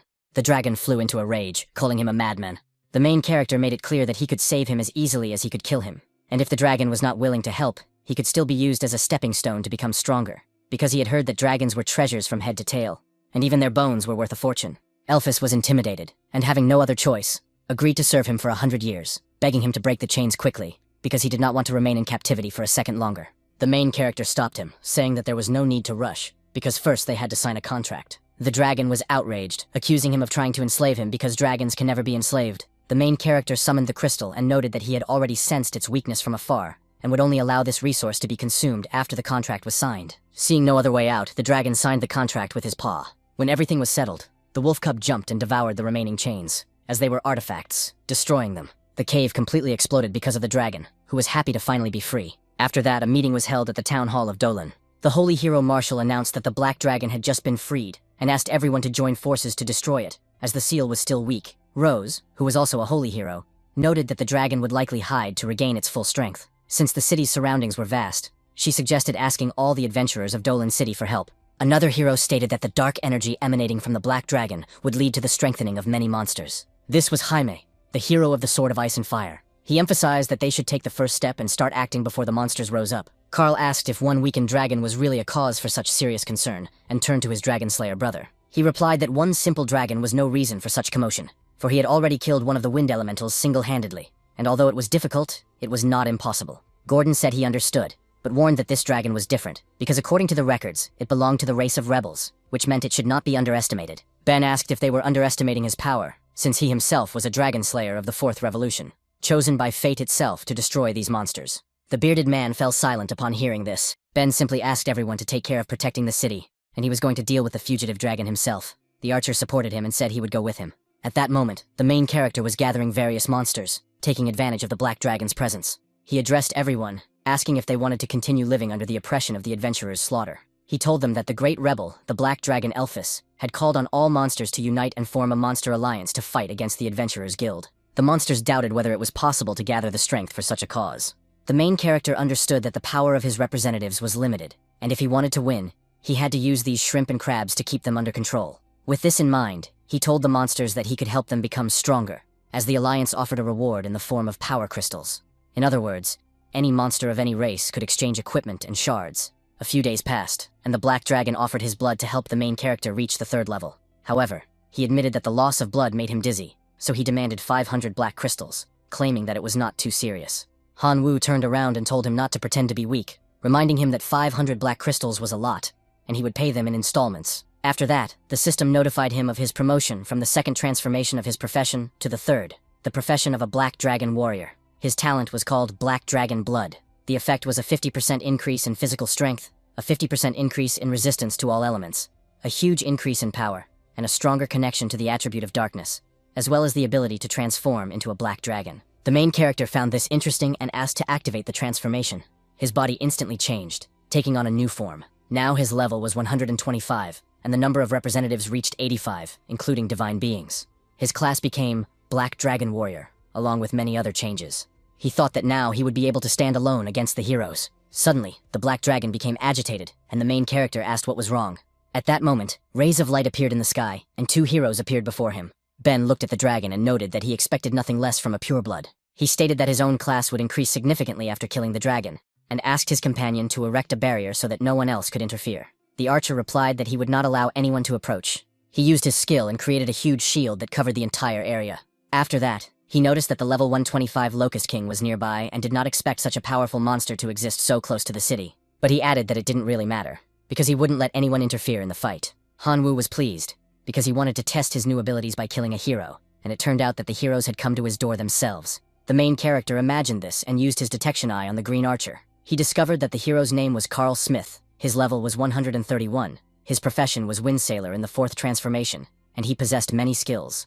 The main character immediately jumped and threw his swords. However, the hero dodged and soon appeared behind him, striking from both sides. Han Wu wondered why there were 2 of them and ordered his locust to destroy the barrier immediately. At that moment, Ben's aura overflowed, as if several dragons were about to attack Elphys. The battle began as a fight between 2 dragons, until the enemy appeared behind him and struck with his sword, sending Elphys to the ground.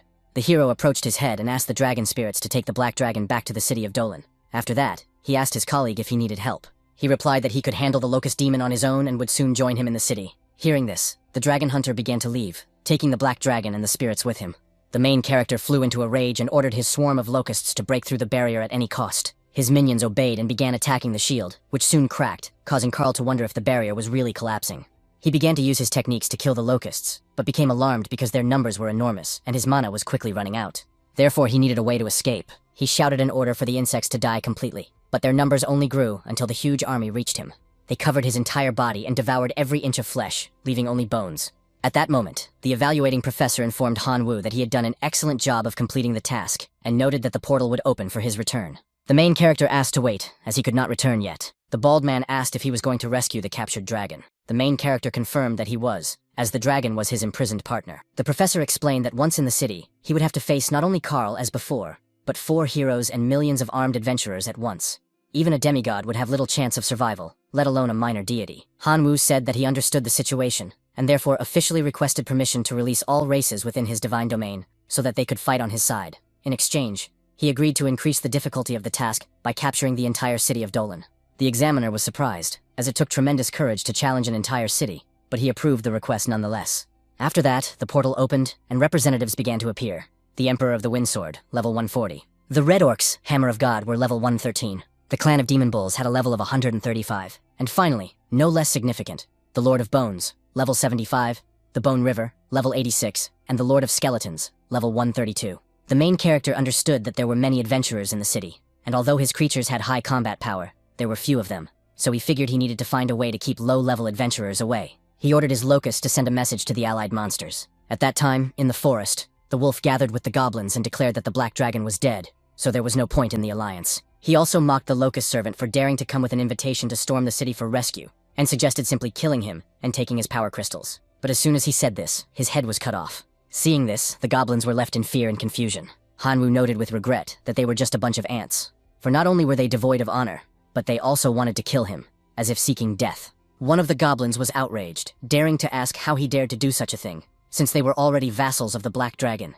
The main character released a wave of energy, throwing him to the ground, and added that he was not asking them to attack the city, but ordering them, making it clear that disobedience would lead to death. Immediately, everyone bowed, praising their god and declaring that they were ready to follow orders. Having finished this, the main character ordered all his troops to attack the city. At that moment, the Black Dragon was imprisoned inside the city. Another traveler approached the adventurer, the dragon hunter, and informed him that the dragon's execution ceremony had already been organized in the square. He also mentioned that Rosa was wondering why Carl had not yet returned. 12 hours had passed, and the hero of the wind had not yet appeared. Thinking about this, the adventurer concluded that perhaps the boy had been delayed on his way, and decided that after the ceremony was over, he would go after him himself. But as soon as he realized this, he was startled by a loud noise. The city guards announced that a huge horde of monsters was attacking the city. All adventurers were ordered to prepare for battle, except for women and children, who were to take shelter underground. It was clear that the monsters were trolls, goblins, and other creatures. They had all joined forces. The guards shouted, urging the mages to use spells to shoot down the flying monsters as quickly as possible. But immediately, numerous arrows pierced their chests. These attacks came from the Locust people. The mages responded with spells, but despite the powerful explosions, the Locusts simply flew away. At that moment, a huge goblin raised his hammer and struck the gate, trying to destroy it. The main character immediately ordered his skeleton commanders to attack, while simultaneously resurrecting a new army. They immediately obeyed and began to revive those who had fallen in battle, then rushed towards the humans. Finally, the huge orc managed to knock down the gate. Rosa was already waiting for this on the other side. She summoned several thorny vines, which rushed towards the giant goblin and entangled him. Soon, the dragon hunter appeared, set fire to everything around him, and blocked the goblin's path, preventing them from breaking through the flames. Meanwhile, Gordon ordered the adventurers to hold their positions. The mages prepared and unleashed their powerful spells, causing numerous explosions in the goblin ranks. Ben, who was standing next to the Black Dragon, demanded that the adventurers successfully repel the invasion, and promised to reward them with a bloody spectacle involving the dragon. The main character wasted no time and ordered the Bone Lord to act. He stood next to the numerous bones littering the battlefield, and a new body began to form from them. A giant skeleton. The creature moved toward the burning vines, grabbed one, and tore it out, clearing the way for the entire army to enter the city. Hanwoo found himself among them and turned to Elphys, who was nearby, with a request to save him. At that moment, the dragon opened its eyes and asked how he had managed to get there. The heroes watched from afar, marveling at his audacity, for he dared to cause such great trouble. Gordon leaped forward, rushing into the attack, believing that the vile monsters should be wiped out. But suddenly, a demon bull appeared and delivered a crushing blow, asking how he dared to insult his god. Rosa decided to intervene, summoning the thorny vines again. But then a red orc appeared with a divine hammer. His blow set all the vines ablaze, and Rosa was confused, trying to understand what had happened. Ben was also dissatisfied with the turn of events, as there were only a few minutes left, and he asked how he dared to ruin his plans. Then he summoned his dragon spirits and ordered them to die right now. One of the spirits prepared to devour Hanwoo, but the giant skeleton delivered a powerful blow. The dragon tried to respond, and they began to exchange blows. The skeleton lord, watching this, merely noted that he was very hungry and immediately jumped onto the dragon's back, clamping his teeth down.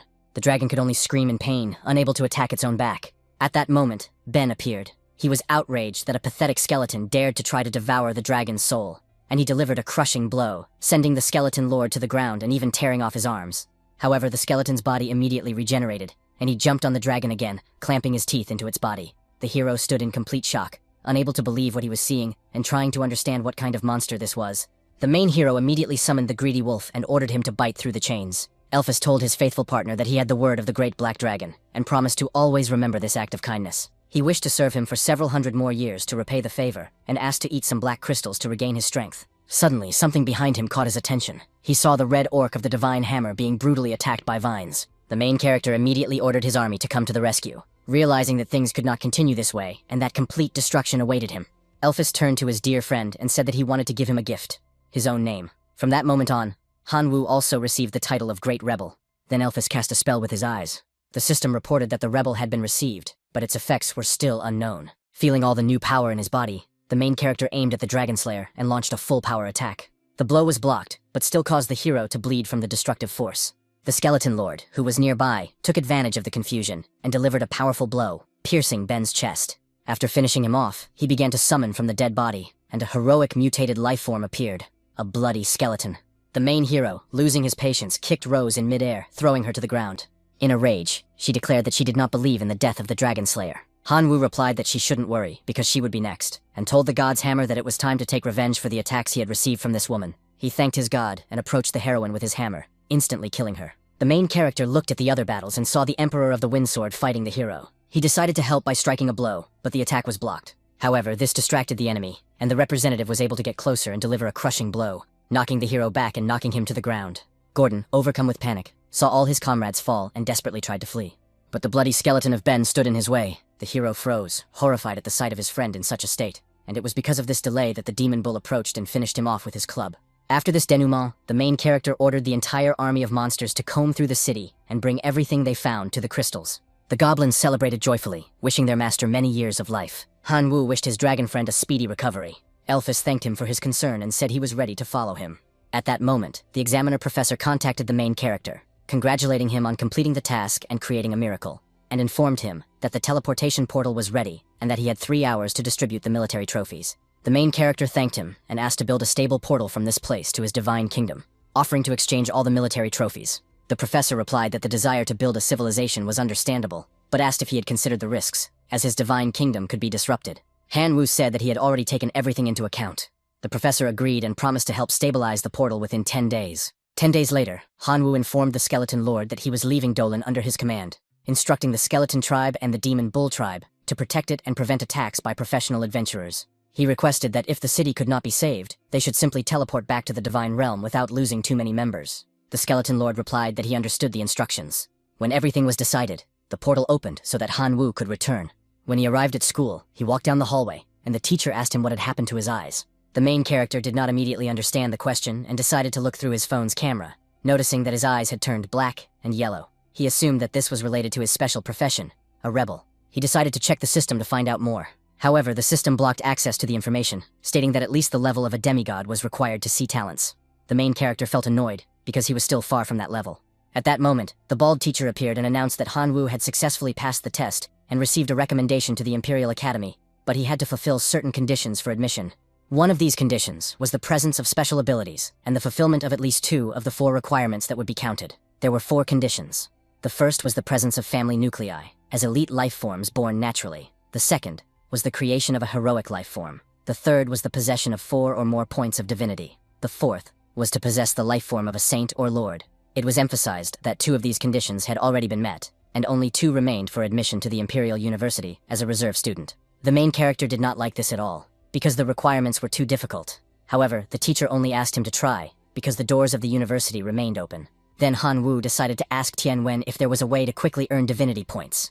But he replied that it was too late now. If he had asked the question a day earlier, he could have even saved a little divinity, but now it was completely depleted. He explained that in 28 days at school, Han Wu could have earned 1 point of divinity, and asked him to stop looking at him suspiciously. He swore on his own honor that he was telling the truth. After that, while in the divine dimension, the main character didn't see many options and slammed his hand on the ground, creating a huge tornado of sacrificial life. However, he ended up with 0 divinity points and decided it would be better to try again the next day. The same thing happened in the following days, until a week later he began to regret it.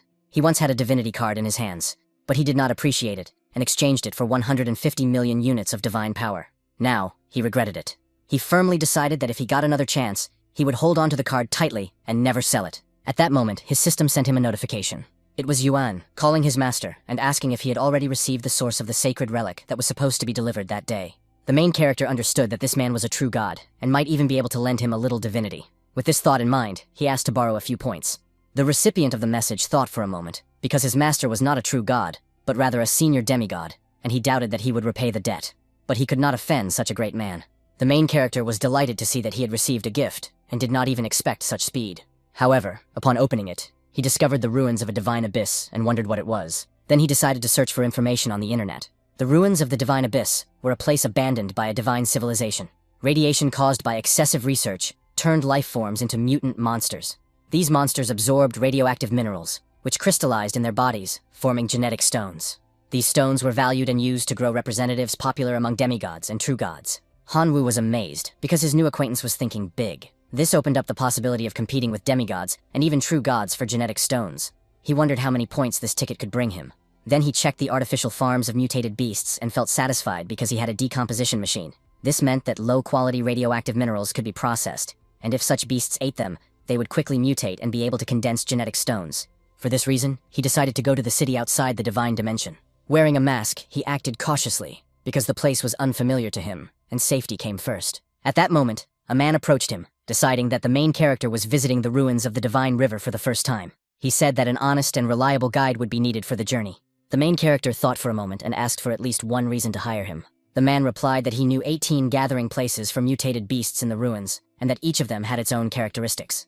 He also explained that he knew all the supply points in the city, and understood which merchants were honest, which were cunning, and which liked to cheat. This guaranteed profitable deals on the purchase of genetic stones. The main character was satisfied and only wanted to know if there was a merchant nearby who could sell radioactive ore. The man smiled mysteriously, understanding the reason for the visit, and said that perhaps the main character did not know, but recently, a god king had bought some low-quality ore.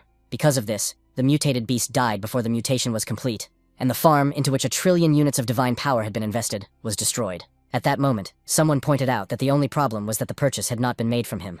The main character turned around and saw the person who had spoken. The man greeted him and introduced himself as Hay. The blonde man standing nearby explained that this man was the largest mine owner in the ruins of the Divine River. He smiled and said that he was indeed the largest merchant in the city, as more than 70% of all ore-emitting stones belonged to him, and he assured them that he did not have any low-quality products. The main character asked for samples, as he needed to test them in the divine world, requesting 10,000 units of divine power for each level of ore purity. Hay replied that this was not a problem. Later, in the ruins of the Divine Rift, the main character already possessed 21 radiant ore stones, for which he paid 40,000 units of divine power. He considered the price to be good, although he did not know for sure about their effectiveness and had to test them first. At that moment, a first-level mutated beast appeared. The main character immediately noticed that it must be a wild wolf that had undergone mutation. It seemed that their lifespan was only 20 days, and in order to prolong their existence, they had to absorb the radiant ore and become stronger. Realizing that this was the perfect moment to test the ore, the main character ordered his Pikachu to step forward. The wolf ran up and began to lick the ore off the ground. Immediately, a horn began to grow on his forehead, and his entire body began to rapidly increase in size, completely changing his appearance. The main character was amazed to see that with just one lick, the wolf had reached the 2nd level. Then he threw a new piece of ore directly into the beast's mouth, and after swallowing it, it changed again, becoming even more powerful. Han Wu was amazed, because in just 10 minutes, the mutation had risen from the 2nd to the 3rd level, and he wondered what would happen if he applied it to his representatives in the divine world. Suddenly, the wolf exploded, and a red sphere fell to the ground. The main character noted that the radiation was indeed dangerous, and that mutations should be used with caution, as they could lead to an explosion from excessive force and obvious side effects. He noticed that a genetic stone had fallen out. In order to carry it into the divine world, a 3rd level of clearance was required. Its effect was to cause genetic mutations in the teeth of representatives, making them large and long. The side effect was a reduction in the lifespan of mutated creatures by 3 years. Suddenly, a man appeared and said that if the boy was smart, he would give him the genetic stone and another green stone, otherwise he would regret it. The main character turned around and couldn't believe his eyes, because it turned out to be the demigod Gan, the father of the first student he had encountered at school. He wondered how he had ended up next to this man. The main character was relieved that he was wearing a mask that hid his appearance. Thanks to this, he decided to ask what would happen if he did not give up the stones. The demigod threatened him with death and summoned several wolves ready to attack. Han Wu immediately bit his hand and activated his transformation into a black dragon. The wolves were stunned by this, but it was too late, as the main character began to destroy them one by one. The demigod activated his enhancement in the art of the god of rage, ordering the wolf cavalry to attack again. The beasts obeyed and ran, but the main character simply jumped, and the wolves were confused, because his target was now in the sky, and it was impossible to reach it. The main character called the old man a fool, wondering what he would do now. Gan considered this a petty trick and became indignant, raising his hand and using magic to forcefully pull him down. The main character felt his body being pulled toward the ground and collapsed, realizing that demigods really did have many tricks up their sleeves. He had to flee while being pursued by wolves, and only when he saw a sign that said, "Do not approach," did he decide to head there. The demigod ordered his cavalry to stop. Only then did Han Wu understand the reason for the warning. There were several ugly mutants nearby, which immediately rushed to attack. The main character became alarmed and ran again, because all these monsters posed a serious threat, and he decided that fleeing was the best strategy. At that moment, the beast noticed the wolves and began to attack them. Zhang did not leave this unanswered and counterattacked with a punch, finishing off the mutants and indignantly asking where the boy had gone. But then he looked to the side and sensed a slightly frightening aura, which is why he decided to leave. At that moment, the main character found himself by the river. He felt relieved to have escaped and was tormented by thirst. Suddenly, a fish jumped out of the water, and he was stunned by what he saw, because it turned out to be a fish with legs. This meant that the river was also contaminated with radioactive waste. The main character decided to look at the map, hoping to find the river, but realized that he was lost. At that moment, new mutants began to approach him, and he tried to calm down, because since he was already there, it would be better to get some more genetic stones. He threw his red stones at the monsters. When they ate them, they all exploded, and the main character realized that obtaining genetic ore was not so difficult. After a while, night fell, and he became worried because it was getting dark, and it was unsafe to be out in nature at that time. He decided that it was worth climbing to the top of the mountain because he thought there might be something interesting there. As far as he knew, this area was abandoned, which meant there should be buildings there with no one inside. It was much safer to rest in an abandoned building than in the forest. The main character turned into a black dragon and flew to the specified location. As he got closer, he noticed that it was indeed an abandoned castle.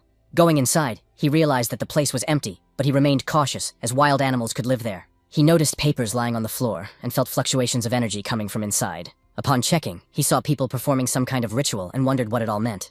One of the men in black said that despite being condemned for his investment failures, the God King had paid hundreds of billions of units of divine power to make this ceremony possible. Therefore, the operation had to be successful. He also emphasized that time was running out, and so the ritual had to be performed immediately. The night passed, and the stones were placed in a magic circle. A huge light rose above the castle, and the circle became gigantic and hovered in the air. People rejoiced, for it meant that everything had worked out, and they had truly been able to touch the seal of an ancient civilization. The main character was alarmed, because the internet said that the project in this place had been abandoned and sealed by a divine civilization due to the high level of risk. And it seemed that the rumors were true, as the God King used a farm of mutated beasts as a cover, secretly researching the ritual to destroy the seal. The main character decided to sneak closer, rejoicing that the ruins had restrictions. Only creatures with a divinity rating below 10 could enter. This was probably why the God King himself could not enter, which made the situation easier. At that moment, the beasts raised their heads to the sky, as something unusual was happening. Suddenly, a warning appeared, stating that the unlocking had detected that the activator was not the supreme warrior of the Divine Gorge civilization, and was considered an intruder. Therefore, the unlocking process was suspended, the anti-theft mode was activated, and a 6th-class mutant named Gamora was released. In addition, it was indicated that the formation had been damaged, and the source of the mutation had forcibly broken the seal, and was now being suppressed. This caused headaches for the people performing the ritual. Hanwoo was confused, not understanding what was happening to these people. At that moment, something appeared. It greeted the players present and declared that it was the source of the mutation, thanking them for helping to free it from its chains and weaken the seal. In return, it promised to give them a gift that would actually make them vessels. Everyone panicked, wondering who it was. The creature explained that, unfortunately, only one could become the vessel, and suggested playing a little game. A strong green glow appeared, and the creature began to approach them. The source of the mutation explained that the goal of the game was to grow a mutated beast capable of defeating a 6th-class mutant. To do this, he gave each participant 10,000 units of high-purity radiation ore, which was to be used for experiments on the representatives. One of the men said he did not want to become a vessel, demanded to be released, and threatened that otherwise he would free the representatives from God's power and completely destroy this place, deciding to do so right on the spot. However, he failed because for some reason he was unable to contact the divine world. At that moment, Gamora appeared and absorbed this man, revealing herself completely to everyone. Then the main character politely asked for permission, explaining that he could not contact the divine world on his own, and therefore was unable to summon representatives for the test. Everyone was stunned, wondering who this young man was and why he was here. The source of the mutation stated that he would not regret such a test, and opened a portal to the divine world. The main character became alarmed, because the situation had become complicated. The system was designed so that representatives could be brought out of the world, but he himself could not enter it, which meant he had no way to escape. 3 hours passed, and one of the people noticed that the situation had become extremely bad. Most of his creatures had died after consuming the radioactive ore, and only a 10th had improved slightly. Less than a 5th of the representatives remained alive. The main character realized that the decomposer was a real find, because he managed to obtain 6,000 high-purity radiation crystals, sacrificing only 100 million locusts. This allowed the protagonist's mutated beast to reach the 3rd level. He counted on the strength of the representative, who had the ability to regenerate, because all the crystals were intended for him. 3 months passed. The cultists could not believe their eyes when they saw the 6th-class creature created by the main character. The source of the mutation became excited and ordered Gamora to undergo a test. The monster easily devoured the other monsters, and then, at the command of the green mutant, absorbed all the cultists. It was the protagonist's turn.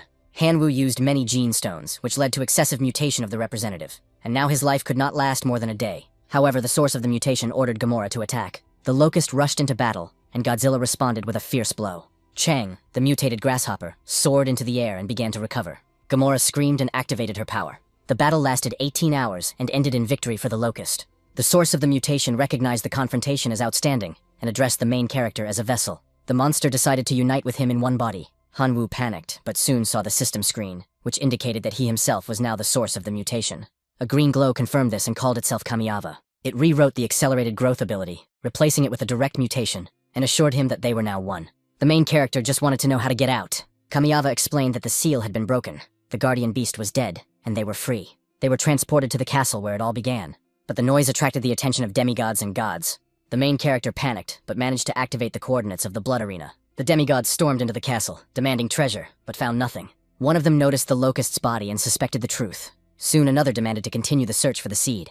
Meanwhile, in the arena, the main character realized that teleportation costs 1 million divine power points. At that moment, a system appeared, announcing that the main character had been challenged by another divine being, an evil dragon. It asked if he wished to accept the challenge. The system also reminded him that if he refused the challenge 3 times or was defeated, he would lose his status as heir to the blood arena. This cheap intimidation annoyed him, and he decided that if his opponent wanted a fight, he would give him one. The main character accepted the challenge and immediately crossed the portal. A warning appeared on the huge screen for the opponents to get ready, and the entire audience shouted that the evil dragon would win. At the same time, there were cheers of support for the locusts, urging them not to let anyone down. The crowd also shouted demands to release the Lord of Bones and make the evil dragon fear the giant skeleton. Hanwoo heard the spectators bet 500,000 units of divine power on the dragon's victory, and noted that they shouldn't cry after such a loss. The evil dragon found this amusing, as his opponent's main race was locusts, who usually used an army of skeletons to deceive. But this time was different, because he had met a worthy opponent. The main character began by calling on his swarm, demanding fewer words and more action. Palmy agreed and summoned an army of half-dragons. The battle began between the dragons and the locust people, but this did not satisfy the dragon, and he felt that he had been underestimated, because he wanted to see an army of skeletons. Hanwoo replied that first it was necessary to defeat the army of locusts, otherwise there was no point in showing the skeletons. This enraged the enemy, and he ordered the dragons to unleash their flames. At the same time, the main character ordered his army to defend themselves, and simultaneously summoned the heavenly demon Locust, who appeared silently, and began shooting at the dragons. Palm gave the order to counterattack, summoning the half-dragon hero, who also began shooting arrows at the cursed locusts. The enemy mocked them, considering their resistance futile, for locusts were merely insignificant creatures that would die without a fight. Hanwoo was pleased, for his goal was to sacrifice them. He wondered whether to summon the army of demonic bulls, and raised his hand to summon the army of the divine kingdom. But Kamiava appeared, asking how he could tolerate such insults, which made him question his choice of operator. He asked her to clarify what she meant, and the source of the mutation replied that she wanted to see the locust race teach this foolish half-dragon a lesson. The main character noted that, unfortunately, locusts could not compete with dragons. The green slug asked if locusts were really that weak, reminding him of who had devoured the 6th-level Gamora. After all, with the source of mutation he possessed, there were no weak races, only races content with self-destruction. He demanded that the ability of directed mutation be used to put an end to this arrogant dragon. The main character called one of his locusts over and thought, although he did not want to follow this advice, he wanted to try out the new ability. A yellow aura began to appear in the air, and the source of the mutation asked in which direction he wanted to change his representatives. Hanwoo noted that this type of locust was suitable for the role of a tank. Therefore, he wanted to make them more resistant to damage, in order to replace other members of his species. The first option was to mutate their armor, which made the bodies of the mutated locusts thicker and stronger, allowing them to withstand 10 times more physical damage, but reducing their lifespan by 50 days. The second option was to mutate the glands, causing the modified locusts to secrete large amounts of mucus, increasing their resistance to elemental attacks but shortening their lifespan by 90 days. The last option was a complete mutation, in which the locusts became larger and stronger, but their lifespan was reduced by 24 hours. The main character understood that the half-dragon's attacks were fierce, and many locusts were dying every second. To survive, he had to take a risk. He chose the third option. Immediately, his modified locusts mutated and turned into giants, which rushed at the dragons and knocked them far away with their first blow. The main character was pleased with the result, and ordered the rest of the modified locusts to undergo mutation. All the locusts began to grow and change their bodies. The same thing happened to the demonic locusts, because the main character also ordered them to accept the mutation. Thanks to this, they could now fire multiple volleys and attack at full speed. Palm did not understand what was happening, and wondered if the army had been pumped up with steroids. Everyone began to wonder where the judge was, because this was clearly cheating. Hanwoo just laughed and ordered his locust men to undergo mutation. After that, armor appeared on their bodies, and they began to fiercely attack the half-dragons, who were forced to retreat. Then he ordered them to completely destroy the half-dragon hero. Hearing this, the enemy fell to the ground, begging him not to do so, as he was surrendering. The gamblers shouted in indignation, because they had bet 500,000 divine power, and this trash had caused them to lose everything. The main character listened to these cries with pleasure, because he had warned them in advance that they would cry after losing. With this victory, he received another fragment of the divine world, as well as a mark in the bloody arena. After that, in the divine world of Hanwoo, he was introduced to a special blood arena building where his representatives could strengthen their skills. The winner received a chance for promotion, and there was also a small chance that the hero model's instructions would be ignored, and then the unusual life form could be directly promoted to a heroic life form. The main character noticed that defeating the heir changed the probability from extremely low to just very low. He was struck by this absurdity, and was also surprised to see that the core of the divine world had become brighter. The source of the mutation asked why he was surprised by such a small change, because compared to its true value, it was only the tip of the iceberg. Hanwoo agreed, noting that the boss was right and that the improvements would continue. Kamigawa replied that this was true and ordered him to kneel. This greatly upset the main character, and he imagined that when he became stronger, he would definitely destroy that disgusting green slime. Then he activated the life sacrifice to see what reward he would receive this time. The first opportunity was a 4th-level relic, the Armor of Abstinence. If charged in the core of the divine domain, the clan would gain the ability to summon this armor. The second option was a 3rd-level building, an observatory. Located in the divine world, it allowed one to clearly observe events at a distance of 10,000 kilometers. The third opportunity was a book on making flesh puppets. It allowed the use of the flesh and blood of powerful beings to create a puppet with powerful biological characteristics. Once created, the strength and abilities of such a puppet remained constant and could not be enhanced. The protagonist thought that the latter option was remarkable and decided to choose it, hoping for a significant improvement. 6 months passed in the divine world, which corresponded to 10 days outside. The main character believed that the investment of 10 million divine power had completely paid off. Just one glance at his new creation made his eyes shine. He imagined that the power of this flesh doll was equivalent to one of the strongest heroic life forms. He also noted her resilience, comparing her to a wolf, and named the new member of the army Zhang. After that, he decided it was time to face a real test. He informed his grandfather that he had already enrolled in the Western Imperial University, but asked him not to worry, as he was still going to visit Chaos Star University to get news about his parents. 3 days later, he found himself at the Imperial University. He was struck by the place and wondered if it was really the best university, because even among the passers-by on the streets, more than half radiated the power of demigods. At that moment, someone caught his attention, asking if he was Han Wu, a student enrolled at the Imperial University. The main character turned around and confirmed that he was. The man greeted him and said that he had come to pick him up. Politely asking him to follow him to the airship, he promised to take him to his new place of residence. The main character decided to follow him, and they took to the skies. After flying for a while, they arrived at their destination, and the man said he would take him to the dormitory. The main character was curious, and asked where the other students were. The professor replied that this place was intended only for him. Han Wu couldn't believe it, because it was excessively luxurious. The man said goodbye, wishing him a good rest, and reminding him to come on time tomorrow. The main character decided to absorb the divinity as quickly as possible, because there must have been many talented people in this place. The next day, he continued walking through the corridors, listening to gossip. People were discussing that a new transfer student had appeared, who was probably just trash, because good students went through a special process without any problems and did not need to enter through the back door. Hearing this, the main character felt uneasy, because it was obvious that they were trying to pressure him. Without thinking twice, he flinched when he noticed a woman sneaking up on him and asking if he was Han Wu. The woman explained that she was the teacher of the reserve students class. She introduced herself as Lena and offered to show him where the classroom was. Together with the main character, they entered the classroom, and she asked for silence. Qin Shuang, who studied at this university and in this very class, shouted Han Wu's name. The other students, noticing this, were surprised, because it turned out that the goddess knew the guy who had entered through the back door. The teacher demanded silence and announced that the new student's name was Han Wu, and that he had studied at the same school as Qin Shuang. One of the boys, dissatisfied with this, spoke up loudly, wanting to know why the new student had been accepted into the reserve class. The teacher replied that she did not know exactly what he had learned at other schools, but made it clear that in her class, students had to raise their hands before speaking. She also assured them that if anyone did not understand something, she would find a way to teach them properly. Her gaze was intimidating, which frightened the student, and he apologized for his hastiness. She said it was okay, but warned him not to break the rules again. In addition, she suggested that the students ask Han Wu himself how he got a place in the reserve class. Shu Te, trying not to irritate the teacher, cautiously asked the main character to explain how he got there, because he wanted to challenge him to see if he was worthy of being in that class. The main character raised his hand and said he would decline the challenge. This angered Shu Te, and he called him trash, unworthy of even accepting a simple challenge. The whole class supported him, calling the main character a coward. At that moment, Qin Shuang slammed her palm on the table and demanded that they stop, noting that Han Wu had never provoked anyone, so there was no reason to slander him. The protagonist just watched and thought that this was to be expected from Qin Shuang, because wherever she appeared, she was always surrounded by a pack of petty minions.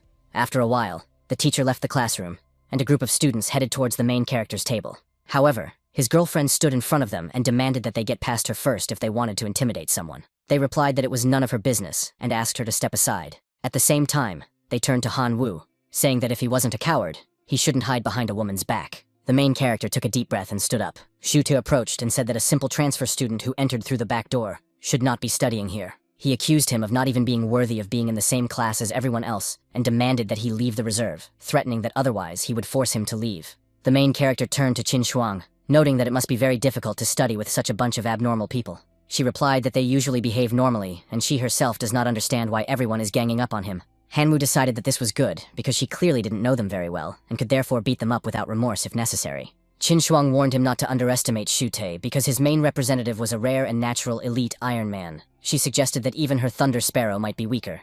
The main character replied that if she was afraid for them, she shouldn't worry. But Qin Shuang said she didn't care. The student asked if he understood correctly that the main character was going to hurt him, because even a few ordinary representatives would be enough to destroy the newcomer. He suggested going to the training field. Qin Shuang didn't understand why Han Wu was so stubborn, and wondered how she could help him without hurting his pride. When they arrived at the location, the system politely asked them to choose a combat mode. The options included Heroic Battle, Extraordinary Battle, Elite Battle, Legion Battle, 5-on-5, and 10-on-10. The main character noticed that there were many forms of combat, and chose 10 against 10, considering it a good opportunity to test his 10 strongest representatives. Both entered the arena. Zhu Te wondered if his opponent was arrogant or simply foolish, since he had chosen 10 against 10 instead of a Legion battle. The main character immediately began to summon his flesh puppets, which shocked his opponent. The latter was puzzled as to what kind of creatures they were, because they truly belonged to the heroic form of life, but at the same time radiated a strange aura. Therefore, he decided to take the battle seriously, because he could not disgrace himself in front of his goddess. He summoned his Iron Men and noted that their formation posed a threat even to Lord-level warriors. Outside, Qin Shuang watched what was happening on the big screen and wondered where Han Wu had found such representatives. Next to her stood a boy who used his eye to analyze information about the battle, and he reported that Han Wu was actually using puppets. All the puppets created by were equivalent to the form of heroic life, and the main character did not understand how something of this level could be used in this battle. The other students noticed that he must be very rich, since he created 10 puppets at once, and each one cost about 30 million units of divine power. They wondered if it was because of this money that he got here through the back door. One of the observers began to wonder how someone, completely alone, and without any support, could have obtained so many resources. She decided it was better not to delve into it, because all she could do was watch, and she could ask later. The battle began, and Zhu Te ordered his Iron Men to attack, starting with a series of powerful blows. He declared that soon everyone would hear how the monsters were being turned into mincemeat. But the main character mockingly remarked that Zhu Te had fallen asleep or could no longer continue. Zhu Te did not understand this provocation, but when he looked back at the arena, he saw his soldiers being easily overwhelmed and struck one after another. The robots were forced to switch to full defense. The students couldn't understand what kind of monsters these were, capable of withstanding the attacks of the Iron Men, and then responding with the same techniques, severely damaging the robots. Qin Shuang did not hide her surprise when she saw that Han Wu had become much stronger than before.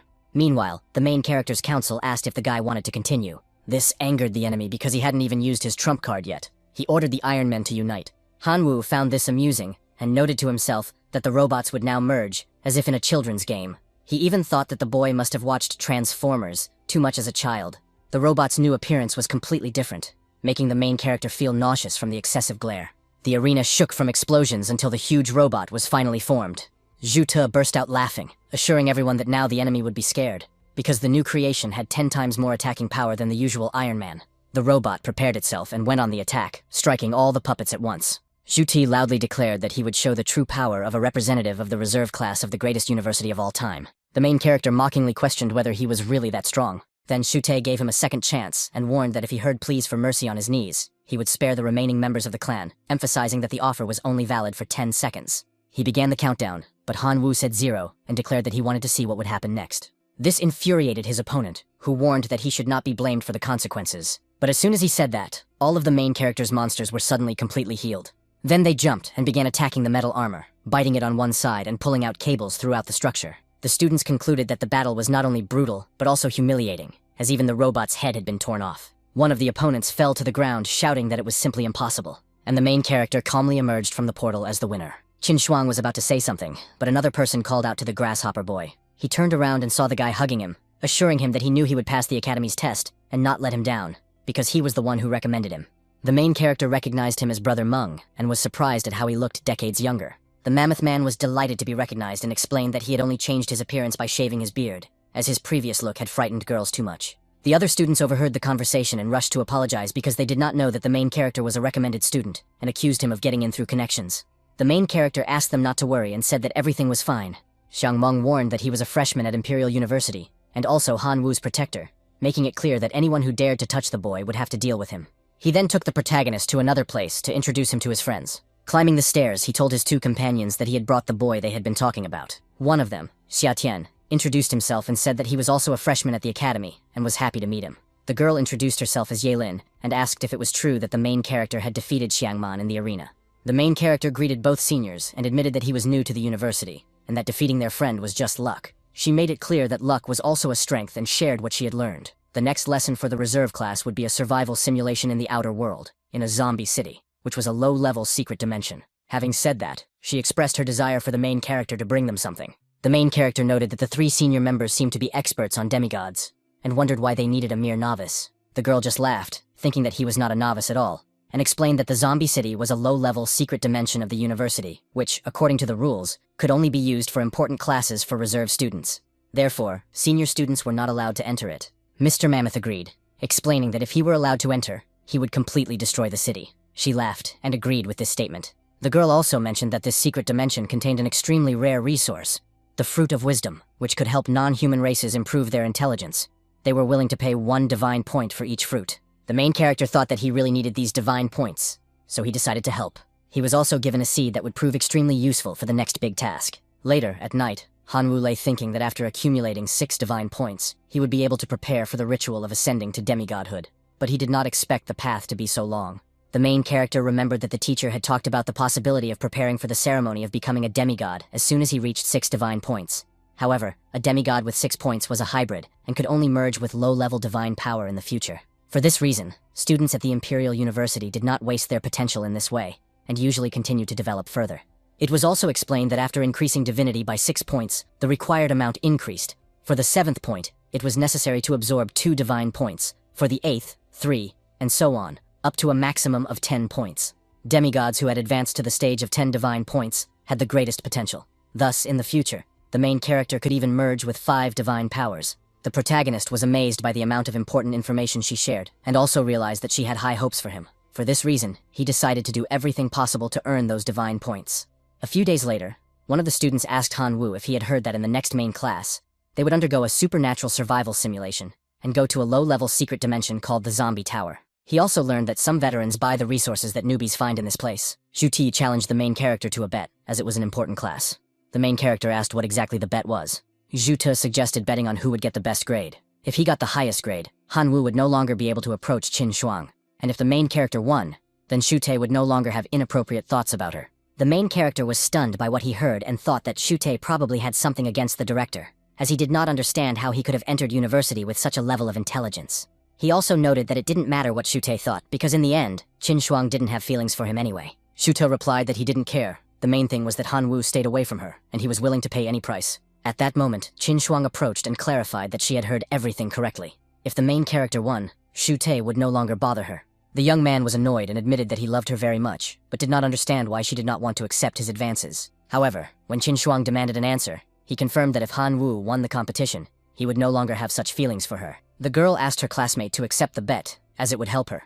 But the main character clarified that they were all geniuses here, and it wasn't his fault if he lost. Qin Shuang replied that it didn't matter because she was confident in his victory. At that moment, the teacher asked if everyone was ready, reminding them that they should already know the information about the main class. She explained again that this was a supernatural survival simulation, and therefore the difficulty would be higher than in secondary classes. After that, she announced the start of the test. The system notified everyone that the survival simulation in the external dimension had been activated, and to avoid detection by the consciousness of the outside world, all services related to the divine realm would be automatically blocked. The gods were affected by the aura of the outside world, and their physical nature was reduced to that of ordinary humans. In addition, a scoreboard was opened. This was followed by an introduction to the scenario. Zombie Town was a beautiful place where hospitable zombies happily ripped out the brains of their guests and ate them to express their hospitality. When night fell, they went out to hold a carnival. The students complained of hunger, but did not understand why the spatial ring would not open, since they had enough food inside. The main character thought that they were all deities and could live for 10 days or even half a month without food. However, since the divine artifacts were damaged, everything pointed to this being part of a survival test. The main character assumed that at least the most important abilities remained intact, so everything would be fine. In this case, he was referring to his ability to direct mutation and his ability to sacrifice his life. He told Qin Shuang that he wanted to explore the city. She agreed, struck her palm on the ground, and summoned one of her giant birds, intending to fly together, but the main character said it wasn't necessary. After that, he transformed into his dragon form, and the two of them rose into the sky. They landed shortly after arriving in the city center, and the protagonist noticed that everything there looked quite intact. There were even cafes and restaurants. At that moment, he heard Qin Shuang's stomach growl and laughed. She asked him not to laugh, but the main character just suggested going into the restaurant to see what they could eat. When they went inside, they were greeted by a waiter who offered them a menu. Hanwoo explained that they were travelers from another city and, unfortunately, had no money. However, the bearded man took this aggressively, pulled out a weapon, and demanded that the beggars leave the restaurant, asking if they thought they were zombies wandering the streets at night. Qin Shuang was enraged by this treatment, but the main character asked her to remain calm, explaining that they were now ordinary people, and if they were shot, it would all be over. At that moment, the main character remembered that the Elder Ye had given him a seed, saying that it would be useful in this world. Because of this, he decided to try showing the seed and see if it would interest the man. The restaurant owner's expression immediately changed. He looked at the precious seed with respect and offered 10 gold coins for it. Han Wu asked him to prepare food for them first, as they were starving, and the man agreed. They were both amazed by the amount of food served. While they were eating, the main character took the opportunity to learn a little about the place. The restaurant owner explained that it was a magical city where humans and monsters coexisted. People hunted zombies for money and other resources. The zombies in this world had a frightening trait. They could eat human brains. Every night, countless hordes of these creatures roamed the streets, chasing every living thing they saw and even invading homes. People could only survive with the help of swords, firearms, and various magical plants. An example was the seed of the main character, which, according to local estimates, belonged to the 3rd rank. The main character thought about it, because what was happening seemed familiar to him. In his previous world, he often played a game with a similar scenario, where he was one of the best players. He assumed that 1st-rank plants were equivalent to ordinary living beings, while 3rd-rank plants possessed power comparable to that of extraordinary beings. The main character's companion, Qin Shuang, asked how to get more of these seeds.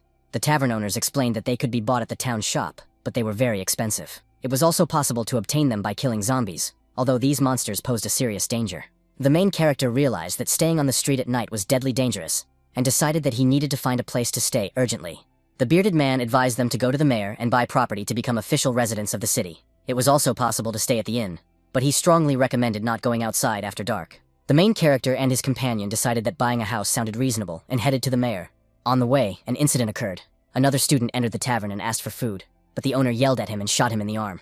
The victim panicked, and the system showed that he had lost 500 points. This incident frightened Qin Shuang, and she mentally thanked the main character for not allowing her to argue with the owner, who had shot without hesitation. When they reached the mayor's house, they learned that one of their seeds was worth 1,321 coins, and the other was worth 1,160 coins. The mayor also said that the cheapest real estate in the city was worth 1,200 coins. Qin Shuang was alarmed because she did not have enough money, but the main character assured her that he would cover the shortfall. The mayor suggested that they buy a house together, noting that the most beautiful houses are only sold to couples and cost 2,350 coins. When they saw the house, they were amazed. The building looked luxurious and even had a swimming pool. They agreed to buy it without hesitation. However, the mayor soon explained that according to the traditions of this city, joint ownership of a house is only possible for spouses. Hearing this, they both became embarrassed. The mayor asked if they really did not want to become husband and wife, because otherwise the deal would be impossible, as the city adhered to strict morals and did not allow men and women to purchase housing together without marriage. After an awkward pause, Qin Shuang, not giving the main character a chance to object, agreed, and they both confirmed their willingness to marry. The mayor was delighted, called them the perfect couple, and gave them a form to fill out, after which their marriage became official. As a gift, he gave them the keys to the house, 130 pea seeds, and 50 copper flower seeds, congratulating them on their new life. Leaving the mayor's house, Qin Shuang hastened to clarify that she had agreed to this marriage only for the sake of the deal, and asked the main character not to take it seriously. He just laughed, showing that he understood everything perfectly, which only made her angrier. As a result, they became official residents of the city, and received 1,000 points each, which put them in first place in the overall ranking. When they arrived at their new home, the main character was amazed. The building was truly luxurious. She did not attach much importance to the house, because such a dwelling was nothing compared to what she herself owned. Going up to the 2nd floor, she went to take a shower and go to bed, feeling very tired. At this time, the main character decided to test the special abilities of the pea seeds and 50 copper flowers that the mayor had given him. About an hour had passed since planting, and he decided to take a short walk around the house, heading to the room to tell Qin Shuang how the seeds had reacted. However, upon entering, he found her in her underwear, which made him extremely embarrassed. A second later, he was shown the door, and all his attempts to apologize were futile. Once outside, the hero began to think about the seeds, and came to the conclusion that if they were growing so fast, they must have enormous power. Suddenly, he heard light footsteps behind him. Qin Shuang approached, wondering what he was so unhappy about. He turned around, blushed, and became embarrassed, which only reinforced her guess about the reason for his behavior. The girl felt awkward and decided it would be better to forget about what had happened. A strange sound distracted them. Qin Shuang activated her light technique, illuminating the surroundings, and they saw a whole horde of zombies approaching with empty eyes and greedy mouths. The hero decided that the moment was right to test the power of the plants. However, the first shots of peas were weak and barely knocked the dead back. Disappointed, he strengthened the plants by adding a darkness bonus, which made their sprouts much larger and their attacks more powerful. Now the zombies began to fall one after another, bringing the hero points and even rare items. Using dark energy proved to be very exhausting, and soon they were surrounded again. Qin Shuang understood that there was no time to waste, because her rival, Shu Te, had already acquired his own estate and scored about 1,300 points. If the situation did not change, defeat was inevitable. The main character thought about how to speed up the destruction of his enemies, and realized that plants were living organisms, which meant they could be forced to mutate. He activated a targeted mutation, opening up 4 possible paths. The first was to increase the attack range. The second was to accelerate the rate of fire. The third was to create multiple heads, allowing firing from several barrels at once. And the fourth was to develop roots to strengthen the base. The hero decided to try all the options. After the mutations, the plants changed shape and became many times more deadly, destroying the undead without stopping. Soon, a new enemy appeared, a stronger zombie holding a flag in its hands. He threw the flag toward the plants, but missed, and was soon torn apart by the mutated sprouts. The hero picked up the flag, deciding that it would now belong to him, and remembered the copper flowers. They could mutate too. The first mutation allowed him to increase the speed of coin production, while the second expanded the radius of energy absorption. The hero was delighted by this thought. Now his income would increase significantly. Qin Shuang, who was watching the scoreboard, was happy to see that they had overtaken Shu Te. He couldn't believe he was in second place. Overcome with rage, he summoned a 4th-level dragon grass seed. 2 hours later, a giant dragon grew from the seed, destroying dozens of zombies with a single breath of fire. Shu Te's points rose to 1,610, and he once again surpassed the hero. He was angry and despised his opponent, considering him a worthless orphan, incapable of competing with the descendant of a true god. At dawn, the sun rose over the city, incinerating all the remaining zombies, which could only come out at night. Qin Shuang sat atop a huge pile of gold coins, amazed at how strong their plants had become. The hero explained that he had mastered directed mutation, an ability that allowed living beings to become stronger. The girl considered this gift perverse, but she had to admit its effectiveness, even though their results were still inferior. After all, Shu Te had 21,000 points, while the hero had 128,000. Han Wu asked her not to worry, because this was just the beginning, and later they would be able to exchange their plants for better ones. Night fell again, and now their plants had reached the 2nd and 3rd levels. The girl watched from the roof of the house, noting that the situation was becoming dangerous.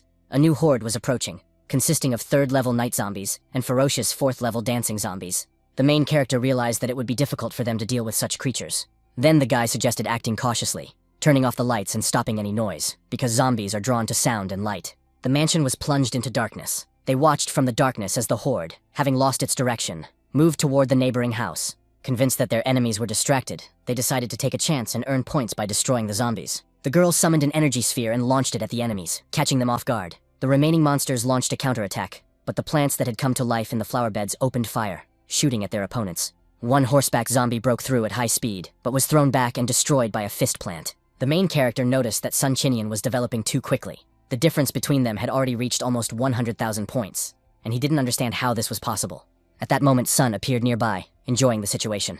A new wave of zombies rushed towards his domain, but the oak archers destroyed all the approaching enemies. The young man, caught up in the excitement, waited for new opponents, deciding that first place should go to him. The main character noted to himself that he did not expect to meet such a reckless person, and his companion thought that perhaps it was not envy, but irritation.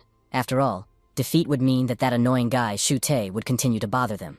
Meanwhile, the 4th-level dancing zombie approached closely, calling 2 more to his aid. Now the 3 creatures were heading straight for the mansion. The main character noted that the enemy had crossed Sun Qianian's line of defense. One of the zombies stepped on an invisible spring trap, and a powerful shock threw him right into the hero's territory. Realizing that delay was dangerous, the hero ordered the pea shooters to open fire with all their might. However, the attacks proved too weak for a creature of this level. The girl suggested retreating into the house, but he refused. Defeat would mean losing everything. He decided to take action himself and transformed into his dragon form. He struck the enemy with force, but it barely staggered. The hero realized that he could no longer hold back, and putting all his strength into it, unleashed a series of rapid attacks on the enemy. His technique worked. The zombie's head separated and fell to the ground. The system notified him that he had destroyed a level 4 dancing zombie and received a seed of the same level, a pair of crocodile boots, a dance music record, and 500 points. However, the hero was dissatisfied. The battle had been too difficult. His shoulder was almost dislocated, and the reward seemed meager. At that moment, 2 students were watching him from afar through binoculars. The girl noted that the visibility was excellent, but it was impossible to see the rating table. Her friend confirmed this, adding that Han Wu was indeed on the team of the famous goddess from the reserve class. The girl watched his actions with interest and wondered if he would be able to obtain the fruit of wisdom in a city full of zombies, because not everything is limited to growing plants and killing monsters. She smiled, anticipating who would take first place and get the viewing rights. Suddenly, their teacher Lena approached them and asked who they had bet on. Frightened, they replied that they were betting on Han Wu. Lena smiled and told them to follow her. Now they would be able to watch. The girl and the others went to the office, where the teacher called up a live broadcast of events inside the zombie city on a large screen so that everyone could watch what was happening in more detail. The main character continued the battle in his dragon form, giving mental commands to the explosive pea shooters to fire continuously. The plants obeyed, firing fiery charges while he flew away to avoid being hit. One of the observers noted that the firepower of these plants was comparable to that of the second order, which was an outstanding result in itself. The girl watching the battle began to understand why her friend Mammoth had been defeated by Han Wu. because the young man really did possess incredible strength. However, she could not understand why a third-level zombie had invaded his territory, because logically, this should not have been possible. The spring plants caught the zombies again and threw them into the main character's territory. The observers considered this action unfair, as it looked like intimidation. They wondered who could be sponsoring these reserve students with such power. The teacher explained that a student named Sun Chinian had no patrons, which caused even more surprise, because such power without outside support seemed impossible. Senior E became irritated, considering what was happening to be disorderly and a sign of the degradation of the new generation, in which reservists had lost all dignity. He was curious about who Shu Tae was and why this student was ranked significantly higher than Sun Qianyan and even Han Wu. The camera switched to Shu Tae, whose dragon plant was destroying hordes of zombies. His smug expression was perceived as a challenge to Han Wu himself. The observers were shocked to realize that they were looking at a fiery dragon plant, an extremely rare creation. They understood that Shu Tae was under the protection of their sworn enemy, Huang Shengjun, who had previously killed many in the zombie city in order to obtain rare resources. The girl confirmed that Shu Tae and Huang Shengjun had entered into a private agreement. In exchange for sponsorship, the student would give 70% of all the resources he obtained. Such an agreement was met with universal contempt. Soon, Huang Shengjun himself appeared in the room. He realized that they were discussing him and suggested making a bet to see whose protege would perform better. The young man considered this pointless, since they already knew about Shu Tae's support. These words enraged Huang Shengjun. He spoke contemptuously of his classmates, accusing them of cowardice and a miserable existence, even after entering one of the best universities of the divine civilization. Mammoth couldn't take the insults and tried to rush forward, but his friend stopped him, reminding him that everything was happening in front of the teacher. The girl calmly replied that their so-called useless club was created precisely to help students from poor families obtain resources. She accepted the bet, promising to find out which reserve student would show the best results. Huang Shengjun agreed, demanding 10 points of divinity as a stake. Senior Ye accepted the challenge without hesitation. Teacher Lena acted as a witness to the bet, reminding everyone that no one would be allowed to complain after the bet was settled. The boy was nervous because he knew that Shu Tae had received powerful sponsorship, but there was no turning back. She believed that the support given to Han Wu was also very significant. The teacher warned that if the main character was the first to uncover the secret of the zombie city, he would have a huge chance of winning. The second day of survival began, and another 2,000 points were added to the score. The main character, exhausted, lay barely moving. Qin Shuang noted that he was doing well and set about cleaning up the battlefield, glad that Han Wu's abilities had been preserved in this distorted world. Otherwise, they would have faced defeat.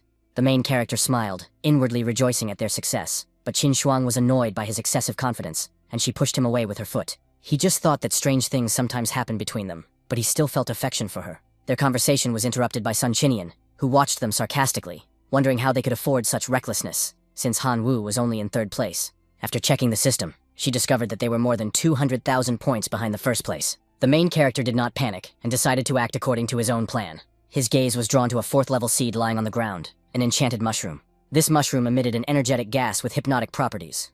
Any zombie exposed to it became a puppet of the mushroom, turned against its allies, and underwent mental subjugation. The main character learned that any zombie that consumed this special fruit would be completely subject to the effect of suggestion. The second item was a 4th-level cannonball capable of destroying 3rd-level zombies in seconds and dealing area damage. The hero was amazed to realize that these plants could turn enemies into obedient puppets, and also serve as an effective weapon for scoring points. Qin Shuang suggested going to the shop to sell the loot and buy new high-level seeds.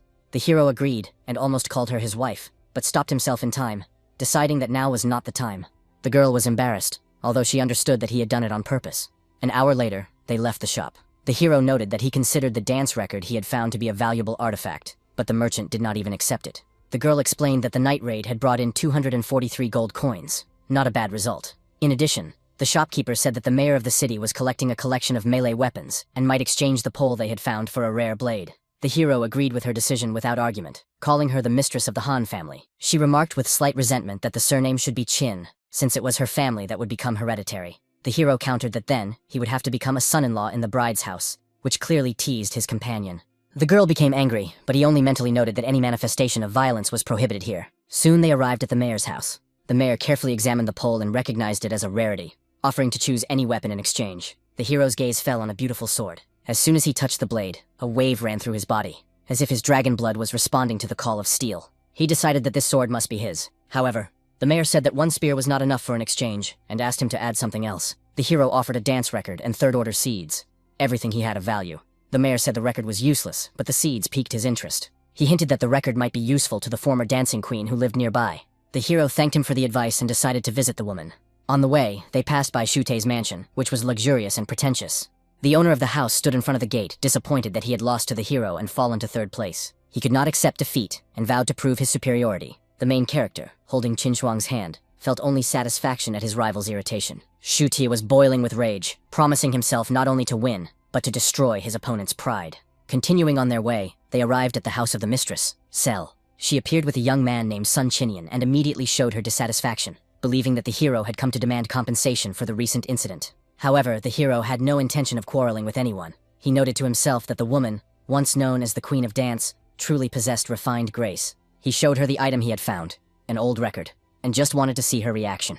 The woman, keeping her cool, said she would not change her habits for empty pleasantries. Then the hero demonstrated the artifact itself, hoping that she would still appreciate its rarity. Sun Qinian, watching this, only smiled, believing that it was impossible to reconcile the parties with the help of an old, worn-out record. The woman immediately recognized in the hero's movements the long-lost dance step of the King of Dance. Realizing this, she showed great interest and was willing to pay any price. This fact drove the blonde-haired young man to despair, because if the main character demanded his expulsion, everything would be over. Out of fear, he tried to remind her of their friendship, hoping to soften the situation. However, the main character calmly handed the book to the woman and promised to send more notes if he found them. The woman thanked him for his generosity, apologized for her previous rudeness, and expressed her desire to become closer in the future. After that, they said goodbye. Soon, a notification appeared that a friendly relationship had been established with a resident of the city, the dance queen Hannah, and the friendship level had reached 99, which brought 30,000 points. The main character was surprised. Such a reward was incomparably greater than for destroying random zombies. He realized that the true path to victory in this city lay not through battles, but through establishing connections. Qin Shuang wondered what had happened, because she also received a notification about her friendship with Hannah, opened her personal store, and received 10,000 points. The hero realized that because of their alliance, his wife also received bonuses, and considered it an excellent deal. Qin Shuang blushed, calling him shameless, and walked ahead, hiding her embarrassment. The main character decided to take a look at the assortment of Hannah's store. For 10 friendship points, you could buy 3rd-level clover seeds. For 20, you could take a dance course. For 35, you could get a divine dance outfit. And for 90, you could get the fruit of wisdom.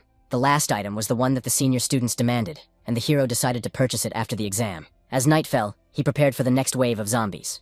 His 4th-level plants had undergone a targeted mutation, so the hero was confident that he would earn a lot of points. When the zombies appeared and moved towards the mansion, the plants didn't give them a second to react. All enemies were blown up instantly. The hero noticed that no high-level zombies had appeared that night, which meant that his point gain was insignificant. Then he saw Hannah waving her hand on the other side of the street. She had taken out the strong zombies, wanting to show a friendly gesture, which annoyed him.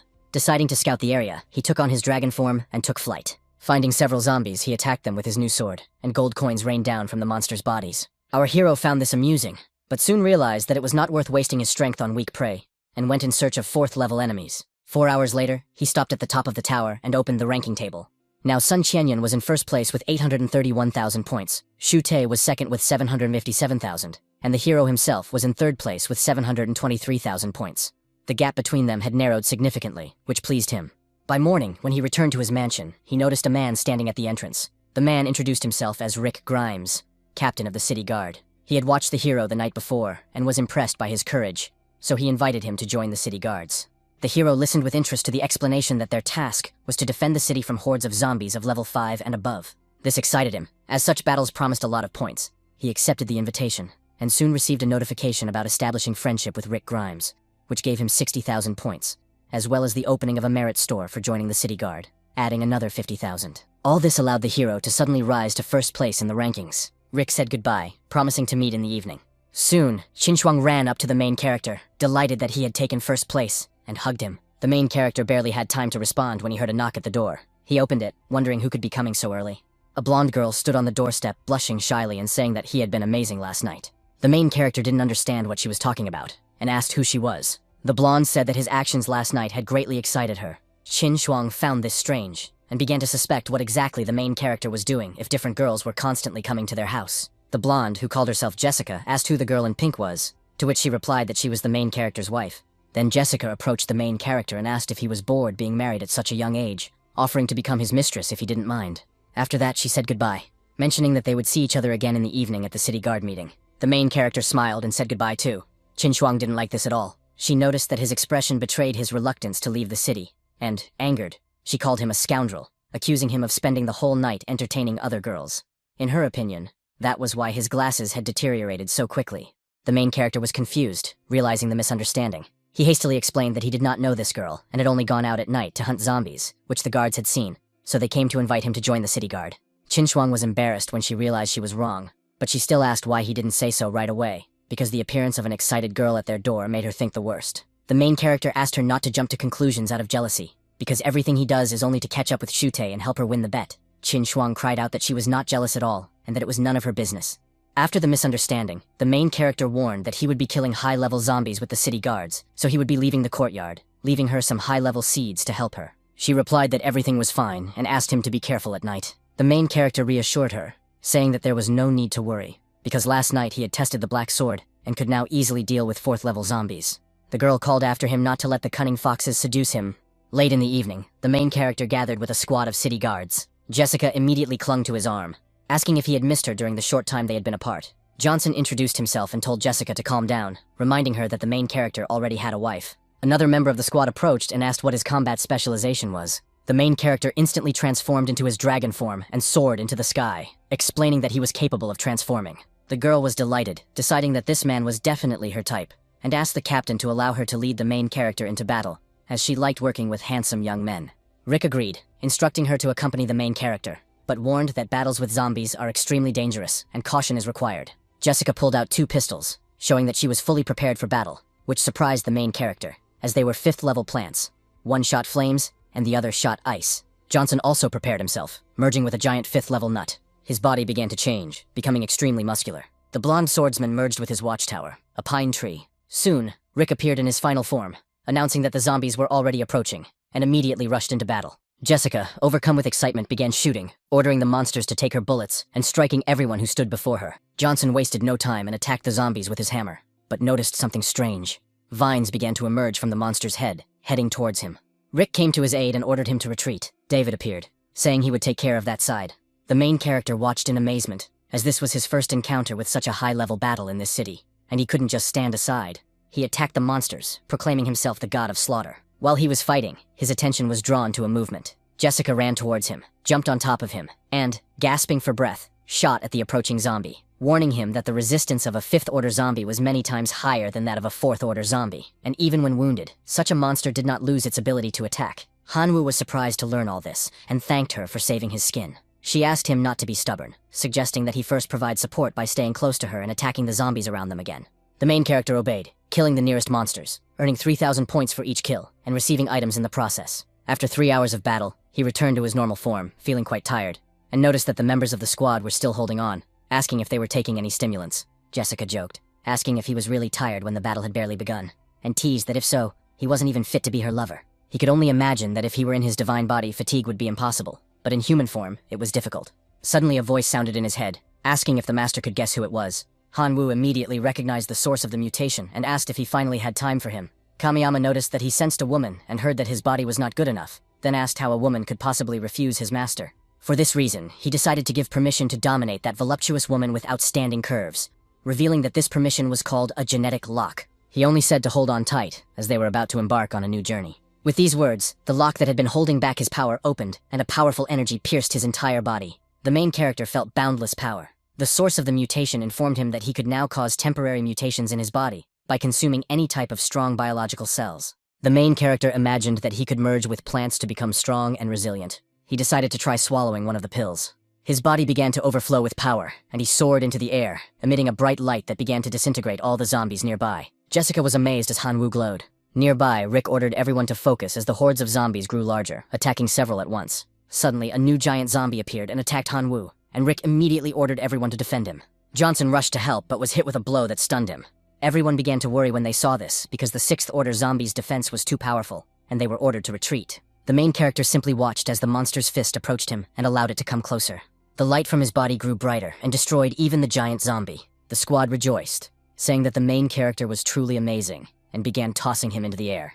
The system announced that friendly relations had been established with Jessica, a resident of the city, and 50,000 points had been awarded. Friendship with Johnson and another 50,000 merit points had also been established, as well as friendship with David. In addition, a personal shop was unlocked for all 3 of them. He also received 23,000 points for destroying a level 6 zombie. The source of the mutation asked the host what it was like to unlock such power. The main character admitted that it was incredible, but soon became alarmed when the slime warned that it had bad news. This infuriated him. He wanted to know what the bad news was because he had nothing left but the divinity he had worked so hard to obtain. The source said he didn't need it, and the bad news was only that the ability had side effects. He felt relieved, because his divinity would not be stolen, but he still shouted that he had not been warned in advance about such side effects, and asked if he would become crippled or something like that. Kamiyama asked how the master of the supreme source of mutation could be such a coward, explaining that the side effects did not threaten his physical body, but that the genetic lock could not be used continuously, and only needed a little time to recover. The main character found this suspicious, but realized that if he just waited, everything would be fine, and asked what would happen if he used the ability before recovery was complete. The slime warned that his physical body was fragile, and that he could now only use this ability once every 10 days. If he used it more often, his genes would become disordered and permanent mutations would occur. The main character said he understood and didn't want to know the details, because it was all strange. At that moment, Rick shouted, asking if he felt any discomfort. Hanwoo turned around and said that he was fine. Jessica ran up to him excitedly, as she found his performance incredible, considering him worthy of being her lover, and asked if he wanted to spend a wonderful night with her. He felt embarrassed by this proposal until Johnson intervened, asking her to stop pestering him, as Hanwoo had expended a lot of energy and was probably tired, suggesting that he rest while Johnson dealt with the remaining zombies himself. The main character admitted that he was indeed tired and was going to rest a little. With that, he began walking through the city, thinking that he would not be able to use the genetic lock for the next 10 days, so he needed to improve his basic combat skills. He remembered the city guard's private store and wondered what might be interesting there. Opening the system, he quickly noticed the plant fusion technique, as it was ideal for filling the gap in the genetic lock's recovery period. The source of the mutation was curious, and asked if this pile of junk would satisfy him, since plant fusion was nothing more than a primitive method of transplanting different life forms. This upset Hanwoo, as the technique cost 70 friendship points, and the slime made it useless. But there was nothing he could do, as the lock took too long to recharge. Kamiyama said that wasn't the case, explaining that his weak body was to blame, and asked if he believed that with a small modification, he could take the plant fusion technique to a higher level, mentioning that it would cost 2 divinity points. But it was useless, as he admitted that he had no money. Then Kamiyama said goodbye. This annoyed him, as he hated greedy people, so he lowered the price to 1 point of divinity, saying he couldn't go any cheaper. The main character felt proud inside, considering himself the king of bargaining, and agreed to the deal at that price. The slime snapped its fingers, and the main character's head was filled with a flood of information. He realized that the plant fusion technique had been improved, and now allowed up to 3 plants to be fused at once, with an additional option for 6th level seeds, which was truly amazing. However, Kamiyama warned that he would want that point of divinity back later. The main character said not to worry about it, and began to fiddle with the system, remembering that his attribute was darkness. He placed the 5th level plant, the King of Death Adalia, in the first slot. After that, the 4th day of survival began, and he was awarded 4,000 points. The protagonist looked up and noticed that the scoreboard had expanded, realizing that Qin Shuang had appeared in the rankings and could defeat Xu Te in less than 2 days. He was in first place with 1,400,000 points. Sun Chenyan was in second place with 1,200,000 points. Xu Te was in third place with almost 1 million points, and Qin Shuang was in fourth place with 736,000 points. After that, he returned to the mansion and, satisfied with the results, asked if his dear wife was busy. She was sitting on the floor and noticed that he was all happy, so she asked if he had had fun with that hot girl. He replied that his mood had nothing to do with that, but she threw several items at him, saying that they belonged to him and he could sell them. The main character said he no longer needed them and asked her to keep everything for herself, wondering why she was being so formal since they were a couple. Qin Shuang began to tap him on the head irritably, reminding him that they had agreed to share everything equally, and told him to take his share, because she was not the kind of girl who liked to take advantage of others. After that, she left, saying that she was going to learn to dance with the hostess Hannah. He said that was fine, only asking her to come back early. Internally, he thought that she was a really smart girl, because she knew how to earn points by befriending the townspeople, and he was proud of that. 9 days passed, and Hanwoo met the city guard again. He noticed something strange and asked what was wrong, as everyone looked worried. Jessica replied that there would be a lunar eclipse that night, which happens once a month. Because of it, the zombie invasion would be much stronger than usual, and during the last eclipse, a girl named Jasmine was lost forever due to the difficulties. Rick shared that Jasmine's death was his responsibility, and promised that no one would die tonight. Everyone yelled at him not to say that, and the girl grabbed the main character's hand, warning him that she probably wouldn't be able to protect him tonight, and asking him to promise that he would run away if he found himself in danger. This made Hanwoo think, because he was the weakest in the group, and would surely be the first to die if they encountered danger. That's why she was worried. With these thoughts in mind, he replied that he was a man, and that he should actually be the one to protect her. Jessica was satisfied with this answer and asked him to be careful. Aware of the dangers that would arise that night, he ran to the eyewear store to see if there was any useful equipment. The store offers the following items: artifact armor for 12,000 points, night vision fruit for 2,000 points, invigorating flower for 1,500 points, physical enhancement herb for 1,000 points, 5th level golden dragon herb for 120,000 points, and finally, man-eater for 5,000 points. His current points total 95,000. He spends all his available points and begins to invest them in the ability he received from the source of mutation for plant fusion. The main character assumes that the golden dragon grass also contains dragon genes, and begins to attract the blood of the black dragon. His body begins to transform, turning into an even more powerful dragon form, radiating an ominous aura. Rick raises his head and warns that time is up, as the eclipse has begun and the hordes will start to appear. The zombies begin to feel the power of the eclipse, and as a result, transform, becoming significantly stronger. Rick warns that the zombies have mutated and their levels will continue to rise, so everyone must prepare. The battle will be difficult. Jessica says she is more than ready, as are Johnson and David, and the entire squad takes up combat positions. The monsters rush forward and the captain responds by ordering everyone to attack. The zombies begin to withstand all of Jessica's shots. As they try to defeat the enemy, Johnson yells for the two to focus on shooting from a distance, forming a defensive line. Han-Woo decides he can't fall behind and delivers a powerful blow to the colossal zombie. As soon as he does, other zombies begin to chase him, forcing him to defeat them one by one. Rick praises him for his excellent work. An hour passes, and the battle continues at a frantic pace.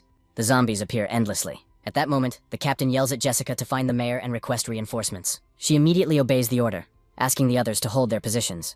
As soon as she says this, David is hid in the armor and his comrade covers him, asking him to be careful. Rick approaches, noticing how hard it is for his team, and starts shooting at the zombies, also attacking in close combat. Soon, a notification arrives for the main character, informing him that the 10-day recovery period has expired. He rejoices at this and flies to the front line, declaring that he will buy some time for everyone. However, Rick asks him not to overexert himself and to run if necessary. The main character explains that he is also a member of the city guard, so he is obliged to protect the residents.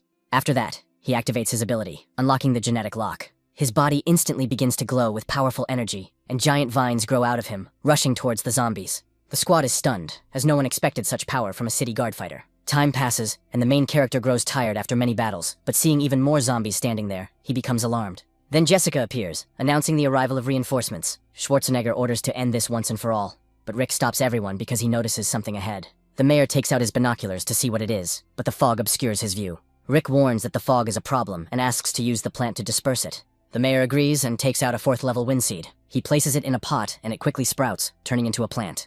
The main character is amazed at how quickly this happened. The plant instantly jumps up and begins to spin, dispersing the fog and revealing nearby zombies. The system informs us that this is a ceramic flower pot, a container for planting seeds that increases their growth rate 100-fold. At this moment, the mayor notices that he likes the pot and says that he may give him more later, as Rick spoke well of the hero, especially after the night of the eclipse. He considers it a gift from the city. The main character thanks him, and a notification appears stating that friendly relations with Arnold Schwarzenegger have been established by opening a personal store and giving him 100,000 points. The main character immediately opens the mayor's store, assuming that it contains many treasures, and quickly notices a plant of interest. He uses it, and poisonous mushrooms begin to grow on the bodies of the zombies. He comes closer and rejoices at how quickly the Black Plague mushrooms are spreading. Thanks to this, the main character rises into the air and begins to use life sacrifice on the mushrooms that have taken root in the monsters. Immediately, an aura envelops the entire area, and several colossal explosions begin to occur. As a result of the sacrifice of life, the system presents 3 options from which he can choose what to receive. The first is the 9th-level seed of the Tree of Wisdom. By planting it in the divine dimension, one can maintain the stability of the divine world, prolong the life of the clan, and receive the fruits of wisdom after it matures. The second option is a golden flower pot, and any special plant planted in it will gain immortality. Finally, the third option is a 4th-level building, a botanical museum. If you build it in the divine domain, a special seed will be randomly produced every 24 hours.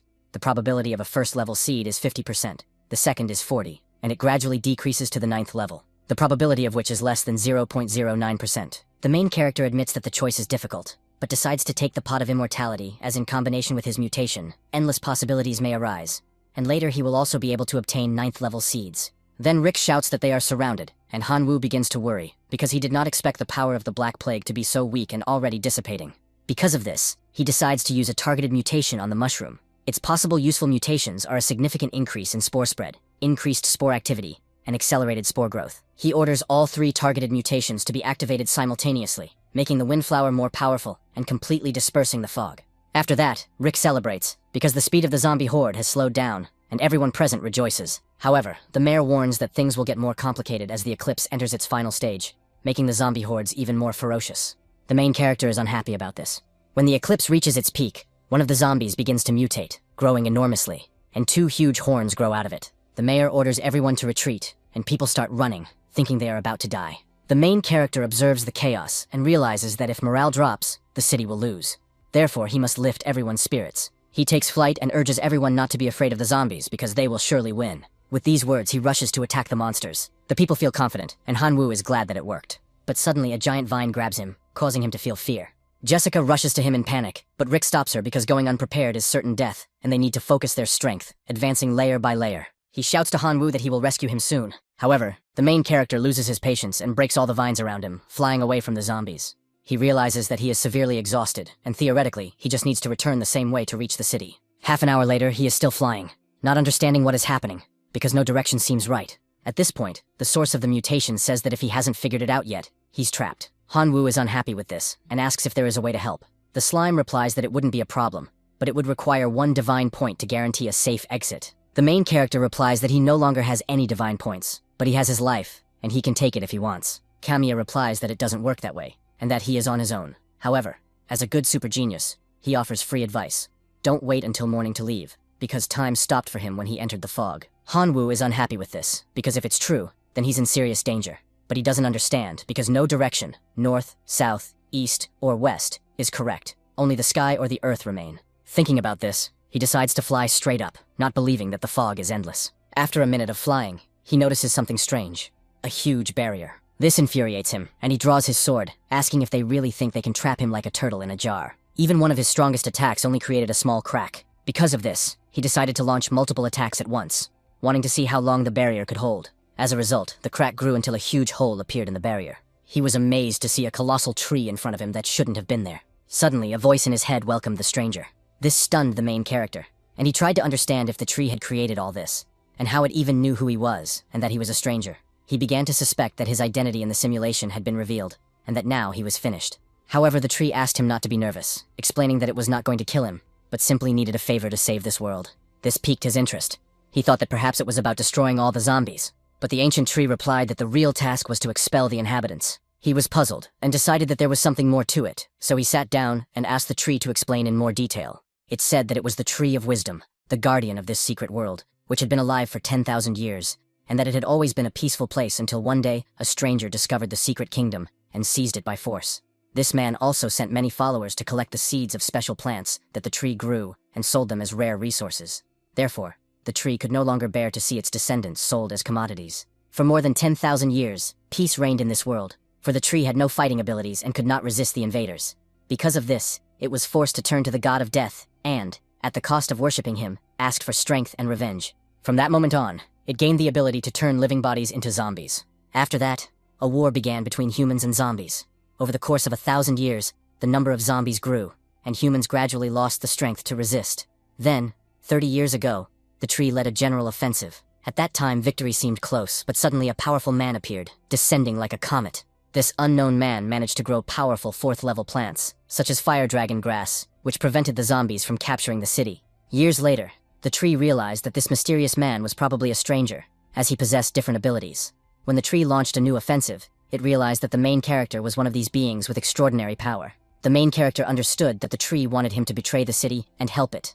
The tree offered him 10 fruits of wisdom in exchange. The main character thought about it, realizing that 10 fruits of wisdom were equal to 10 points of divinity. It was truly incredible. Moreover, the tree promised 3 divine bodies, which although dead for 1,000 years, were still active. This dazzled his eyes, for the offer was too tempting, but inside he felt disappointment. He could easily deal with the people, but the zombie city belonged to the Imperial Academy, and the god behind it was probably one of its highest leaders. Otherwise, helping the tree could lead to serious consequences. With these thoughts in mind, he apologized, explaining that he had to refuse. But before he finished, the tree emphasized that if he helped, it could recommend him to the Great Lord of Death. The main character was shocked. This gave him a chance to obtain a divine position of the 5th level, associated with death. If he achieved this, he would be revered by all the gods. The tree asked if he was ready to accept the offer, and the main character replied that he would try his best. But first he needed to contact the divine world to find his followers, because otherwise he would not be able to achieve much on his own. The tree thought for a moment and replied that it was not impossible, but he would have to swear an oath to the god of death. If he broke it, the clan of creatures would be subject to the oath of death until they disappeared completely. The main character understood that the tree was indeed afraid that he would take over the entire secret world after gaining power, and realized that it underestimated the appeal of the divine position of death of the 5th level. Therefore, he made the oath. Immediately, a magical mark appeared on his hand, which surprised him. It all happened too quickly.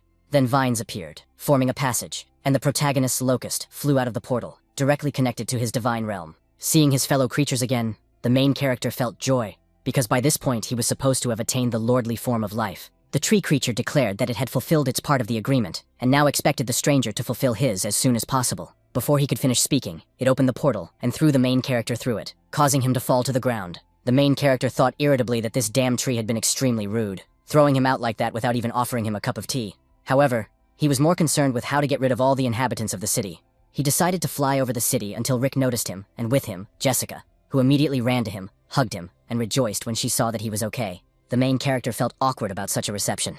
At that moment, the mayor approached him and announced that he would be awarded the prize of the year for his great contribution. The main character replied that this was unnecessary and suggested converting the award into money. Then the sun came out, and all the remaining zombies were destroyed. The ranking table was updated.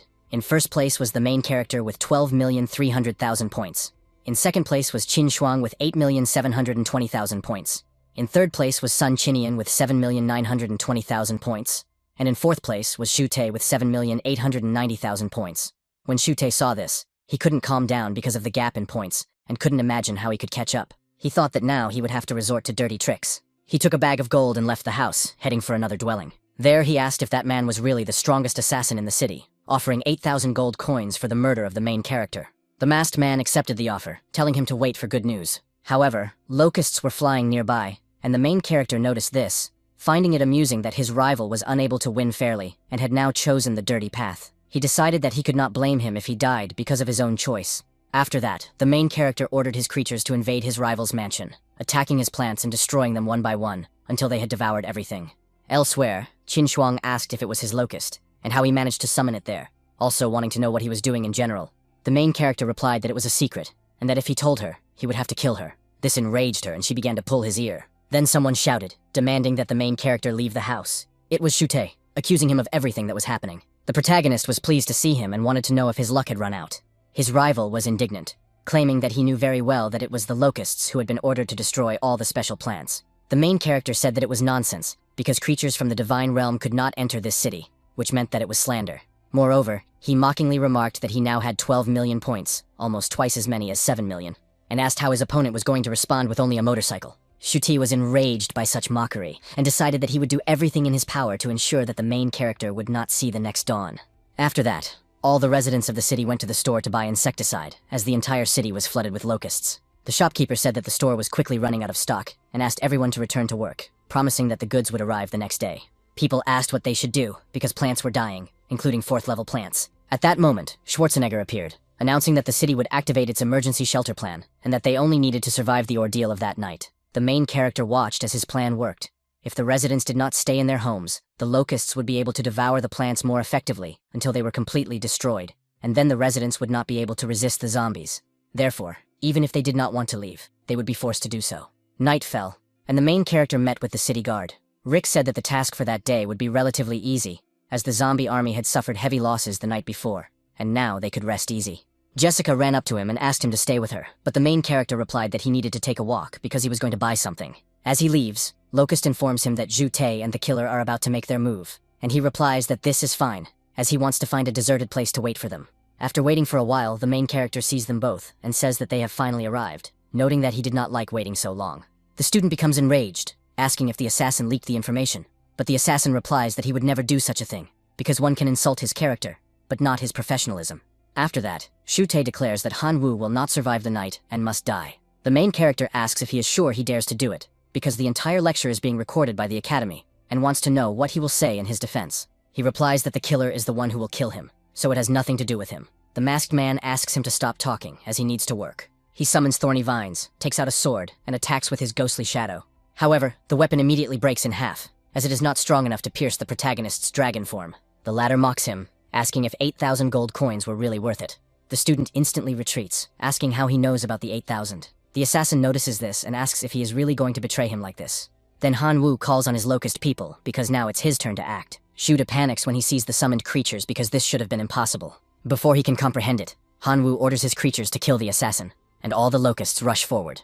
Then he flies up to Shu Te, deciding to deal with him personally. The guy is frightened and warns that he cannot be killed, because the Academy records everything that happens in the city, and if he does, he will have to explain himself. The main character agrees, saying that he doesn't care, and throws him into a pile of zombies, allowing the monsters to devour him.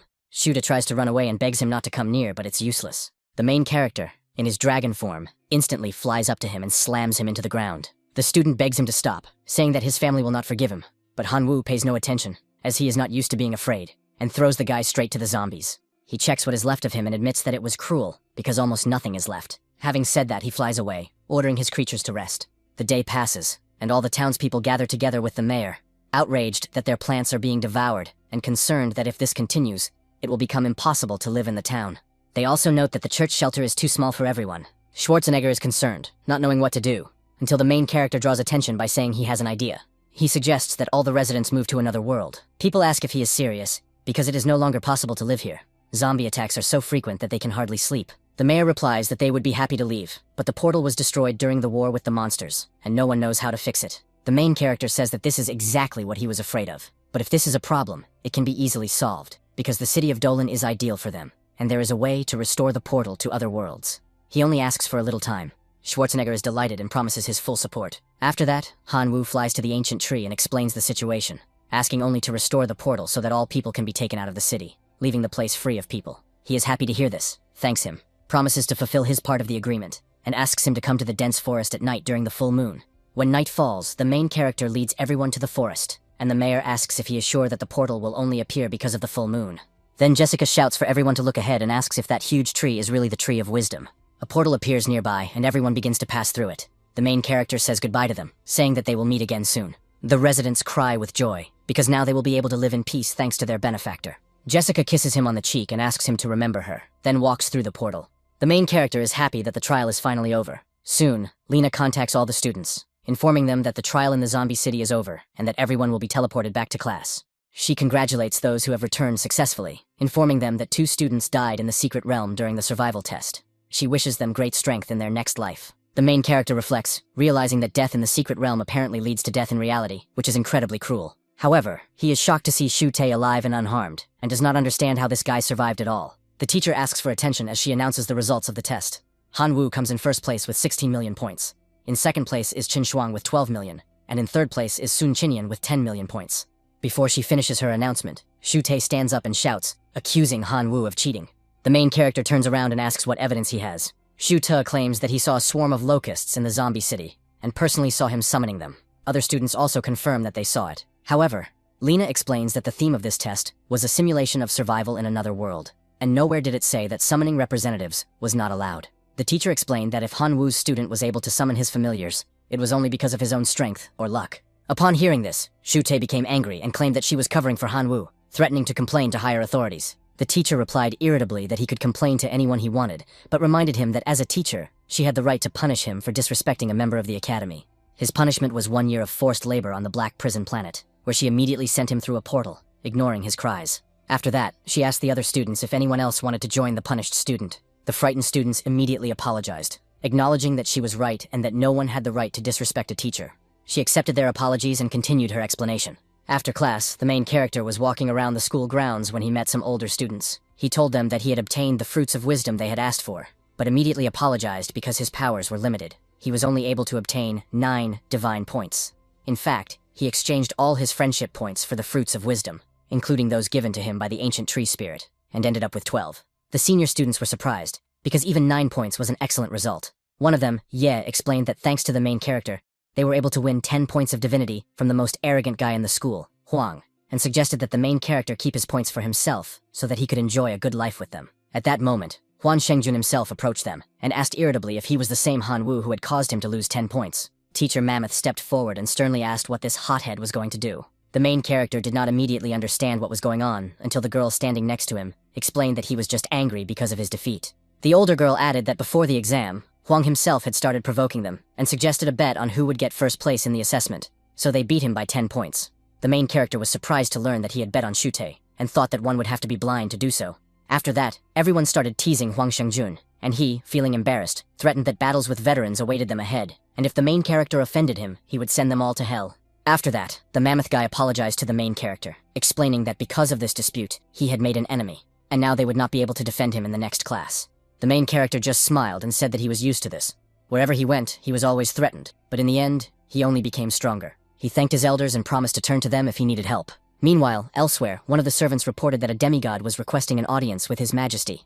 The king ordered the guest to be brought in. When he entered, the ruler asked why he had come. The demigod, introducing himself as Zhang, bowed and said that he had come to report a discovery related to the Divine River. The king ordered him to speak immediately and promised a generous reward if the information was confirmed. Gan opened a box containing the body of a locust found in the ruins of the Divine River and said that he knew a certain Han Wu, who, in his opinion, was connected with this, as he possessed similar creatures. He also reported that this Han Wu was an orphan and was currently studying at the Imperial University in a preparatory course. Upon hearing this, Advisor Connor cried out in amazement at how a mere divine creature could have entered the ruins of the river and defeated the 6 demigods he had sent there, and to take what rightfully belonged to him. Zhang immediately bowed, asking His Majesty to calm down, as he himself could not believe at first that Han Wu, who was only at the divine level, could be responsible for the events at the Divine River. However, he carefully examined the traces and finally came to the conclusion that it was this child who was the culprit. He reported that he had learned about the purchase made by Han Wu at that location through a radioactive ore dealer, and had also found a record of his entry into the divine space of the hotel. After that, the king realized what was happening and made it clear that everything had to be true. Otherwise, he would not spare Han Wu. He ordered him to take his reward and leave. Then he ordered one of his subordinates to bring a signaling device to test Han Wu, because he needed to confirm whether he was guilty of stealing his treasure. If it turned out to be true, he promised to turn him to ashes. Shortly after that, the main character sneezed, noting that it seemed to be getting cold and that he needed to prepare for his next class in order to level up as soon as possible. Then he took the vessel he had received from Professor Lena and was amazed by its properties. This vase could connect to a special seed of jade flowers, and the hero would receive the corresponding plant seed at each growth cycle. The cycle depended on the classification of the plant. The higher the level, the longer the cycle. Realizing this, the main character decided to test the 6th level Shadow Ghost Vine by combining it with the plant fusion technique, as it was supposed to unleash the powerful ability of a phantom flash. In addition, by binding it to the vase, he could permanently preserve this high-level seed. After that, Han Wu looked at the bodies of the gods, as they could be processed into divine energy of flesh and blood. In addition, the catalyst worked well on grasshoppers, and if given the fruit of wisdom, their combat effectiveness could increase several times over. Suddenly, Lena called. The main character answered, asking what had happened. She explained that she had bad news. The zombie city had been handed over to the academy by Mr. Shu Hai, one of the 3 leading professors of the Imperial Academy and a god-level being. However, the city was now lost, as the coordinates had been destroyed, and the professor had discovered that the main character was responsible. Because of this, he was extremely angry. The main character panicked, fearing that he might be expelled, but Professor Lena reassured him, saying that what had happened did not violate the Academy's rules. The only problem was that the angry professor wanted to challenge him to a duel the next day. She also said that she would act as the judge. The main character felt relieved, deciding that if Lena was present, he would not die. However, she strictly emphasized that he should not take this lightly and must give his all in the fight against this professor. Later, lying in bed, the main character realized that it was impossible to avoid the duel, and decided to just get a good night's sleep before the battle of his life. The next morning, on the training field, the senior students cheered on the main character, wishing him luck and advising him to give up if he realized that the fight was impossible to win. Suddenly, Professor Lena appeared and asked Han Wu to greet the professor who had challenged him. They stood facing each other. Shu Hai declared that he would not use any abilities, divine arts, or other measures in battle, but would only summon 1,000,000 beings from his divine kingdom to fight, emphasizing that regardless of the outcome, he was doing this because of the destruction of his secret dimension. The main character replied that he did not dare to object, and would make every effort not to disappoint the professor. After that, Lena announced the start of the battle, saying that the terrain would be mountainous, and that both sides could summon their representatives. She shouted that the battle was beginning. Shu Hai summoned his army, calling forth thousands of puppets. Meng was surprised by the professor's representatives, sensing a powerful aura from them, and asked what kind of creatures they were. But his friend explained that they were sapiens, a subspecies of humans, an extremely rare related race representing unusual life forms, with innate high intelligence and enormous potential. With sufficient effort, they could achieve a heroic form of existence in adulthood. And although there were no heroic beings among those summoned, their aura remained just as powerful. Knowing this, Mammoth shouted for the main character to surrender immediately, because the enemy was too strong, and even if he lost half his army, he would still remain a prophet. However, the professor told him to be quiet and turned to the main character, asking if he was going to summon his creatures. The main character confirmed this, opening a portal and summoning his grasshoppers, which filled the entire arena with their colossal ranks. Shu Hai couldn't hide his surprise, because this incredible number of locusts represented unusual life forms. He was even more amazed to see that in addition to them, there were lord-level creatures among the army. Moreover, behind the locusts stood an army of red dwarf goblins, whose leader also possessed the level of a lord. He was even more surprised to see that among the Minotaur race, there was also one with the same astonishing level of power. Then the Imperial Sword of Wind appeared, leaving the professor speechless, for before him stood a lord-level life form from the Sword Clan. Because of this, the professor could not contain his surprise, and wondered how many races the main character belonged to, as he was at a loss for words. No sooner had he thought this than a clan of skeletons appeared, completely stunning him. for before him stood 5 Lord-level creatures and 1 Bone Lord with the combat power of a supreme hero. This was considered impossible, because even a demigod could not assemble such an army. This made the professor doubt whether this young man was really only at the divine level. Meng, observing the army, admitted to himself that he thought he had barely lost his battle with Han Wu. However, seeing the entire army, he realized that he did not stand a chance. His friend agreed, noting that there were almost no first-year students who could assemble such a formidable army. Senior E, on the other hand, felt proud to see such a powerful force and believed that if the main character officially joined the university, he would achieve great things. The 3 comrades began to cheer him on, expecting him to show his full power.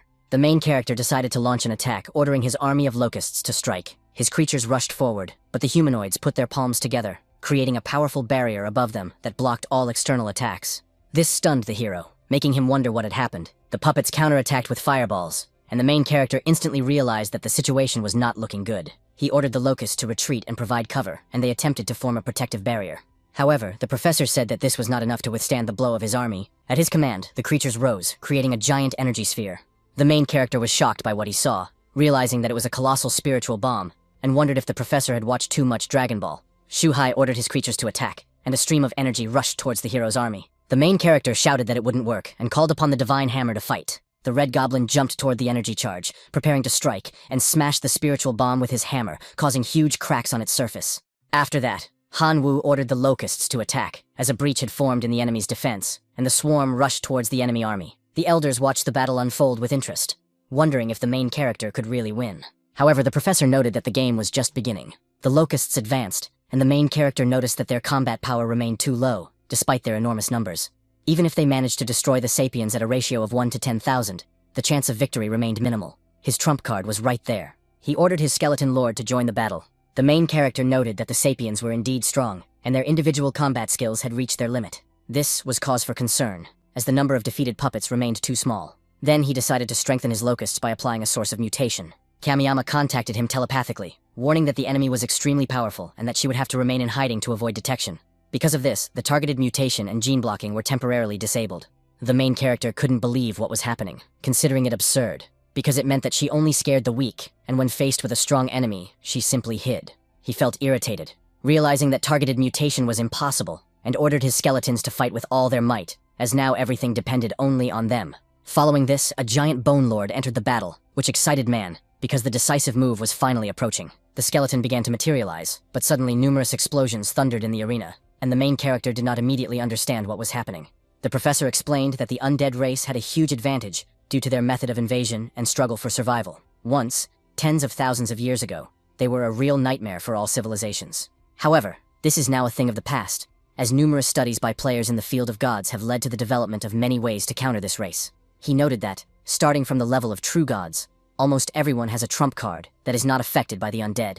Therefore, he told Han Wu that if this was indeed his last resort, the road ahead would be extremely difficult. The main character noticed that the locust attacks were ineffective. They only caused minor damage. Skeletons could not be summoned. The small skeleton and Bone Lord were completely immobilized, and thousands of minotaurs and gnomes were unable to turn the tide of battle. He wondered whether to give up, watching as the Emperor of the Wind Sword and the Lord of the Minotaurs fought almost alone. With each passing minute, their situation worsened, and the hero realized that if things continued this way, the battle would end in their demise. Then he ordered the Black Locusts to attack. They prepared their arrows and shot them high into the air. Thanks to their dark, corrosive properties, they pierced the shields, and some of the sapien were struck down. The main hero realized how unusual the Fruit of Wisdom was. After all, the locusts had eaten only a little of it, but they had already been able to evolve. The Emperor of the Wind Sword and the Lord of the Minotaurs did not give up, and continued to break through, destroying enemies in their path. But soon the puppets rose again, and Han Wu became alarmed. This race was recovering too quickly. Soon he noticed something in the distance. His great friend, the black dragon Elphys, had come to his aid, accompanied by his fellow dragons. Senior E couldn't believe her eyes. Before him was a purebred black dragon. Then it became clear to everyone that Han Wu had been hiding this treasure from them, one with the potential to rise to the level of a king. Meng, watching this, felt irritated. The more he saw the hero's army, the more clearly he understood that in the past, their duel would have had no chance of victory for him. The professor thought about how, even in its preparatory phase, Han Wu's army possessed boundless power, uniting the strongest races and possessing an incredible ability to regenerate. Meanwhile, the dragons had already descended. Not knowing who would emerge victorious, he offered the hero a truce. Han Wu wondered if he really wanted to stop the fight. However, Elphys strongly objected. The elders were amazed that the god Shu Hai himself was asking for a truce. No one expected him to be capable of this, and everyone wondered if he was afraid of Han Wu. The girl waited with interest for the hero's decision, but Lena intervened, explaining that they didn't understand anything. Professor Shu Hai was simply holding back. If he had acted at full strength, Han Wu would not have had a chance. The professor was only showing mercy. She explained that the strength shown by the hero had truly earned Shu Hai's recognition, and he had no intention of letting such a talented student slip away. In the arena, the professor approached Han Wu, saying that he had calmed down, and added that further fighting would only lead to unnecessary casualties. As a token of gratitude, he intended to give the remaining legion of sapiences to him, but he set one condition. When Han Wu entered university, he must become his student. The main character was taken aback, but Lena immediately explained that he should thank the professor immediately. After all, Shu Hai is one of the 3 most famous mentors at Imperial University, an incredibly powerful man. Every year, the line of people wishing to become his students stretches for 500 meters, about 1,000 people, if there are 2 per meter. At the same time, only 25,500 students are admitted to the academy each year. Surprised, Han Wu hurried to bow to the professor, expressing his willingness to become his student, even now. Shu Hai understood this as agreement to the terms and ordered the remaining 820,000 sapiens to be brought to his divine realm, calling it a small sign of support. However, training would only begin after official admission to the academy. He emphasized that the others were not important to him, but if Han Wu became his student, he would have to maintain the highest level and achieve perfection at the level of a demigod. Han Wu said he understood everything, because he realized that in order to achieve this, he needed to earn the maximum 10 divine points. The teacher emphasized that, in addition to this, the hero would have to obtain information about the power of the god of death, directly from the god of death himself. This would be an additional test. If Han Wu fulfilled both conditions, he could become an official disciple. After that, the elders appeared, congratulating Han Wu on his magnificent battle. Shu Hai asked if they enjoyed the spectacle, and sternly warned them not to let a single word of what had been said leave these walls, especially so that the other teachers would not find out about it. The boy assured him that he need not worry. After all, the professor knew their character well, which meant they would not reveal anything. To be sure, Shu Hai threw them a few gifts, after which the trio, beaming with joy, swore that they would not talk even under torture. Lena called them crazy, wondering how they had the audacity to extort gifts from a deity of such a level. The next day, Qinshuang called Han Wu. She needed his help. As they walked, she told him that her family was planning to arrange a marriage of convenience with the Zhu Te clan. Unfortunately, she was to be the victim of this deal. The main character was surprised, asking if such a thing was still practiced, and if her parents really agreed to it. The girl explained that her parents had recently received the power of the gods of light and could not contradict her great-grandfather, the only true god in the family. His decision was a divine decree, binding on all. She also added that initially they wanted to betroth her to Shu Te, but after he failed the exam, his older brother, Shu Gang, became the groom. Han Wu replied that he understood and noted that the Qin family was clearly determined to make this union happen, after which he asked how he could help, promising to do everything in his power. He recalled that they had once been husband and wife, which embarrassed the girl. She responded by slapping him and telling him to be quiet. The hero just smiled. That was exactly how he remembered her. Then he promised that if she really wanted to break off the engagement, he would go with her. Qin Shuang smiled and thanked him. 3 days later, they arrived in the Qin family's city. The main character couldn't believe his eyes. The city was huge, and he exclaimed, "Are you really a princess?" The girl explained that the city was smaller than the imperial capital, but about 10 million people lived there. Soon, a man approached them and said that the master and mistress had sent him specifically to meet them. When they arrived at the estate, Qin Shuang thanked Uncle Zhang and introduced Han Wu. The butler was delighted to finally meet his niece's classmate, whom he had heard of as a genius in the preparatory class, and apologized for any inconvenience. After that, they got into the car and headed for the elder's house. On the way, Qin Shuang was visibly nervous, and the hero told her not to worry. If anything happened, he would protect her. The girl thanked him, then turned around and said they had arrived. When they entered, they heard a man's voice inside asking the third brother which of his children had not used the family's resources since childhood. He added that his daughter had used the family's connections and resources to get into the preparatory class, which meant that she was the most suitable for marriage. The main character just sighed, thinking that these families really treat their children like commodities. No sooner had he said this than Qin Shuang knocked, threw open the door, and loudly declared that she refused to marry a member of the Shu family. The man in red sternly told her not to talk nonsense, and not to interfere in the conversation of her elders. The man with glasses coldly stated that she was obliged to contribute to the family. After all, the Shu clan had a true god and immense wealth, and all that was required of her was to marry a young representative of the clan. After that, he ordered the guards to take her to the restroom. When the guards approached, Qin Shuang's father stood up, demanding to know who would dare touch his daughter. His brother stood up and declared that excessive protection only harmed her. Her father shouted in anger that he loved his daughter and only wanted to see her happy, as a future student of the Imperial Academy with the potential to become a true goddess. The mustachioed man called this madness and asked if her father really expected the progenitor himself, a true god, to beg for permission for the marriage. He added that although Qin Shuang was talented, she was not even a demigod yet, and might not be able to become a goddess even in a century. In conclusion, He warned that if the Qin family lost their only true god, everyone understood perfectly well what the consequences would be. Hearing screams coming from the house, the main character asked the butler if this had anything to do with the marriage agreement with the family's only true god. The butler replied that their only true god had caused serious problems while traveling to a foreign civilization, had been captured, and was now awaiting execution. Only another true god had the right to negotiate with that civilization. The Qin family sought help everywhere, and eventually found a god of that level in the Shu family. The main character thought about it. Qin Shuang really did have the potential to become a true goddess, and the Shu family clearly wanted to take advantage of that by luring her to their side. But suddenly he realized something important, and immediately made a call. On the other end of the line, his interlocutor, hearing his voice, asked if he was speaking in the tone of a deity again. The main character replied that, no, he just wanted to ask for a favor. He needed to go to a foreign civilization and rescue a player from the divine domain who had been captured by a true god. As soon as he was about to give the coordinates, his interlocutor said that he had already heard about this civilization and knew about the true god, powerful but slightly inferior to himself. The main character was delighted and asked if he would agree to help. The other replied that they first needed to discuss the reward. If the payment was too small, he would not even bother to move. The hero thought that hiring a true god would be expensive, and the Qin family would have to spend a lot, but it would be worth it. After thinking it over, he said that the reward would be paid in the form of a divine artifact, and asked how much the man would consider sufficient payment. The man on the other end of the line perked up and said that it would take 30,000 units of divine artifact source to restore his spear, and that he agreed to that payment. The protagonist replied that it was a deal, and promised to send the coordinates for signing the contract. Meanwhile, the argument continued inside the house. One of the older family members shouted that Qin Shuang shouldn't be so selfish. Suddenly, everyone turned around. The main character had appeared and calmly asked them to wait a minute. The family was furious, and demanded that the stranger be kicked out of the Qin residence. But Qin Shuang stood in front of them, saying that he was her classmate who had come to help. The man with the mustache flew into a rage, deciding that the guy looked more like a schoolboy suitor, and therefore the girl was refusing to marry into the Shu family. Qin Shuang told him not to talk nonsense, but her uncle sternly remarked that she was a descendant of a true god and should seek a husband of a similar status. He then asked Han Wu if there was a true god in his family. The main character smiled and replied that there was only him in his family, neither a true god nor even a demigod, but many bottles of water. The man chuckled and said that marrying such a person would only lead to poverty, then took out a card and said that it contained 500 million units of divine power, more than enough to live in comfort. He suggested that the hero take the card and leave Qin Shuang alone. The main character, still smiling calmly, said that he would accept the card, because now he would have the means to hire a true god and save their great ancestor. The man was taken aback, unable to believe his ears.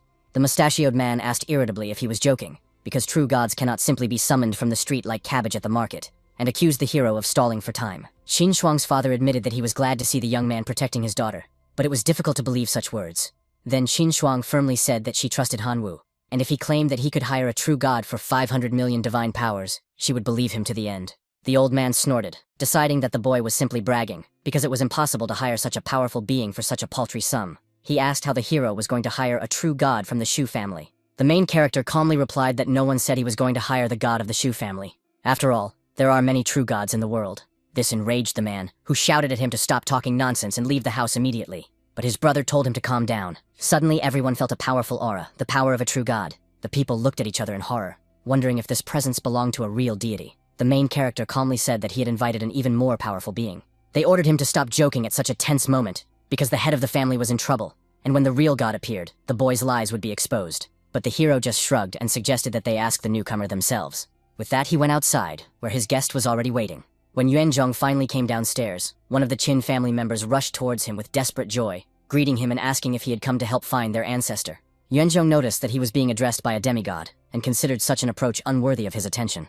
The main character laughed, because this man had been bragging so much just a moment ago. Then the true god asked who among those present was Han Wu. Qin Shuang and her father, watching from afar, wondered if the young man had really managed to invite such a powerful figure, like the rest of the family, not believing it. After the main character replied that he was Han Wu, Yuanzhong approached, doubting his words, thinking that he was just a child who had not even reached the level of a demigod, and wondering why he had previously called him his brother. Feeling embarrassed, the main character confirmed his words and asked if Yuanzhong recognized the source of the artifact he was holding. Yuanzhong was satisfied that everything was true, and remarked that he had not expected to see such a young man.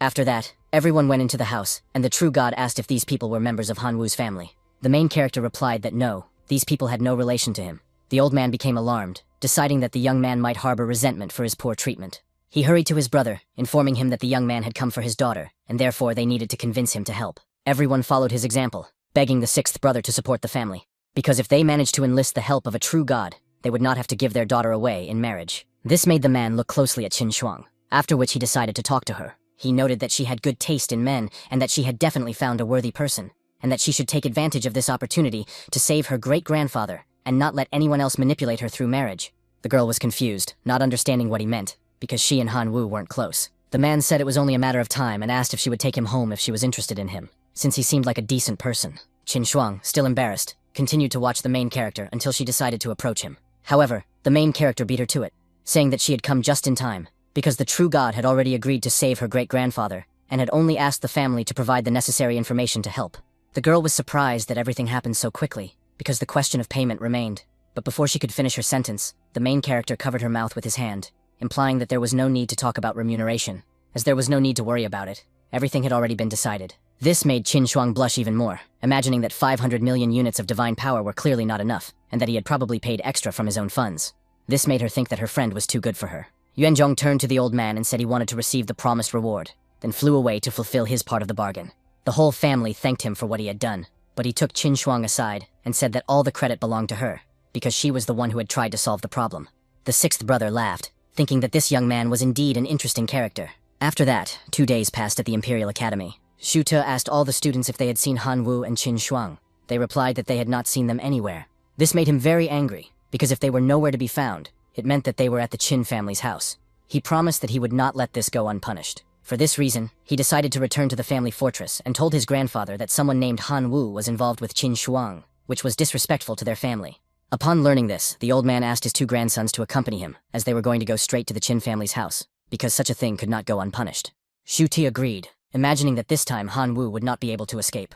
Elsewhere, the main character and Qin Shuang were meditating. The main character reflected on the fact that possessing 500 million units of divine power, he had managed to exchange them for 103,000 units of artifact energy, of which 30,000 would go to Yuanzhong, and he would use the rest to develop the gluttony ability to the 4th level, and soon he would have a powerful army. Thinking about this, he looked silly, and the girl noticed it, wondering what he could be thinking about so dreamily that he even drooled. At that moment, Uncle Zhang suddenly ran in, shouting that something bad had happened. Both of them got up, asking what had happened. It was said that the true god of the Shu family was there with his 2 grandsons, and the 6th master had sent someone to hide the 2. Meanwhile, at the Qin family estate, everyone gathered for a meeting. The father demanded that his daughter's marriage be annulled, as the ancestor was about to return. His brother replied that this was too simple a solution, as the true god of the Shu family was not someone to be trifled with. If he found out the truth, he could use it as an excuse to turn all their property upside down. It was suggested that they not tell the truth and stall for time until the patriarch returned. The brother noted that this was easier said than done, because the true god was not so foolish as to believe such excuses, and had most likely already figured everything out. One of those present, concerned about the absence of the true god in their family, said that nothing could be done, and that it was better to support the marriage. Otherwise, if they angered such a powerful being, it would lead to the suffering of millions. The girl's father shouted that this was all nonsense, reminding them that they had Han Wu and that they must not forget that the boy had hired a true god to save their ancestor, thus becoming the benefactor of the family. The brother said he understood everything, but added that, unfortunately, if things continued, everyone would suffer because of his daughter, which greatly angered the father. The father was outraged, asking if his daughter was now to blame for everything, and said he was tired of the constant accusations against her. Suddenly, the man demanded silence, reminding everyone that they all had children, and noting that they could not afford to insult either side. He suggested holding a martial arts tournament for Qin Shuang's hand so that the rivals could fight each other and decide who would become her husband. The 6th brother reacted irritably to this proposal, considering that his daughter was being turned into a commodity. However, the rest of the family agreed, as it was a good way to avoid offending anyone and protect everyone. Suddenly, everyone heard someone ask why they had not yet welcomed the true god. Everyone immediately rushed out, as no one wanted to appear disrespectful. The elder ordered an end to the pointless conversation, as he had come to arrange his grandson's marriage before setting off to rescue their true god, and therefore demanded Qin Shuang's presence. The elder brother informed him that the girl's classmate had already hired someone of the same level to rescue the family patriarch, and begged for mercy for the Qin family. This angered Shu, and he wanted to know how a demigod dared to challenge him. His power proved so destructive that the entire surrounding area was transformed into a storm of energy. Everyone immediately fell to their knees, begging for mercy. At that moment, Qin Shuang appeared, begging him not to destroy her home. At that moment, Shu Te informed his brother that the boy was Han Wu. He rejoiced, deciding that this man would not live to see another day. The ancestor asked the girl if she wanted him to spare her family, adding that to do so, she must obediently marry his grandson. The girl refused, calling it madness. The older brother, in despair, rushed to the elder, begging for mercy and saying that the girl was still too young and just needed to be taught a lesson in respect. The true god turned to the main character, asking if he was the benefactor of the Qin family and the one who had destroyed the marriage. He warned that if he did not hear a convincing explanation, the main character would not leave this place alive. The main character made it clear that he had come to help his friend and was not obliged to explain himself to any true god. He asked if there was a law prohibiting friends from helping each other. Zhu Te flew into a rage, demanding an explanation for how he dared to show disrespect to his grandfather. The protagonist replied that he had only spoken a few honest words and did not consider it disrespectful, unless the almighty true god was so petty. Brother Shu gave a final warning, stating that if he left now, they would pretend nothing had happened, but if he refused, the Shu family would take it as a challenge. The main character replied that he didn't care and wasn't going to leave. After these words, the guy rushed at him, declaring that he would die in this room. Qin Shuang's father, seeing that the situation was getting out of control, tried to stop them, but the true god intervened, saying that this was his grandson's battle for the honor of the Shu family, and no one should interfere. When Shu attacked the main character, he opened his divine portal, from which an army of armored soldiers emerged. They were all extraordinary beings. The main character noted that they were powerful representatives in steel armor, much stronger than Shu Te's creatures. The man ordered his creatures to destroy everything in their path. The main character wasted no time and summoned his locust people. When the army of soldiers approached, the locusts prepared their arrows, and the soldiers raised their swords. At the very beginning of the battle, the locust people gained the upper hand, winning both in close combat and in sword fighting. Zhu flew into a rage, realizing that he had clearly underestimated his opponent. Knowing he had reached his limit, he ordered his divine armored soldiers to attack. A huge hand began to emerge from the portal, and soon a giant steel warrior appeared. He immediately rushed at the locust people. The main character noticed the approach, but due to the high speed, he did not have time to dodge and lost his arm. The main character was overcome with anger, for this was a high-level locust lord, the very one who had eaten the fruit of wisdom and possessed unlimited potential for the future. Shu mocked him, claiming that even the locust lord was weak, because they were all just trash. The main character felt excited when he heard this and activated their mutation. As a result, his representatives became significantly stronger than before, shocking their opponents. Not understanding what was happening, the main character ordered the swarm to advance, and the entire army moved towards the divine warrior. Shu ordered his representative to activate his protective armor, and at that moment, a divine shield appeared. The main character warned that the counterattack was just beginning, and that the real show was about to start. He ordered his locusts to activate the source of mutation and directed evolution. Thanks to this, the locusts underwent tremendous changes. Their strength increased so much that their attacks easily broke through the defenses of the divine soldiers. The main character demanded that they repeat that insects were weak, but the enemy remained silent. Then he decided to show them something else. He threw 1,000 poisonous crystals at his locust master and ordered him to take revenge. The representative's arm was immediately restored, and his body was filled with immeasurable strength. As a result, he gained the ability to release a highly corrosive poison. Without wasting any time, the locust lord soared into the air and unleashed his acid attack on the steel soldier, destroying his shield in an instant. Zhu panicked, not understanding what this power was, and ordered his representative to retreat and return to the divine dimension. The main character noted that this was not so easy, because it was impossible to leave the battlefield at will. His opponent asked what he was trying to achieve and fell into despair when he saw the absurd number of supreme warriors that Han Wu possessed. He couldn't comprehend how so many powerful beings were still on the field and collapsed to the ground. But that wasn't the end. When the guy looked at the portal, a black dragon appeared from it. He was forced to watch as his entire army perished and turned into an army of skeletons, strengthening the main character. Yu shouted that he was giving up and would immediately leave Han Wu's divine dimension. However, the main character said that it wasn't that simple, because now it was his turn to invade. He ordered his army to enter Shugan's divine realm. Zhugan was in despair, realizing that he could no longer wait, because if things continued, the representatives would attack his own dimension. He gritted his teeth and ordered the portal to be closed immediately. The soldiers heard the command, but the locusts had already rushed inside at full speed. When the portal finally closed, Shugang felt relieved, for he had feared the worst. However, soon the divine portal reopened, plunging him into despair. The main character explained that among his locusts there were low-level individuals, and although they were not very strong, they were capable of building a bridge connecting them to the enemy's divine realm, which was impossible to break. In other words, the destruction of his divine dimension was inevitable. Shugang fell to his knees, begging for the battle to end and for the creatures to be returned. But the main character had other plans, because it was the enemy who invaded his domain first, so he couldn't complain about the retaliatory attack. These words angered Shugang, and he exclaimed that he was offering a way out, to remove the representatives from the divine dimension. He reminded him that his grandfather was outside, and was still a true god, which meant that no matter how talented the enemy was, he had no chance against such a being. The main character declared that he was not a fool. He understood that if he severed the connection between the divine worlds, the old man would destroy him with his divine power. Therefore, he needed a hostage, a trump card, so that his grandfather could not kill him. Otherwise, his grandson would also perish. This makes him so desperate that he promises to tell his grandfather not to do anything if he spares him. But it's useless, because the main character only wants silence, since the locusts are searching for the divine core at that very moment and soon find it. An hour has already passed outside, and the true god begins to worry, not understanding why his grandson has not yet come out and whether something bad has happened. No sooner has he said this than the observer's screen appears, causing the entire Qin family to become confused and demand to see what is happening. Everyone in the house is shocked, because the screen shows Shu Gan completely overwhelmed. No one really understands what is happening, but the older brother explains that Shu Gang's divine core is probably now in Han Wu's hands and could be destroyed at any moment. After all, they can see the Locust Man standing right on top of the divine core, which could be destroyed at any moment. At that moment, a hologram of the Elder enters the divine realm and approaches Han Wu, asking him to release his grandson's divine core. The main character notes that he was surprised by the sudden appearance of the hologram, and this caused him dissatisfaction. Therefore, he orders his locusts to speed up the destruction of the steel soldiers. The old man becomes annoyed at being ignored, and asks what the main character wants in exchange for mercy. The main character replies that there must be some misunderstanding, because in reality, they should be discussing what the old man must do in order to be allowed to leave. These words enrage the true god. He imagines how, after freeing his grandson, he will torture the boy for 3 days and 3 nights before killing him. Suddenly, lightning strikes, and the true god Yuanzhang appears. Seeing him, Han Wu rejoices, for his colleague has finally returned, and apparently not alone, but accompanied by another true god. The entire Qin family rejoices at the return of their patriarch. The older brother tells Mr. Shu that it is a blessed day, as the ancestor has returned, and the Qin family will hold a great feast, asking if he would like to stay for a drink. He replies that there is no need. Meanwhile, in the divine realm, the elder says that their true god has arrived and now his grandson can be released.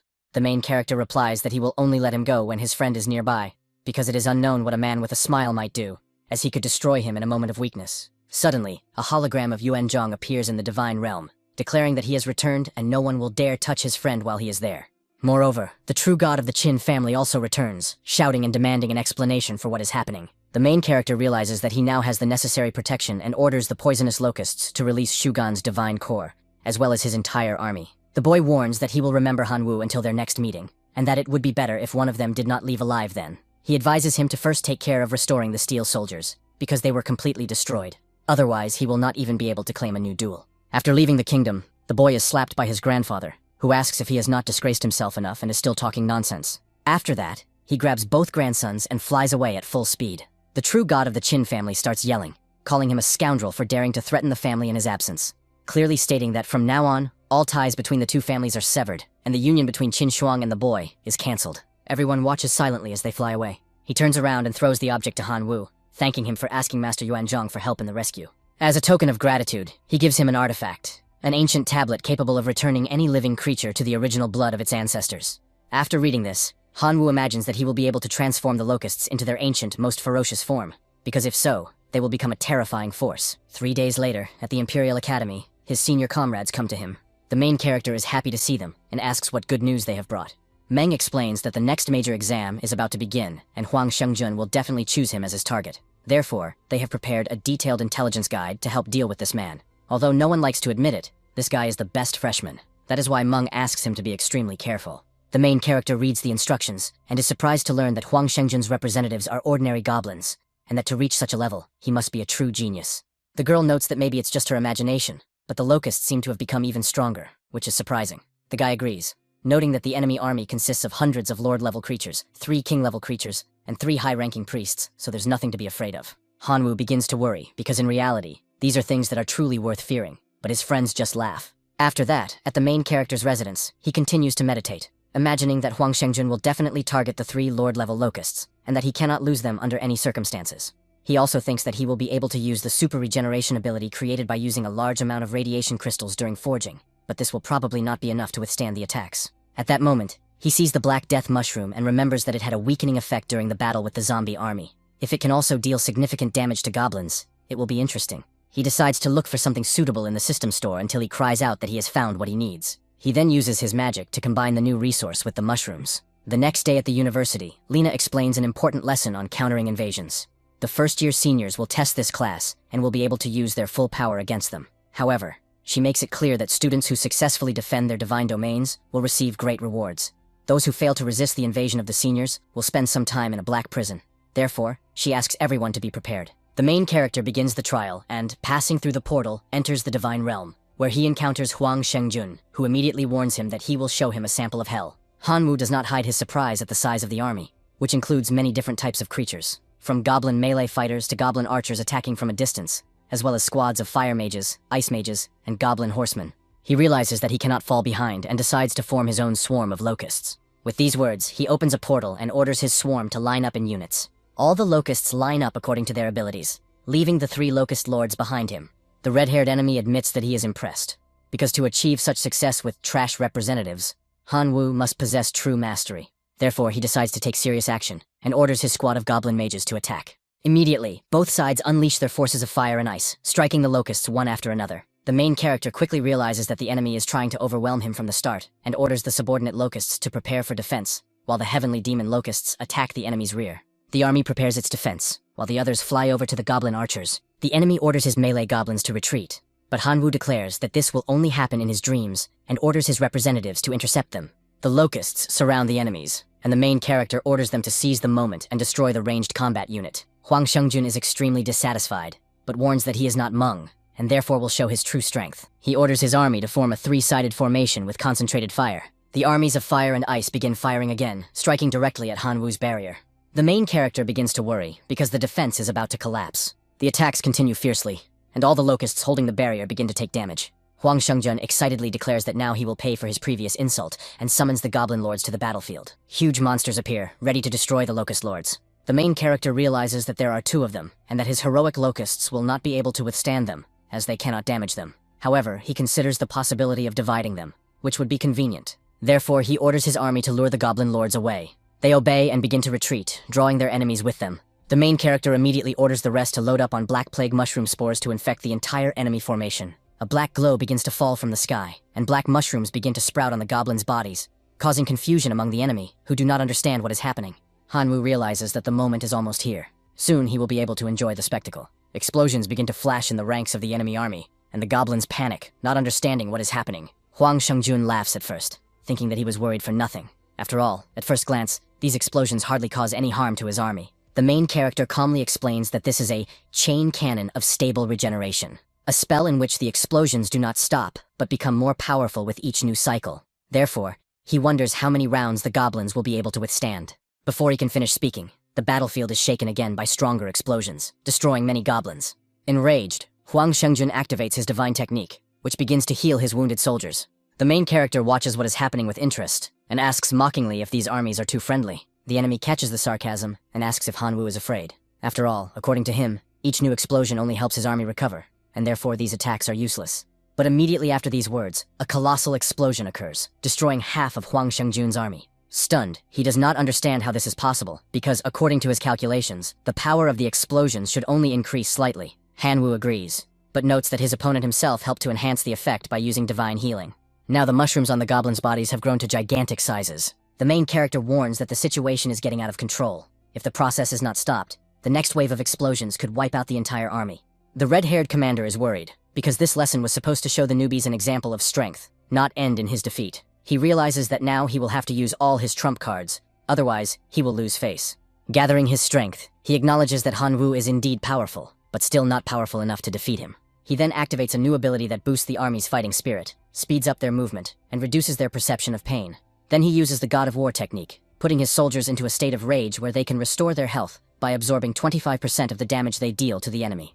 To this he adds the Earth God technique, creating a protective film that absorbs damage and continuously feeds the fighters with the power of the earth. Exhausted after using so many powerful techniques, he loudly announces that the counterattack is now beginning. Under the influence of divine powers, the mushrooms begin to fall off the goblins' bodies. The main character is astonished to realize that his technique has been so easily neutralized. The Goblin Lord orders his comrades to destroy all insects, and his army rushes forward with full force. The main character immediately orders his warriors to fight to the last. Meanwhile, outside the divine world, Lena discusses the exam results with the other teachers. The first professor is impressed by Qin Shuang's representatives and asserts that they fully deserve a place in the Imperial Institute. The blonde notes that Shu Tei's army is also extremely strong, and the Shu family as a whole is one of the most influential, so they can be accepted without hesitation. Another professor notes that Sun Chinian's creatures have average combat power, but are distinguished by their exceptional intelligence and enormous potential. Lena asks what they think of the student Hanwoo. For a moment, silence reigns in the auditorium. One of the professors remarks that Hanwoo's battle strategy was a failure, and that this only proves the student's weakness. The bald professor disagrees, arguing that the fight was against Hwang Shungjun, the best rookie of the year, who was forced to use his strongest abilities without breaking the rules. This in itself proves Hanwoo's strength. Lena reminds everyone that Hanwoo still has 5 powerful representatives who did not even participate in the fight, and therefore everything he showed is only a small part of his capabilities. Despite his defeat, he deserves an excellent grade. The others agree. Meanwhile, on the battlefield, Huang Shengjun once again orders his army of goblins to finish off the locusts. The reinforced fighters approach to destroy the locust lords, when suddenly a voice in their minds announces that the exam is over. The enraged enemy realizes that he was so close to victory, but now it's all over. He has lost 100 million goblins. More than half of his army has been killed, including several heroes and even one lord, while all of Han Wu's locust lords have survived. Later, in a lecture, the professor announces that students who failed the test will be expelled, and those who received excellent grades will be able to participate in the extraterrestrial war. Among those who received the highest scores are Qin Shuang, Xu Te, Sun Qinyan, Chen Lili, and Niu Fang. At this moment, the main character sinks into thought, believing that his result is terrible and that he will probably be expelled now. Next to him, Xu Te mocks him, asking if that's all he's capable of. Qin Shuang tries to calm him down, reminding him that everyone saw how strong he is. After all, he had to fight the best senior in the university. But Xu Te just smirks, saying that a defeat is still a defeat. The main character barely had time to think about it when the professor announced the last student to receive an excellent grade, who turned out to be Han Wu. She congratulated everyone who achieved such results. Xu Te couldn't believe it was possible and raised his hand because he wanted to ask a question. He was allowed to do so, and asked what the criteria for a great grade were, since some students had been defeated by their seniors, but still received excellent results. Lena explained that all grades for all students were determined jointly by several official university professors, and that, although Han Wu had been defeated in the test against Huang Shengjun, his performance was commendable among the professors, and therefore everyone agreed to give him an excellent grade. After that, she asked Shudi if he was satisfied with this explanation, exuding a terrifying aura. Frightened, he replied that he was satisfied, and that he had no further questions. Lena continued, informing them that the grades were final, and that students with excellent results should prepare themselves, as in one day the university would send them out into the outside world to participate in a real extraterrestrial war. With that, she left the room, slamming the door so hard that she broke the table. The students were stunned, as the table was made of wood that was 10,000 years old. No one expected anything less from the goddess of war. Zhu Te got up to leave and warned Han Wu not to rejoice too soon, because they would meet again in the outside world. Soon, Sun Qianyan ran up to the main character to share some gossip. He reported that Xu Te had reunited with Huang Shengjian, and they were trying to figure out how to deal with him. After that, he left the room, deciding to find the crown to have some fun. At that moment, Qin Shuang approached the main character and asked if he was jealous, because if he was, he could just go with the blonde guy. The main character stood up and asked what she meant. At that moment, a senior student appeared at the door and invited his colleague to take a short break. They went outside to a secluded place, where the seniors explained that there were 3 suitable worlds that the university was going to take over: the civilizations of Rune, Totem, and Biochemistry. The seniors emphasized that they could not reveal all the details, but they could share some information. They handed over 3 bags containing information about the 3 civilizations mentioned, as well as some support. However, they clearly stated that the bags could only be opened after entering the corresponding world. The main character received the bags and thought about it. To officially become Professor Shu's student, it was necessary to achieve the status of a perfect demigod. This was the primary condition, and for this, it was necessary to show outstanding results in this military test. He had barely had time to think about it when the 3 seniors wished him luck. After that, he and Qin Shuang met with Lena, who handed them a device for entering the simple world. This device was supposed to help preparatory students who had not yet become divine beings to maintain communication within the divine world. Lena asked them to go up to the top floor, as everyone was already waiting. They went to the top of the university and boarded a ship that began to ascend into space. After landing at their destination, the main character opened the door, and from that moment on, the extraterrestrial war officially began. Already in a new place, the main character decided to see what was in the bag he had received from his elders, but he did not understand why there was only one left, since he had originally received 3. He opened the small bag and felt confused, as he did not quite understand what it was. After reading the instructions, he realized that they were dry cards that stored a special kind of energy called measuring principle. It was a source of power that could help increase the will of the plan. The more measuring principle a user had, the higher level of life form they could create. During the war in the outer dimension, the original energy of measurement was a consumable material used to communicate with the realm of the gods. The most common way to obtain this energy was to hunt and explore local life forms. Knowing this, the main character threw all the cards into the air, and with a grim expression on his face, ordered the slaughter to begin. An hour later, he laughed to himself, as even after 60 minutes he'd only managed to accumulate 5 units of measurement, and did not understand the point of it. Realizing that he needed to increase his investment, he summoned his locusts, of which 5 cards remained. He spotted the camp and ordered his representatives to destroy it completely. Meanwhile, elsewhere, Shu was pleased with the gift he had received from the elder Huang Shengjun, as it truly seemed powerful. Inside was a demonic power of the Lord level, which was definitely strong enough to destroy Han Wu. He also noted that it seemed to require placing the protagonist's hair in the vessel, and then simply directing it at the target to finish him off. Because of this, he put a strand of Hanwu's hair inside, and a demonic aura began to pour out of the container. In a panic, he ordered one of his creatures to break the vessel, as he sensed something was wrong. As soon as the vessel was destroyed, a colossal monster burst out of it, letting out a mad scream. After leaving the container, the demonic beast ran away, and Shute was sure that Hanwu would not be able to escape now. At that moment, the protagonist directed energy into the object in his hand, and decided that it was time to upgrade the Black Dragon's transformation unlock. He ordered 5 units of measurement to be used to summon 5 powerful warriors. At that moment, his wolf approached him, joining the army with its powerful aura. The main character ordered his strongest monsters to attack, and the camp was completely destroyed. After that, in the cave of the Wolf King, the main character was checking the rewards he had received when he noticed a scroll. Unfolding it, he was surprised to find that the text was written in the runic language. After arranging the runes in the correct order, he received a notification from the system that the effects were a 10% increase in strength, a 20% improvement in physical defense, and a 20% acceleration in wound recovery.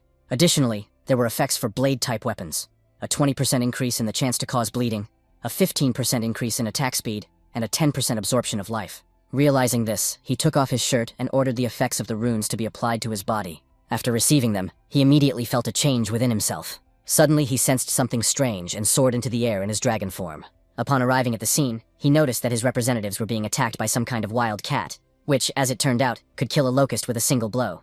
The main character was alarmed because these creatures were lord-level life forms, demonic cats. His army continued to advance, but was easily destroyed until one of the creatures distracted the cat by acting as a decoy. Irritated, they turned their attention to Hanwu and rushed at him, which only pleased him, as he had long wanted to fight. The demonic cat attacked him with full force. The main character gathered his energy and struck his opponent directly on the cheek, killing him with a single blow. The system reported that the Lord-level life form had been successfully destroyed, resulting in 2 units of original plan energy. The main character found this interesting, because if things continued at the same pace, he would be able to summon small skeletons. If the situation did not change, he could soon become a demigod in the outside world. 3 days later, while exploring the surroundings, one of the locusts told him about a cave of fire crystals nearby. The main character ordered his representatives to head for the cave. As he approached the place, he sensed that the aura emanating from the depths of the cave was human, which meant that someone had discovered this place before him.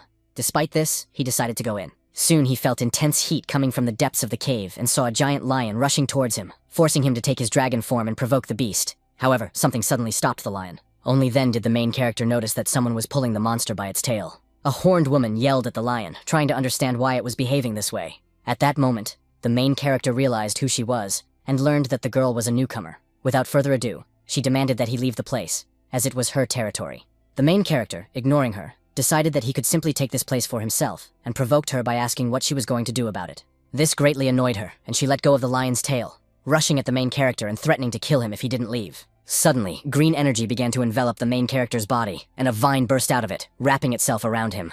The girl was confused, trying to understand what this power was. The main character replied that this power was created specifically to kill her. She ignored this and struck the ground with her fist, blowing up everything around her. However, she was stunned when something came at her. It was the main character's sword, which cut off one of her horns. The main character warned that the next blow would be aimed at her neck. This paralyzed the girl so much that she gave up, realizing that she could not win. She acknowledged that the fire lion now belonged to him. The main character showed no interest in this lion, as it was only a lord-class creature, and killing it would not bring much origin from the plan. He stated that he actually wanted all the fire crystal ore. New Fan considered this an excellent deal, as she could keep the fire lion, and even offered future cooperation. However, the main character did not pay much attention to this, and ordered the skeleton army to enter the cave to extract the fire crystals. Suddenly, a black cloud appeared, and a portal appeared at the entrance to the cave. The girl was surprised, and thought that this was also one of his tricks. But the main character denied it, as he himself was terrified by the size of the portal that had appeared. A monster exuding a terrifying aura emerged from the portal. It was a demon created by Shute. Anu, a giant monster, smelled Hanwu and shouted that he would use his blood to wash away the shame. The main character, not understanding anything, used the plant fusion ability, Golden Dragon, and attacked with all his might. However, the demon not only defended itself, but completely neutralized the power of the attack. The main character became alarmed and decided to use another ability, the Phantom Flash. At the same time, New Fan used her fireball. Hanwu thought that perhaps the attribute of destruction could counter the demon, so he decided to summon the Battle Hammer, Scarlet Blacksmith Orc. He ordered it to tear the demon to pieces. The Battle Hammer replied that he would obey immediately, and began to gather all the power in his body. The monster called him a pathetic worm, and released a multitude of spikes, but the Scarlet Orc responded with a discharge of his snakes, which pierced the demon with numerous holes. Then he jumped with tremendous force, prepared his giant hammer, and delivered a direct blow, causing a devastating explosion in the area.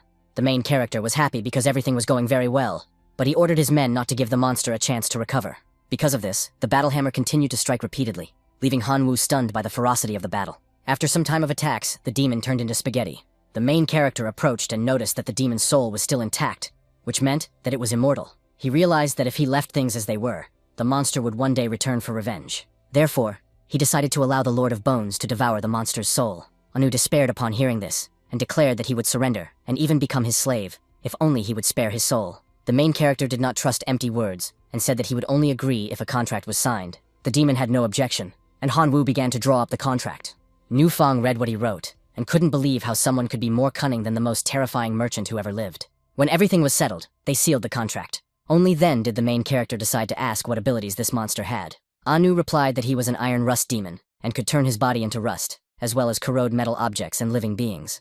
Han Wu acknowledged that this was a good ability, but there were many players with fire abilities in the divine domain, and fire completely neutralized the iron rust demon, so this weakness was a problem. The demon said in despair that if it pleased his master, he could only exist as a weapon of the iron rust bloodline, capable of corroding any weapon it touched. Han Wu liked this suggestion and agreed. After that, Anu turned into a sword. The main character picked it up and realized that his combat capabilities had increased significantly, and his chances of ascending to the status of a perfect demigod had greatly increased. His new goal was to return to hunting creatures to collect origins, and thus expand his army.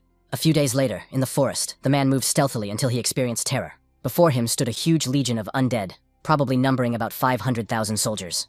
Therefore, he had to urgently report this to the lord of the city. He headed to the castle and immediately reported everything he had seen. The king asked if he was sure that the undead legion really had about 500,000 soldiers. His subordinate, kneeling, assured him that he had not made a mistake in his calculations, and also reported that this army was located several dozen miles from the castle. Hearing this, the king became alarmed, for there were only 50,000 guards in the city, and even with mercenaries, the total number of troops barely reached 100,000. Thus, if the undead army attacked the city, it would lead to its complete destruction. Because of this, the king ordered that a request for help be sent to his neighbors immediately. A day later, a subordinate standing on the walls reported that neighboring cities had already sent reinforcements, and now the army numbered 300,000 soldiers, as well as 50,000 clerics sent by the church. The king was pleased with this news, for clerics were extremely powerful against the undead. Therefore, he ordered everyone to fight the enemies to the death, and demanded that the army march out and completely destroy the undead. Elsewhere, the main character was resting with Nu Fang when one of his locust scouts approached, reporting that 350,000 human soldiers were moving towards them. Han Wu immediately jumped up, excited that it seemed the humans were coming to fight him. Nu Fan was surprised, not understanding what this meant, and he explained that one of his spies had reported that the human army was heading to destroy them. He asked if she wanted to fight and get more resources. She replied that she didn't consider herself stupid, as it was obvious that he just wanted to use her as a weapon. The main character hid in the bushes and noticed her presence, surprised because she claimed she didn't want to get involved. Nu Fan replied that she was just curious and didn't necessarily have to help. He was satisfied with this excuse, and noted to himself that he liked her rebellious nature, which annoyed her, causing her to demand that he not touch her and focus, as the enemies were approaching. Before them stood a huge line of knights, accompanied by a massive army. Han Wu immediately ordered his army of skeletons to ambush the enemy troops, and they obeyed, leaving their opponents with no way out. The people began to scream that they were being ambushed and started praying, wishing to return home. However, it was too late. The giant army of skeletons rushed at them and began to finish them off one by one until the skeleton lord appeared and used his magic to summon new skeletons from the bodies of the fallen. The commander of the human army ordered his holy knights to use purification, and they began to gather energy and then directed it at the skeletons. The main character did not like this at all, because the holy knights had an advantage over skeleton-type creatures. Therefore, he realized that it was necessary to destroy this particular unit. No sooner had he realized this than Nu Fan rushed into the attack. The main character noticed this and took his dragon form, deciding not to fall behind. She reached the battlefield, crushing everyone in her path. Just like Han Wu, flying at breakneck speed, they reunited, and the main character ordered all his forces to attack. His skeletons rushed at the soldiers again, finishing them off one by one. A guard in the castle ran to the king and reported that their troops had been defeated by the undead army. The king realized that they were fighting against a multitude of skeletons and ordered everyone to retreat, as they were surrounded. A few hours later, after capturing the castle, Han Wu admitted to himself that he was disappointed because, despite receiving 350,000 skeleton soldiers, he only got a few thousand resources as a reward. Nu Fang couldn't hide her excitement, because now they had truly become rich. The main character asked her not to dwell on this, because the runes were much more important, and suggested that they share them. While Nu Fan was checking her system, Han Wu noticed that his rune was low level, but of the extreme type. It affected the body, increasing muscle strength by 40%. Its effect extended to hammer-type weapons, adding an additional property, crushing. The main character realized that the effects were quite weak, and decided to leave this rune for his representatives. In contrast, Niu Fang was delighted with her loot, because now she was one step closer to becoming a monarch-level creature, and she thanked her companion. Han Wu just winked slightly, considering it a trifle. She noticed his charm and understood why Qin Shuang was so fascinated by him. Later, in another castle, the king of that place received a report about what had happened and asked if it was true that the undead army had captured the city of Lingdong. The soldier confirmed the news and reported that not only the city of Lingdong, but also 4 neighboring cities had been completely destroyed, and the skeleton army now numbered nearly 10 million soldiers. Upon hearing this, the king immediately rose and ordered the archbishop to be summoned, as well as the kings of the kingdom of the elves, the kingdom of the minotaurs, and the kingdom of the werewolves. After that, everyone gathered in the conference room. The king of the werewolves declared that they must unite to fight the enemy, and that his army was already ready. The leader of the elves said the same thing. Then the human king proclaimed that an alliance between the 4 nations had been formed to destroy the undead. At the mansion, the girl announced that her father would unite the sacred order, the elves, the minotaurs, and the werewolves against the army of skeletons. The guy next to her thought about it, wondering who else could command such a huge army of skeletons besides the main character, Han Wu. He had no idea who else could be capable of this, and came to the conclusion that it really was him. This struck him, because only a few days had passed since the invasion, and the main character's power had already grown so much that it would take the 4 great kingdoms to unite to fight him. Because of this, he felt genuine admiration for him as a friend. In addition, after spending so much time with this princess, he finally gained some insight into how to ascend to the level of a demigod. He discovered that in the civilization of the divine domain, only divinity was required to become a demigod. But in the outer domains, one must also meet the requirements of the current civilization. In this runic civilization, one must possess a special runic word to ascend to the level of a demigod. However, he faced a dilemma, because even the royal family was unable to obtain such a word, which showed how difficult it was. Then he began to think that he needed to team up with the main character. He would provide information, and his friend would provide an army. Thanks to such cooperation, they would surely be able to obtain a special runic word. Therefore, he could not allow anything to happen to the main character, and had to come up with a way to protect him. Suddenly the princess turned to him, asking why he was so distracted, and informed him that the queen of the elves would visit her father the next day. The young man took advantage of this to charm her even more, believing that there was no one more beautiful. He was happy to know that the queen was coming, because it meant safety, as there was no woman with whom he could not establish a connection. Meanwhile, not far from the castle, Niu Fan asked the main character what he was afraid of, since he had a huge army of skeletons. He replied that the skeletons were too weak and would be completely useless against a well-trained force, so he realized that he was facing a serious problem. At that moment, the source of the mutation asked if he understood that in critical moments, he was the one who could help. The main character asked if he had any good ideas. The source replied in the affirmative, but stated that a fee of 1 point of divinity must be paid in advance. Han Wu did not like these conditions. He wanted the source to reveal what it knew first, otherwise he would not understand whether it was worth 1 point of divinity. The green substance replied that it had heard of the runic civilization, and knew that one of its words could lead to very good mutations, and immediately demanded payment. The main character, annoyed, still made the payment, after which the source of the mutation told him everything he needed to do. Han Wu found this very interesting and decided that the point of divinity had not been wasted. Niu Fan, curious, asked why his expression had suddenly changed, and whether he had found a way out of this impasse. Inspired, he asked her to wait, because she would soon see everything. After that, the army arrived to attack the locusts and skeletons at the same time. They launched their attack and rejoiced that they had prevailed. However, the main character noticed something strange happening to the locusts, and realized that mushrooms had begun to grow on their bodies. The soldiers removed the mushrooms, and a dark aura began to emanate from them. The skeletons appeared, frightening everyone. The main character just watched, thinking that these black plague mold spores had indeed proven effective, and that thousands of units of divine power had not been wasted. After all, the spores of black plague mold could turn into a virus, and when combined with the catalyzing runic word of the plague, the mushrooms affected the body, turning the carrier into a spreader of the infection, with every cell carrying the plague virus. The main character decided to end this once and for all, and ordered his skeletons to destroy all enemies. With the blessing of the plague rune, Han Wu destroyed all enemy forces in just 3 days, successfully capturing 10 neighboring cities. 5 special undead heroes were born in his army. Meanwhile, in the castle, the king was looking for a solution. Otherwise, the kingdom would perish. At that moment, there was only one option left, to try to achieve a truce. The allies wondered who they should negotiate with, since no one had seen the leader of the enemy army on the battlefield. At that moment, Han Wu's classmate entered the hall with the princess and the queen. He declared that the negotiations should be entrusted to him. The leader of the werewolves thought it was a joke, because the boy had not even participated in the battle, and now he wanted to negotiate with the one who stood behind the army of skeletons. Another high-ranking advisor expressed the same opinion, and ordered Sun Qinyan to leave, considering him to be just a handsome young man. The boy just smiled calmly, watching as important people rushed to condemn him. The princess turned to her father, claiming that her companion was capable of fulfilling the promise. The young man expressed doubt that the king trusted his own daughter's judgment. The elven leader supported him, noting that he could prove that this boy was smarter than everyone present. The king and the human princess agreed to give him a chance. Realizing that there were no other options, His Majesty stood up, and with the approval of everyone present, allowed Sun Qinyang to try. After a while, the blonde man arrived at the main character's territory. The main character immediately sensed his presence and felt satisfied to see him in the outer lands. Sun Qinyang said that it was a long story and that he would explain everything later. He also explained that he represented the allied forces of the Four Kingdoms and the Church, which is why he had come for negotiations. The main character expressed his willingness to conclude a truce if the price was right. Sun Qian asked him to specify what exactly he wanted as a reward. The main character wanted gold, silver, treasures, and the runic words he needed. He noted that ordinary copies would not do.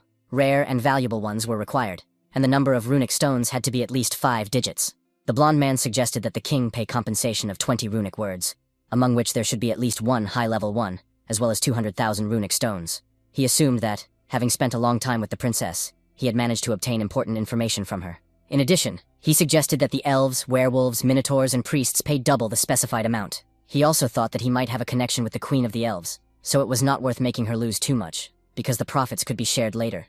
The main character thanked his friend for coming, especially, and assured him that he would not let him down. Sun Qinyang asked him not to be so formal, reminding him that they were friends.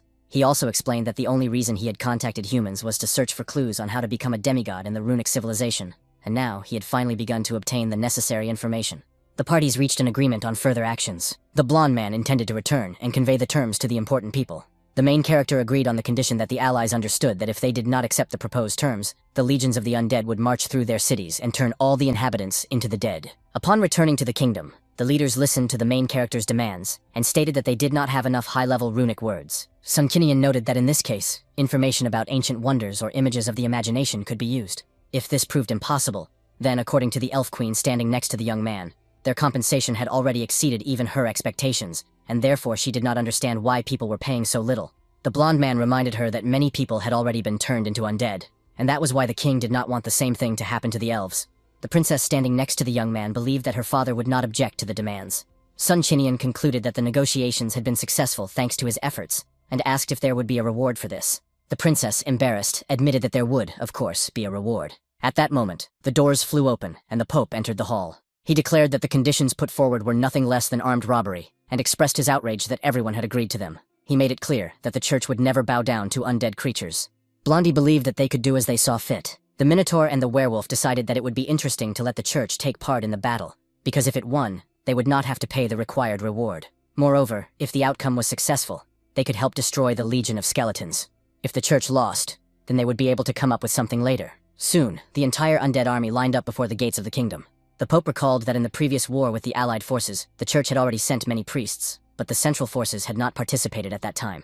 Now everything was different, as he had called on elite priests to participate in the holy war. The main character stood before his 3 elite legions, realizing that the power of these commanders was close to that of demigods, and that they had never known defeat. This was the territory of the church, and therefore the outcome of the coming battle remained unknown. Carefully examining the place, he noticed that all the buildings around were built of light crystal ore, and the atmosphere itself was saturated with the power of light that suppressed his undead. He understood that the Pope had summoned his best troops. Fortunately, however, Sun Qinyang had warned him in advance about the possibility of such a turn of events. And yet, the main character could not hide his surprise at the power he saw. It seemed to him that the harbor of light had turned into an impregnable iron wall, but he did not rush. He ordered his skeletons to surround the city without making a reckless attack. He knew that before attacking, he needed to find a breach in the defense, a moment when the enemy would lose its organization. With these thoughts, he took out a purple crystal and placed it in his mouth. At that moment, the genetic lock fell from his body, and dark vines began to sprout from his chest. Focusing his power in his hand, he tested his abilities, destroying the light crystals with a single blow. What he saw inspired him. The power of the phantom shadow vines exceeded his expectations. Encouraged, he rushed forward, determined to destroy the priests, who were caught off guard.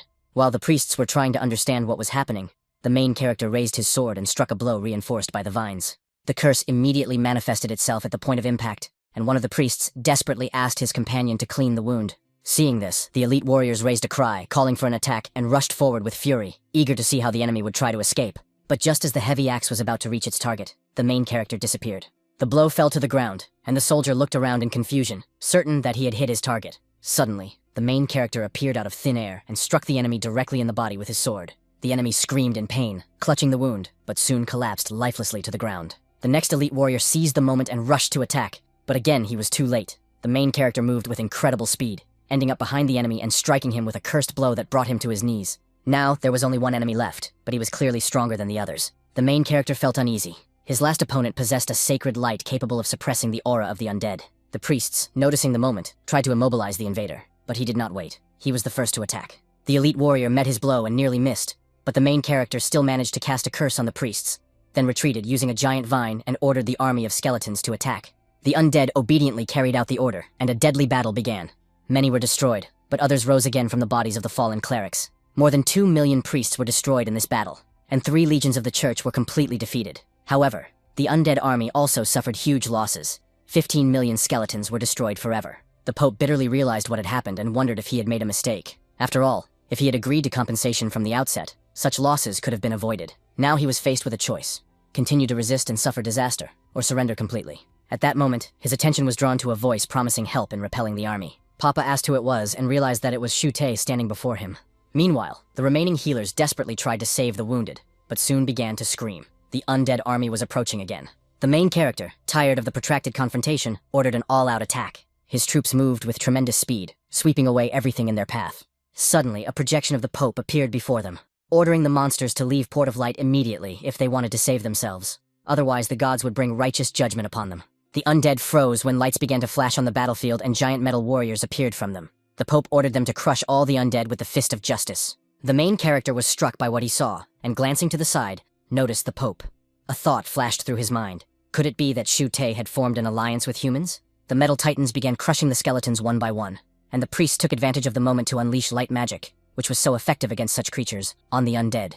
Irritated by what was happening, the main character ordered his giant skeleton to enter the battlefield.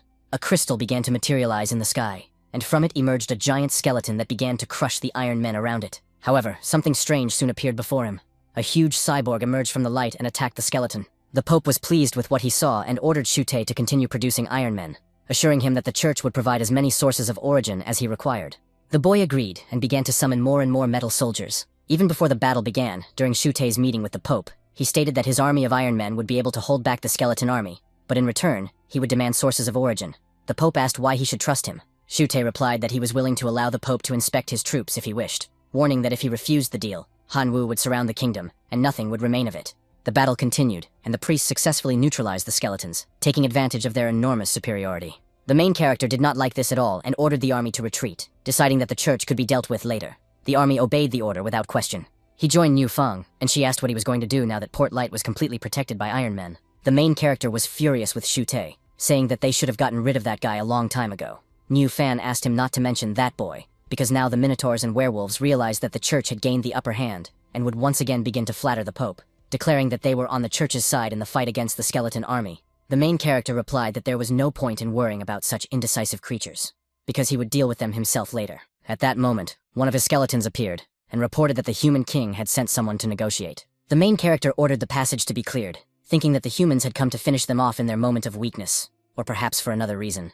It turned out to be Sun Qianyan, who conveyed the king's words. He agreed to all the conditions put forward earlier, provided that the war would no longer be waged on human territory. Manhwa acknowledged that the king was very clever, because it cost him nothing to accept such an offer. His companion asked how he intended to deal with the church.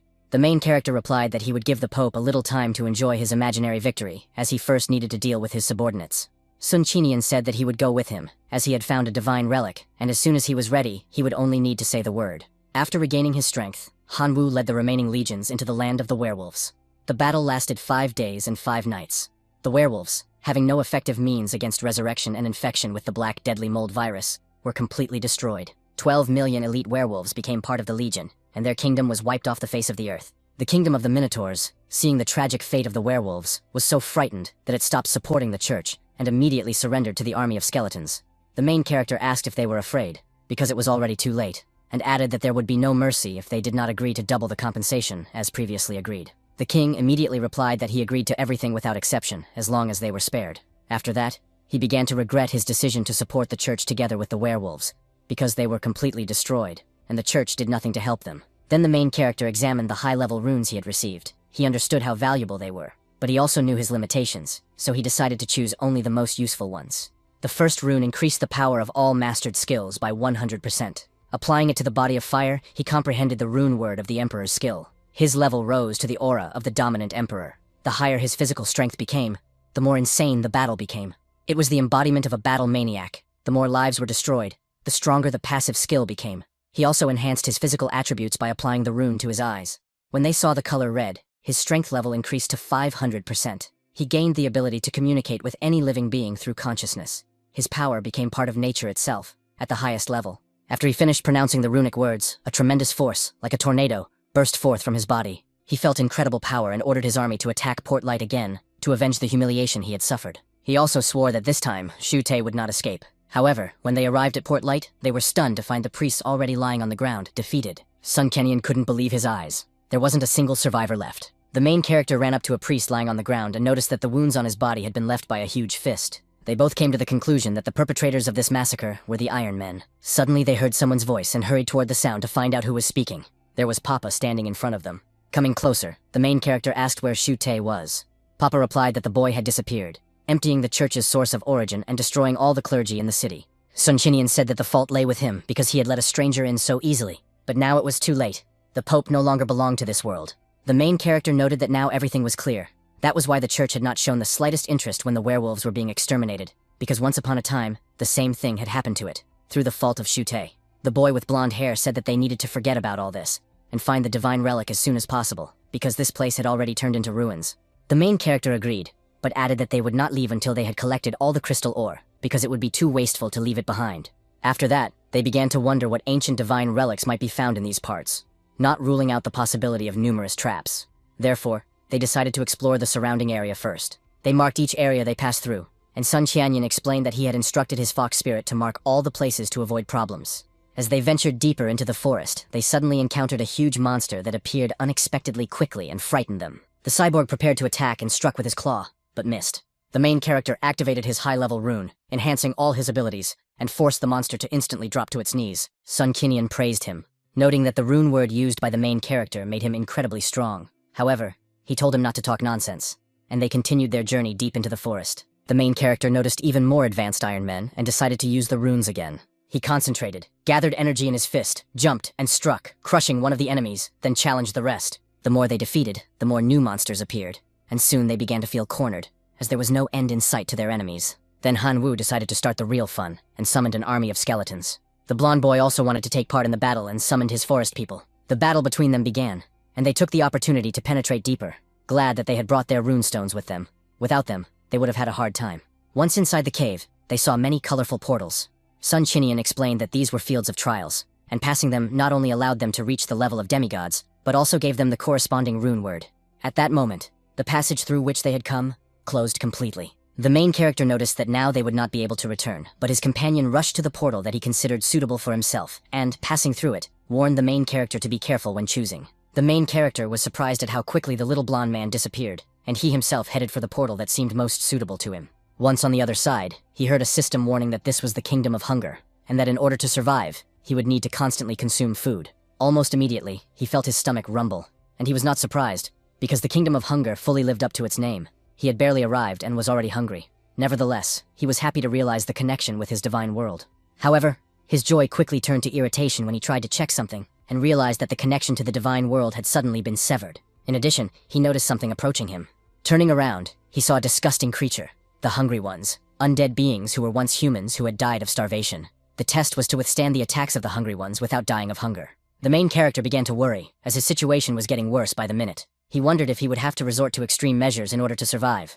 The monster prepared to attack, but was instantly destroyed by one of the skeletons. The main character threw the sprouts on the ground, and soon a flower grew from them, huge compared to himself. He thought that he might have to destroy someone, but he would never become a person. Therefore, he decided to use 3 types of plants to absorb nutrients from the ground, and thus sustain his life. He ordered his soldiers to hold back the Hungry Ones and guard him. After that, he closed his eyes, deciding to put his body into hibernation to minimize energy consumption. He planned to hold out for 30 days, and then the test would be over. Meanwhile, elsewhere, the city was destroyed by the invasion of the Tin Men. Shu Ti watched all the destruction he had caused, rejoicing that now the real city belonged to him. He had captured everything, from the church to the kingdom of the Minotaurs, because everything had been destroyed by his tin soldiers. He noticed that the kingdom of the elves was protected by a magic circle, but he knew that this protection would not last long.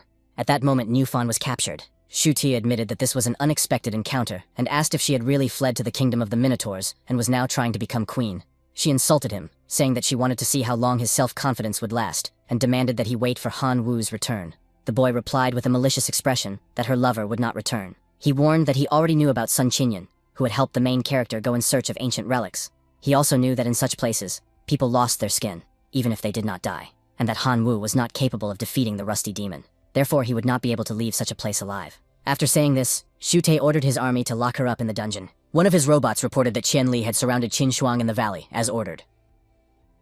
Hearing this, Xu Te was delighted, because although he knew that Lily was extremely greedy for money, she at least knew how to carry out orders if she was well paid. He happily declared that this time Qin Shuang would not be able to escape. Elsewhere, there was an explosion as stone golems fought tin men. Qin Shuang was surprised, not understanding why Xu Te's army had suddenly started fighting Lily. However, she felt happy because it gave her a chance to escape. Looking up, she heard a voice behind her, turned around, and saw Xu Te standing in front of her. He said that he had learned of Lily's plans to ambush her and had rushed here. She thanked him for his concern, glad that she was okay, but he smiled and said it was only a small favor and called her cute. She began to climb onto her bird, and then he came closer, asking if she was really going to leave, and suggested that they join forces to lead the local forces of the runic civilization and divide the profits equally. At the same time, he thought about how much money he had spent hiring Lily for this performance, and he couldn't let her just leave. Lily had indeed met with Xu Te earlier. She reported that, as he had requested, she had forced the girl to go to the valley, and now demanded payment for the last part of the deal. Xu Te praised her for a job well done, but said he still needed her help before he could make the final payment. When asked what kind of help he meant, he replied that her army must perish at the hands of the Tin Men. Lily thought this was madness, and asked if he was joking, since she had summoned 2 million stone giants and spent enormous resources on the plan of origin. But Xu Te didn't care. He declared that he would summon an army of 30 million Tin Men to talk to her properly. The girl begged him to at least keep 5 million stone giants and double the payment for the losses incurred. She thought that she couldn't quarrel with this man, because although her stone giants were strong, the Tin Men had numerical superiority, and if they really went into battle, not a single giant would survive, and she would be left without money. Xu Te replied with a grim smile that he liked her agreement. Returning to the present moment, Qin Shuang said that she appreciated the help, but she had her own business to attend to, so she would take her leave. Xu Te asked if she wanted to meet Han Wu, and informed her that he had already fallen at the hands of the rusty demon. She turned and said that her comrade was too strong to lose to a demon, for he had a destructive army of skeletons. Xu Te objected that this army of undead would not withstand even a single blow from the Tin Men, let alone the rusty demon. Qin Shuang replied wearily that she was not going to explain anything further, and turned to leave. But suddenly she froze when she saw that the Tin Men were holding her bird. She demanded an explanation. Xu Te said that naturally he wanted her to stay with him, because now he was the strongest, and therefore she had to do everything he said. Otherwise, she would never leave this valley. He grabbed her by the neck and asked where she was going to run to. The girl began to cry and scream, calling on Han Wu to save her. At that moment, the main character woke up, shouting her name, and looked around to see that he was surrounded by flowers. He wondered if it had been a dream, because he had been in isolation for so long that he now had no idea how things were going with Qin Shuang. Then he looked at his hands in surprise and realized that he had become much thinner. Shortly after that, he noticed that the monsters were dealing with his army of skeletons, and he was glad that 30 days had passed so quickly. Then he used his special rune word, Foma, on his body. The effect allowed the host to control the digestive abilities of living beings. He rejoiced at seeing this power in his hands and concentrated on his forehead, glad that everything seemed to have gone well. Reaching the level of a demigod, he discovered a portal nearby and decided it was the exit, so he crossed it, leaving the verification for later. The main character and his army headed for the portal. After crossing it, he decided to check his progress after ascension. His wallet now indicated that he was a demigod of the outer domain, as well as a third-level super warrior. He now possessed a variety of divine abilities along with a significant increase in all his skills. His faith power, divine power, and core were at level 10, along with other information. Although he was happy to have ascended to demigod, he admitted to some disappointment that he had only gained one new ability. The only notable plus was the upgrade of his mutation to level 2, granting him the ability of a genetic block. However, this did not bother him much, as he had become a demigod, and upon his return, would be able to completely absorb divinity and achieve perfect demigodhood, which in itself seemed incredible. Suddenly, a portal opened behind him, and his friend flew out of it, falling right onto his knees, which surprised him. Sun Qinyan, though a little dizzy, announced that he had finally become a demigod. The main character lifted him off his knees and laid him down to rest, noting his pitiful appearance. Suddenly, there was an explosion outside, which caught the protagonist's attention. It seemed that someone was there. Going outside, he ran into Lily and asked her why she was there. She said she knew about his connection to Qin Shuang, and had come to tell him about the girl's life or death situation, asking only for 10,000 dimensional sources of origin in return. The protagonist immediately transferred the requested amount and demanded that she speak quickly. Lily was amazed at how quickly the payment arrived, and regretting that she could have asked for more, told him that Qin Shuang was imprisoned in Shuti Valley and feared she would not be able to escape. Hearing this, the protagonist transformed into his dragon form in anger, burst into the sky and began flying over the area, calling out to Qin Shuang, until he finally landed in that very valley. He closed his eyes, trying to focus solely on her scent, but became upset because he could not sense anything. as if she were not there. Soon, he was struck by something powerful rushing towards him. He wondered if thunder was coming from the golden crown, and flew into a rage when he noticed that several tin men were holding the bird. He attacked, and one of the robots transformed in response to counterattack. Annoyed by what was happening, he used his skill to end the fight, as time was running out. The bird seized the moment and attacked the remaining tin men, then turned around and saw the angry protagonist demanding that they hurry and take him to Qin Shuang, otherwise it would be too late. They flew up, soaring through the air, and finally reached the cave. Inside, Qin Shuang was in despair and begged to be let go. But Shu Te persistently tried to tear off her clothes, claiming that no one would come to rescue her. The main character, in a rage, kicked a rock which flew straight into Shu Te's head.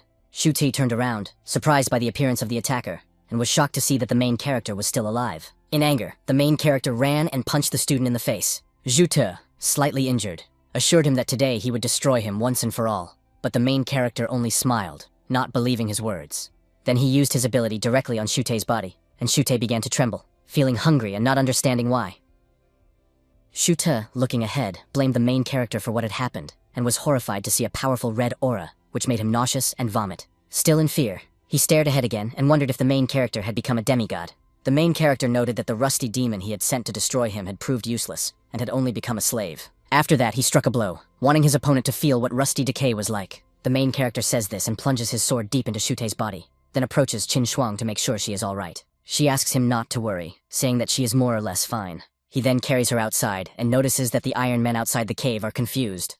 The main character notices that Shu Te is already dead, and now his followers no longer feel his presence, which means that no one can control them anymore. Having said this, he jumps onto the thunder of the golden crown to fly away. During the flight, Qin Shuang asks if he has really become a demigod in such a short time. Han Wu replies that he has, and explains that he knows the location of an ancient divine relic. He says that they will gather more of the plan's origin, and when she has accumulated enough followers, she will also be able to ascend. Qin Shuang says that of the 4 kingdoms and the church, only the half-destroyed elven kingdom remains after the chaos caused by Shu Te. She asks where more origin of the plan can be found now. The main character smiles and says that it's not a problem, because they can go to the uninhabited lands and try their luck. They fly to a place full of precious stones. The main character notices that there is a lot of iron ore there and says that it can be used as a component to destroy the golden crystal. Suddenly he draws Qin Shuang's attention to a huge bear growling near the crystals. The main character points and says that this is where the origin of the plan lies. He asks Qin Shuang to wait, but she does not want to just watch. She snaps her fingers, summoning her divine birds, which fly straight towards the bears and engage them in battle.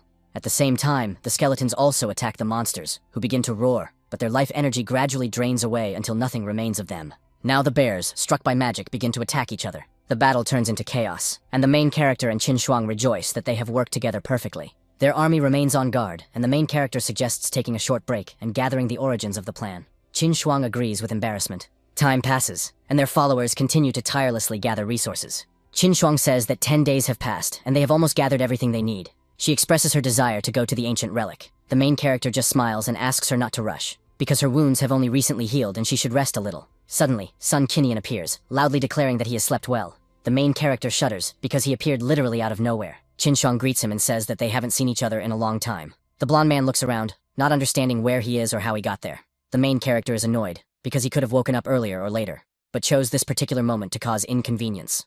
Then Sun Kinian asks if they have become too complacent, because his beloved Emerald Princess has been defeated by Shu Te, and the Queen of the Elves has also perished. He is frightened, not understanding why all this has happened, and immediately imagines Shu Te destroying all the kingdoms. These thoughts enrage him.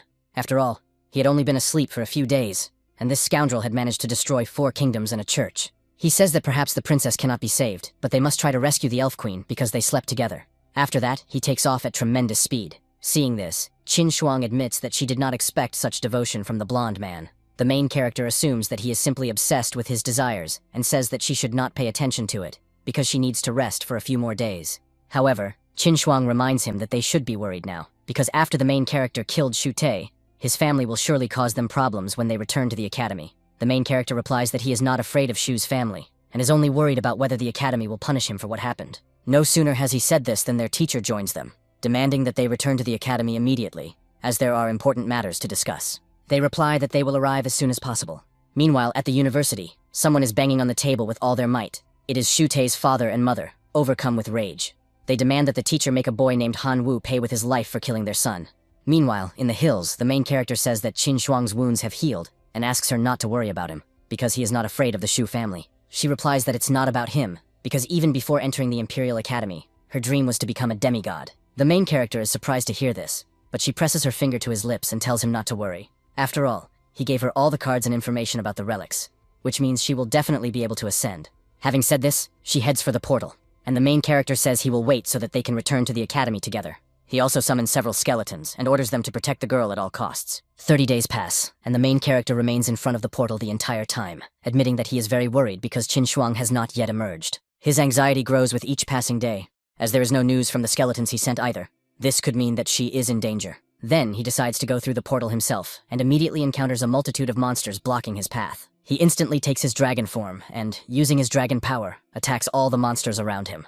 Moving through the cave, he notices a sphere radiating a strange power. Touching the magic stone, he notices that the gates to the trial area are closed and cannot be opened from the outside.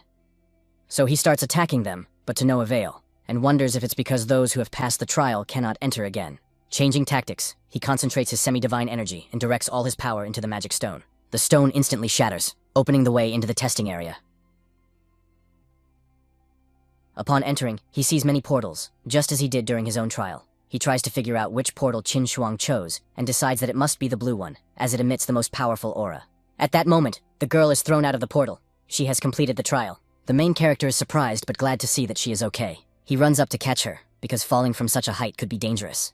However, distracted, he stumbles over a rock and falls, almost touching her with his lips. Qin Shuang blushes, pushes him away, and asks what he thinks he's doing. She demonstrates her newfound power. Her thunder ability has now reached a special level, and the power of all her lightning-related abilities has increased by 500%. The main character admits that he is impressed, as her current energy has almost reached the level of a monarch. At that moment, his teacher contacts him, informing him that the academy requires his immediate return. He ends the call without waiting for a response, and a portal opens before them. Qin Shuang says she will return with him. On the other side, 3 people are already waiting for them, and one of them orders the immediate arrest of the main character. Qin Shuang steps forward and declares that Shute tried to rape her and that the main character was only defending her. The boy's parents are outraged and claim that this is a lie, merely an attempt to exonerate him.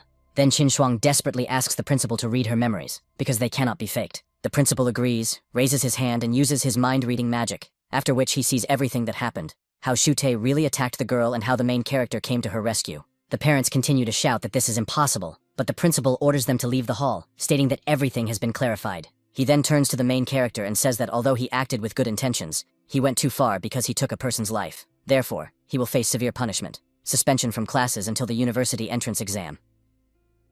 Qin Shuang approaches him and apologizes, considering the punishment too severe, but the main character asks her not to worry. He was going to take a break anyway, and will use this time to absorb divinity and achieve the status of a demigod in the civilization of the divine world. Later, he heads to the place of ascension and informs the statue that he has completed the absorption of divinity, reaching the required 10 points, and asks to be elevated to the perfect form of a demigod. The statue changes color, shines brightly, and light envelops the hero's body. He rejoices. This means that his request has been accepted.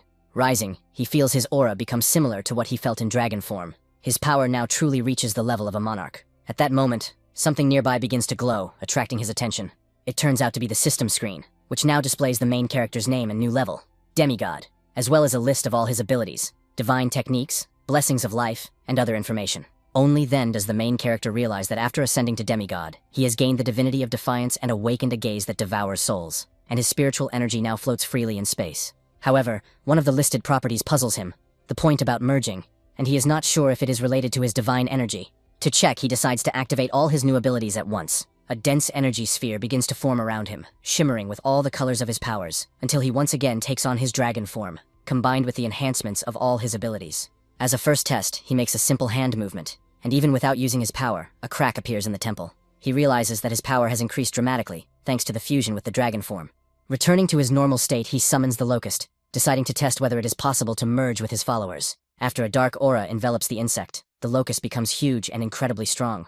The main character is amazed, because this is already a heroic form of life, capable of destroying the heroic form of the Minotaur in an instant. Hanwu is pleased because his abilities have indeed improved, although he notices that the fusion consumes a huge amount of divine power. But even after all the experiments, he still has millions of units of this energy left. He takes out the fire crystals he collected earlier and notes that one crystal can be sold for almost 2 million divine power, and in a year he can earn more than 100 million, which is enough to exchange for 1 point of divinity. This thought pleases him, because now he has a new way to earn money, which means he will be able to perform more and more mergers. Meanwhile, at the university gate, a guard stops someone, warning that entry is prohibited to outsiders, and adds that he should not get cocky, because even if he is a true god, There are many such gods at the university, including lords of gods and even divine kings. However, Hu Hai is annoyed because the frequency of the returning signal shows that he is getting closer to the thief who stole the treasure of the king of gods, and he is sure that this thief is Han Wu, who is studying at this very university. He just needs to find a way to get inside. At that moment, Shu Tei's parents appear, shouting that the university is a disgraceful place because it protects their son's killer. Their cries attract the attention of Hu Hai, who approaches them and offers to cooperate, promising a generous reward because his goal is also the main character. Joining forces, the trio sneaks into the university again. Shu Tei's father begins to loudly accuse the administration of harboring a criminal. Lena, a teacher, replies that everything has already been investigated and further complaints are useless. Meanwhile, Hu Hai, standing nearby, takes out his phone and takes a picture of the main character, rejoicing, because this is indeed the one who stole the treasure of the king of the gods. He is sure that if he catches him, he will receive a huge reward, although he does not yet know how to get him out of the university. Zhu Tei's father continues to shout that he will not allow Han Wu to escape punishment, but the teacher demands that he leave the room immediately, because the university is no place for hysterics. One of the true gods puts his hand on his shoulder and asks him to leave. As they walk away, the man with grass-like hair asks if it is really worth letting Han Wu go unpunished, since he is right inside. Hu Hai replies that they should not interfere, as he will achieve the desired result himself, but warns them not to get in his way. Annoyed, they leave. Meanwhile, the true god remains nearby and eavesdrops on the conversation between the teacher and the main character. She asks him not to take the words of those around him seriously, but admits that he himself is to blame for Shu Tei's death, because Han Wu was only defending Qin Shuang. The main character replies that his conscience is clear, because he did the right thing.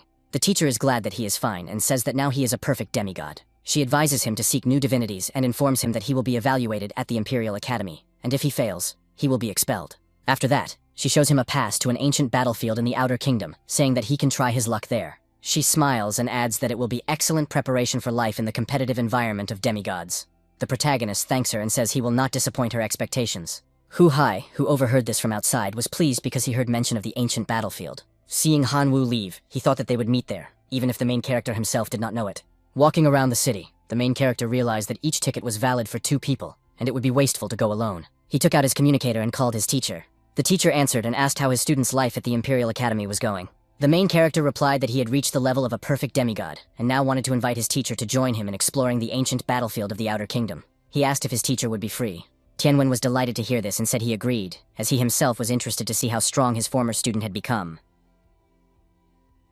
The main character said that the meeting was scheduled for the next day at 8 in the morning at the teleportation station of the Imperial capital. After that, he returned home and began to think about what relics to take with him. Raising his hand, he noted that he had become a rather unusual creature, and this time he was determined to win.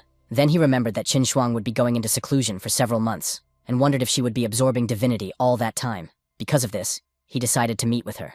When they met, she asked why he had come. The main character replied that he was leaving the next day to train on the ancient battlefield of the outside world, and had come to say goodbye, as he was worried that he would no longer be able to see her because of her seclusion. She was surprised to hear this and asked if he was leaving too soon. The main character replied in the affirmative, and added that when he returned, she would probably already be a demigod. Before he could finish, she grabbed his hand and suggested they take a walk together, saying that she would not go into seclusion until the next day and had almost missed his farewell. She also asked if he was ready, because the battlefield was extremely dangerous. The main character assured her that he was completely ready. Qin Shuang activated the seal and said that it had many limitations, but it could be useful. It was a 4th-level relic, the Hell Seal. After charging it in the core of the divine world, it could turn the main subordinates into souls at the moment of death. The main character was amazed, because his divine rebellion required the absorption of souls through divine techniques, and the more soul energy he absorbed, the faster his development became. Therefore, he thanked her, realizing how valuable this thing was. She hugged him, saying regretfully that she could not go with him, and asked him to be careful. Without hesitation, the main character put his hand on her shoulder and kissed her on the lips. He was happy that she did not reject him, and they remained standing in an awkward but warm embrace. He asked her to wait for his return, and she replied, telling him to be careful. The next day, Han Wu met with the professor and was surprised that he had come so early. Tianwen admitted that he couldn't sleep, and that was why he had arrived early. The main character activated the token and bit his finger. The professor did the same, and both dripped a few drops of blood onto the talisman. It instantly crumbled, opening a portal to the outside world. They arrived at an ancient battlefield, where they were immediately shown their temporary place of residence. The attendant added that if they needed anything, they could contact him. He was in charge of customer service. The main character was annoyed that their tent was too small and started yelling, demanding that it be replaced with a larger one. The professor laughed and suggested they look inside first. When they opened the door, they were surprised to find that it was huge inside. The main character said he would stay there until he saw the instructions on the table. After reading it, he learned that the tent was capable of blocking the scanning of the ancient battlefield, and the training area allowed him to summon subordinates. But the size of the field limited their number. This last condition infuriated him, and he threw the instructions on the floor, because until then, his strategy had always been based on numerical superiority. If the number was now limited, he did not know how to proceed. The professor calmed him down, saying that there was no need to panic, because the instructions said that they could connect to the tent's control system to find out more. The main character was still angry and decided to check the tent's system. Opening it, he saw his data as a participant and the option to choose how his army would be summoned. The system had limitations. Each race of creatures had its own maximum number. The main character didn't think twice, and chose the option that allowed him to summon the largest number of subordinates. Tianwen also chose the most suitable option for himself. The system issued a warning. Only those main subordinates who had been summoned inside the tent in advance could be controlled. If a subordinate died outside, it was impossible to replace them immediately. It was necessary to return to the tent to replenish the losses. The system also reported that fragments of divinity appear on the ancient battlefield. The rarer the fragment, the higher its value. These fragments can be combined into full divinity, as well as exchanged for other types of fragments or materials to improve the tent. The main character and his teacher were delighted, because by collecting a lot of divinity, they would be able to significantly improve their equipment. After that, they went to the battlefield together with the chosen representatives. The professor explained that he had previously studied the nature of these fragments. They are formed from spirits that remained on this field. Therefore, you need to defeat the spirits to get the fragments. The spirits were divided into levels, distinguished by the aura under their feet. A white aura meant the first level, and gave fragments of the first degree. Blue meant the second, and the most powerful spirits with a red aura could give fragments of the fifth level. Suddenly, the main character's attention was drawn to some movement. He demanded silence and, peeking out from behind a rock, saw a spirit with a white halo walking towards them. Tianwen noticed that although the halo was white, judging by its glow, it was probably a low-level but fairly powerful creature. The main character agreed, and ordered his Shadow Locust to test the enemy's strength. The representative did not hesitate and attacked with a Shadow Strike. However, the spirit raised its weapon and blocked the attack, breaking one of the Locust's legs. Then it gathered more shadow energy and continued to attack, but all the blows were blocked again. One of the shadow fragments fell to the ground and began to climb up the enemy's leg, completely enveloping it like a trap. The Shadow Locust took advantage of this moment and delivered a powerful blow, piercing the spirit's chest. It disappeared, leaving fragments behind. The professor told them to quickly collect them, and noted that although they were only first-level fragments, there were 8 of them, and the result was not bad. The main character took one of them and wondered if this energy was the essence of divinity itself. Tianwen explained that the fragments combine into a single divinity that gives divine techniques, and by collecting them, it will be possible to summon these abilities. Despite the fact that the fragments are of a low level, such techniques are very useful, and therefore valuable. The main character admired the teacher's knowledge, and thought that he had made the right decision in joining forces with him. Now their loot would be much greater. At that moment, the Shadow Locust returned, and indicated that it had discovered a new target. They headed there, and the professor noticed that all the spirits in this place were also low level, and the profit from them would not be too great. The main character asked if they should leave, but Tianwen replied that there was no need. Even a small profit, accumulated gradually, would become significant. They agreed and began their attack. First came the rabbits, then the Shadow Locusts, and the destruction was so extensive that all the spirits around were destroyed. The professor calculated that they had obtained 30 fragments, defeating more than a dozen spirits, and noted that this was not much. The main character agreed. At this rate, it would take forever to obtain high-level fragments. Suddenly, one of the locusts approached and reported something. Tianwen asked if this was a new discovery. The representative said that 2 people were watching them from a distance of 30 degrees. The professor suggested that these people wanted to steal their fragments, and asked what to do now. The main character replied that if anyone dared to steal from him, he would teach them a lesson they would never forget. Meanwhile, behind a rock, one man told his brother that the 2 they were watching looked like novices, and would be easy prey. He added that, watching them, he noticed that they had only killed a dozen low-level spirits, which meant that their power was not great. He suggested following them and attacking when they had accumulated enough loot. His brother agreed, calling it an excellent idea. The teacher asked the main character if it would be better to return to camp first, and deal with the fragments of divinity that had already been collected. The main character put his hand on the teacher's shoulder and asked him not to worry, as everything was under control. The dark locusts were constantly reporting on the movements of the 2 suspects. Tianwen asked if he was serious and relaxed a little, realizing that his student really did have the situation under control. After a while, one of the locusts returned with new information. The main character reported that his creatures had found a purple spirit. He was surprised because this meant that at least 1 fragment of 3rd-level divinity could be obtained. Therefore, they both immediately headed for the indicated location. When they reached the mountain, they saw the defeated players and a majestic purple spirit standing among them. The main character quickly realized that it had survived a fierce battle. The teacher agreed and noted that the servants who had died at the hands of this spirit were high level, and the spirit itself seemed to possess the element of wind. However, he was confident that his rabbit people would be able to fight it. The main character suggested wearing down the enemy in a protracted battle. Tian Wen advised using the creature's abilities to clone, strike with thunder, and self-destruct, while he himself was going to continuously launch rocket carrots until the spirit weakened. The main character just smiled, saying that this spirit was too weak to waste so much time on. Immediately after that, he took his dragon form and flew into attack at tremendous speed. Noticing this, the spirit prepared his fan and summoned a sandstorm. The main character activated the Hungry Dead technique, which struck the purple creature directly in the body, giving it no time to react. Then he drew his sword and, without wasting a second, struck with the Black Dragon Slash, cutting the spirit into pieces that scattered in all directions. The two hiding observers saw some of the fragments flying in their direction and rejoiced. After all, these were fragments of third-level divinity. They considered themselves lucky. Seeing that the main character had 8 fragments, they felt annoyed. They had much less. The fat one was also dissatisfied, but he admitted that there was nothing they could do, because they had seen what the dragon form was capable of, and understood that they didn't stand a chance against it. They decided to leave, thinking that they had earned quite well, and without any risk. But suddenly a huge shadow fell over them. It was the main character. He asked where they were going with his fragments. They replied that this was a battlefield, and the fragments of divinity that had fallen to the ground belonged to whoever picked them up first. They demanded proof that the third-level fragments belonged to him. Losing his patience, the main character raised his hand and used the giant dragon strike technique. The blow caused a colossal explosion and cut both opponents to pieces. After that, the fragments rose into the air and gently fell into his hands. The main character just smiled, finding it amusing that such weak players had even dared to steal. The teacher approached, and using his power, joined the fragments together, then told the main character that they should be sold at the camp so that they could improve the tent. Meanwhile, a portal opened in the camp, and Teacher Liu passed through it with Gan and his men.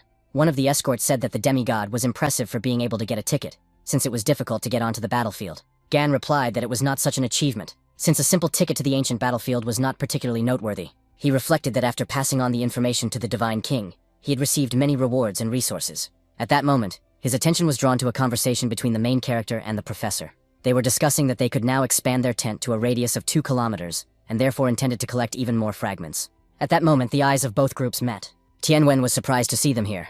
Liu and his companions remained silent, while the demigod said that it was great luck to meet the professor and his student, and mentioned that since they parted ways in the ruins of the Divine River, he had been unable to find him for a long time. The main character smiled and replied that he did not understand what he was talking about, although inside he wondered how he had guessed that it was him, since he was wearing a mask at the time. Believing that his opponent had no evidence, he decided to deny everything to the end. Gan asked if he was serious, and said that he had probably just confused him with someone else, but added that his progress was impressive. After all, he was the same age as his son, and had already reached the level of a demigod. Inside, he was consumed with rage because his son had lost his divine kingdom and was now doomed to a mediocre life. At that moment, Tianwen intervened, saying that he and the main character had business to attend to and needed to leave. He understood that they had to hurry because if they delayed, a fight would inevitably break out.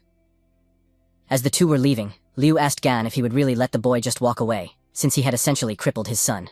Gan replied that there was no need to rush, because if they were all on the same battlefield, sooner or later they would meet again. The teacher smiled in agreement and added that when he renovated his tents, he would definitely find a way to destroy both of them, because he did not believe that the recently ascended demigod was capable of anything serious.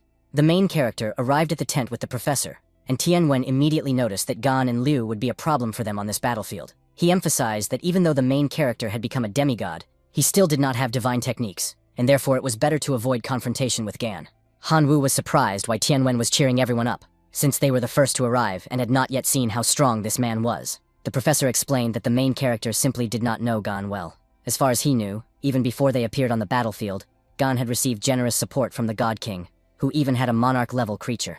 Therefore, the professor asked Han Wu to save his strength, because he would soon have to undergo an assessment by the Imperial Academy. The main character replied that the opportunity to visit an ancient battlefield was rare, and he was not going to miss his chance just because of the presence of some annoying guy. He asked for understanding and soon ran away. Tianwen just sighed, wondering how a child could be so stubborn, because everything he was doing was for his own good, and to prepare him for his meeting with Gan. In just a few days, the main character used the soul-devouring gaze to strengthen his rebellious divinity. After 6 consecutive sessions, the rebellious divinity accumulated enough experience points to advance to the next level, thus awakening a new divine technique of rebellion. First opportunity, Divine Technique of Rebellion. Sword of Rebellion. This is a powerful weapon summoned by divine technique, capable of converting physical damage into magic damage and vice versa. It can merge with other swords, and the effect remains forever. Second possibility, Divine Rebellion Technique. Twin Guns of Rebellion. This weapon, summoned through divine technique, converts long-range physical damage into magical damage and vice versa.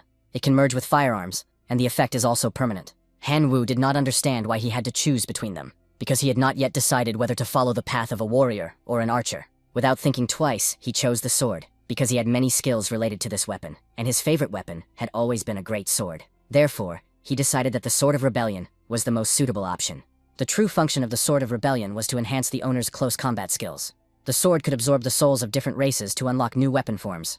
At the moment, the Sword of Rebellion had the form of a long blade. The main character understood this and rejoiced, knowing that as it absorbed souls, his sword would change. With these thoughts in mind, he left the tent, gripped his new sword tightly, and delivered a powerful blow that easily cut the tree in half. Han Wu noted that he had not even enhanced the sword with any attributes, yet its power was already impressive. Then he decided to conduct another test. He turned around and struck another tree, putting his energy into it. But the corrosion effect did not work properly. Then he applied another effect and struck a stone, completely destroying it. The main character realized that the destructive power of the heavy sword was very interesting, and also noticed that the weapon had natural dark attributes, but at the same time did not obey the rules and did not exhibit the typical effects of darkness. In fact, the Sword of Rebellion truly lived up to its name. It was truly rebellious. He came up with an idea, deciding that it would be interesting to use it to deceive people because it would always work. At that moment, the teacher appears and says that he has sold the fragments of divinity, so now they will be able to improve the tent. However, after inspecting the place, she notices that everything is destroyed and asks what the hell he has done there. The main character replies that he has developed a rather amusing technique for living that suits him perfectly, and now his motto is to never play by the rules. Tianwen asks if he really wants to go down this path. The main character replies that he is now even better prepared if Gan suddenly appears and starts causing trouble, and, still excited, calls his teacher to go and see how the renovated tent has changed. When they arrive at the camp, they are congratulated on the improvement, as the training ground has now been expanded to 4 square kilometers. The main character is amazed. It's a huge area, and now they will be able to call in more representatives. The teacher agrees, saying that they need to hurry. After a few days of practice, the main character gains a lot of experience from the rebellious deity. Tianwen also receives the living form of the Lord with impressive combat power. At this moment, Hu Hai passes through the portal to the training ground, confident that this time he will capture the main character and deliver him to the God King. The portal remains open, and the parents of the deceased Shu Te follow him through, asking if there is a way to destroy Han Wu. The true god replies that he will of course find a way to avenge Shu Te. The boy's father agrees, and at that moment, Gang and the teacher also come through the portal. Liu says that he has been watching Han Wu for a long time, and wants to know when they will start acting. Hu Hai asks them not to rush, because they need to get used to the new situation. Internally, he feels irritated. After all, he is a true god, and he has to deal not only with 4 demigods, but also with some boy who has only recently risen to the rank of demigod. But, realizing that this is an order from the God King himself, he is forced to obey. They are all determined to destroy Han Wu once and for all. Meanwhile, fighting 3 high-level spirits, the main character summons his army of locusts, and Tianwen summons his human rabbits. Without much difficulty, they defeat all 3 spirits at once. After collecting the fragments, the main character notices that over time, they will be able to improve the tent again and summon even more creatures. In addition, their combat power has also increased.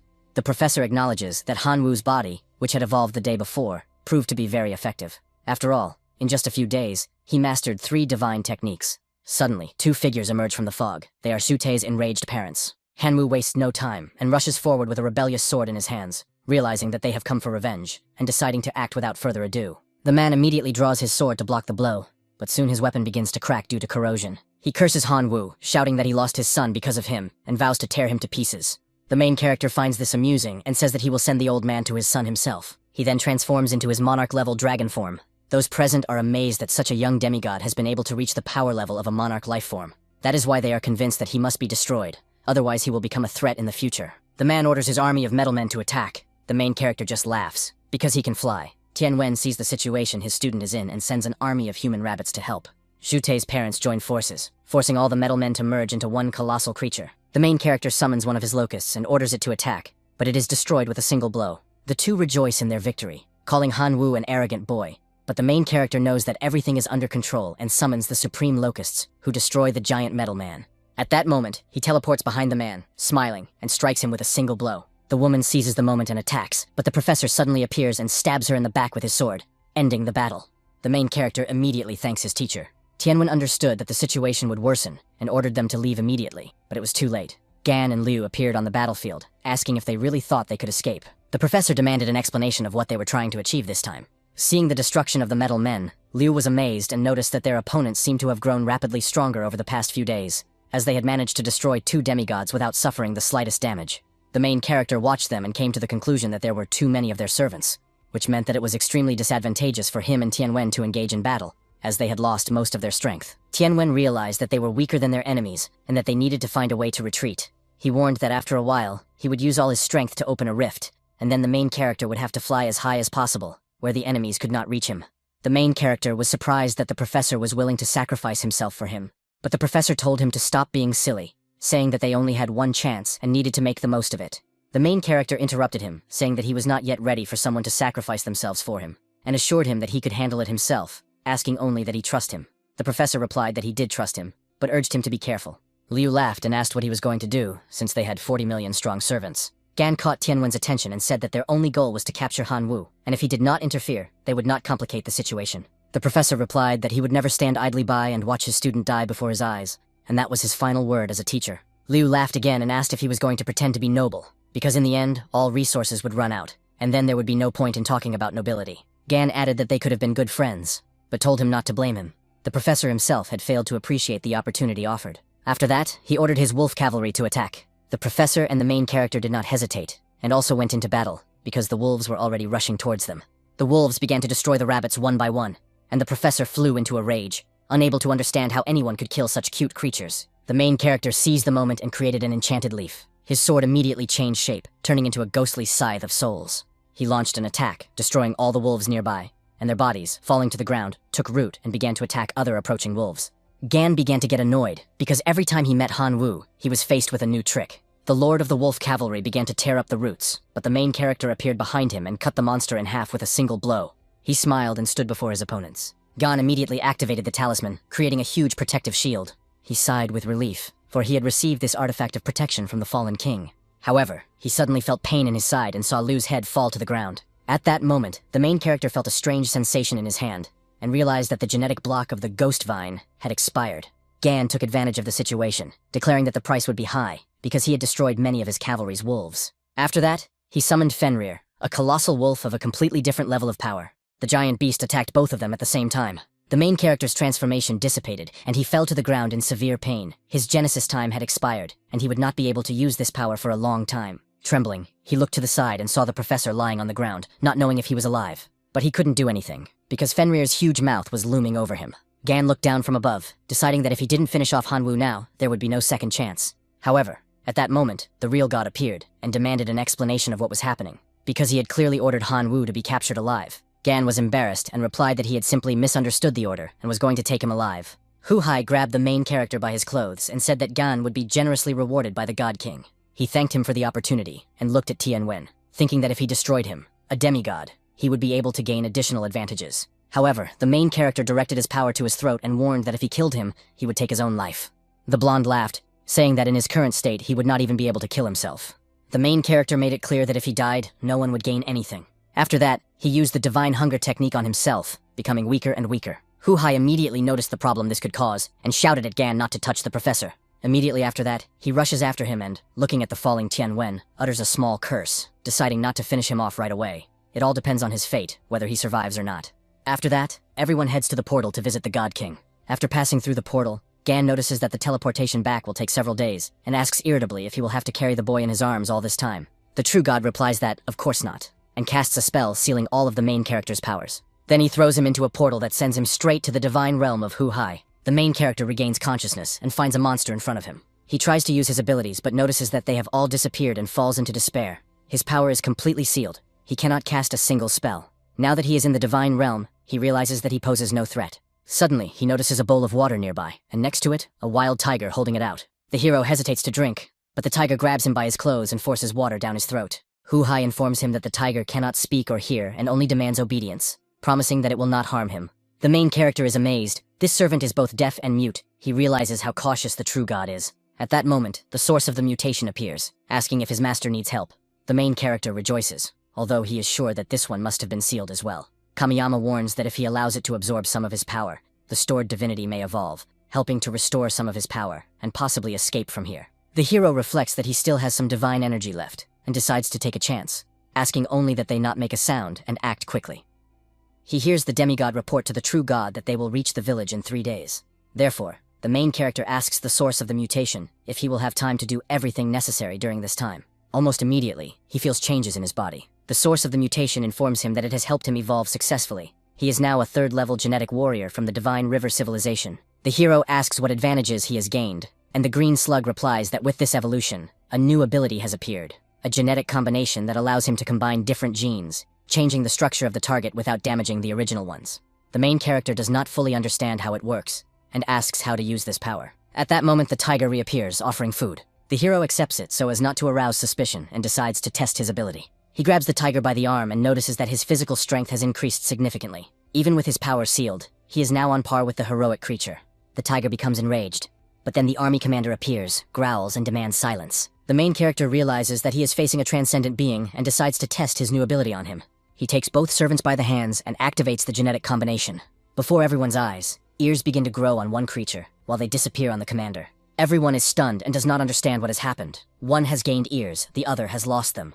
The main character pretends that this was all planned, saying that it is a gift of gratitude for the water and food. At that moment, he begins to absorb the monster's energy and realizes that even other people's servants can become his own. If the plan succeeds, he will be able to reach the divine core of Hu Hai and destroy it, escaping from here. The white tiger furiously demands that his ears be returned, but the main character just looks away and kicks him hard in the stomach. The army commander orders the soldiers to attack and they approach, but the hero uses his power to establish a connection with all the attackers. He begins to change their life form by rewriting their genes. The white tiger screams, calling him a heretical god and demanding that he be captured, but the main character only smiles. His newest servant steps forward and crushes all opponents with a single movement. After that, the tiger kneels and begs to be accepted as a servant. The main character replied that he accepted the offer, but warned that he would need help to get out of there. He said that they should start by showing him where the core of this divine kingdom was located. His companion agreed to help find the core, but immediately warned that it was guarded by high-level guards. The main character just smiled and said that first they needed to find the core, and then he would decide what to do. However, as soon as they left, they were approached by troops of heavily armed warriors. Their leader shouted to capture them both. The main character just smiled at the challenge, and the two of them immediately rushed into the attack, instantly destroying the werewolf warriors. One of them remained alive and, without hesitation, fell to his knees before the main character, begging for mercy. The others followed his example, asking only that their lives be spared and promising to obey all orders. The main character used his faith, the faith of light, and warned them that they must become his servants and obey unquestioningly, or no one would be spared. Everyone immediately obeyed. Hanwoo understood that he was doing this reluctantly, and only because he needed people at that moment, and that was the only reason he was accepting them. After that, the main character began to recruit new followers on a large scale, changing them to infiltrate different corners of the divine kingdom of Hu Hai, and finally learned where the core of this kingdom was located.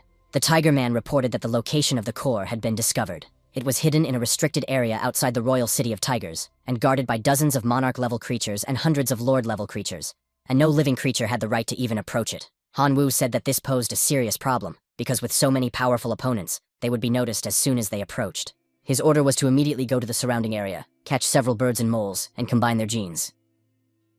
After completing all the preparations, they headed for the royal city of tigers. He imagined that he had successfully transplanted the genes of moles and birds into tigers so that they could dig and fly, facilitating stealthy infiltration. One of the soldiers caught his master's attention and reported that the divine core was directly beneath them. The main character immediately realized that the 3 guards at the core were at least at the monarch level, and realized that it would not be easy. The tiger took advantage of the moment to note that the next day, the royal city would hold its annual festival, during which the Tiger King would make sacrifices to the gods, and then the elite squad would be able to go out and watch the ceremony. The main character became interested, and decided that they would act according to the circumstances. The next day, Hanwoo stood by the walls, and, using his divine eye, noticed that only 1 elite guard remained at the core. He felt relieved, because it meant that there were 2 fewer opponents. Therefore, he ordered his troops to jump and focus their attack on destroying the divine core. He himself climbed onto one of his soldiers. At that moment, the guard noticed the movement, looked up, and shouted that invaders had entered the restricted area. The army continued to move forward quickly, while the main character coordinated the direction of flight. When they got closer, he ordered his servant to hold off the enemy, while he went to look for the core of the divine kingdom. The Tiger Man took up a fighting position, and the main character also prepared himself, imagining how a pair of arms, enhanced by mole genes, would be especially useful at this moment. The elite Tiger Man shouted to stop, but Hanwoo paid no attention and continued to search for the center of the divine core. Meanwhile, the 2 warriors were fighting, and Hanwoo knew he had to hurry because his servants would not last long. After a long search, he finally found the path leading to the core. Concentrating powerful energy in his hand, he directed it straight there, destroying the core to its foundations.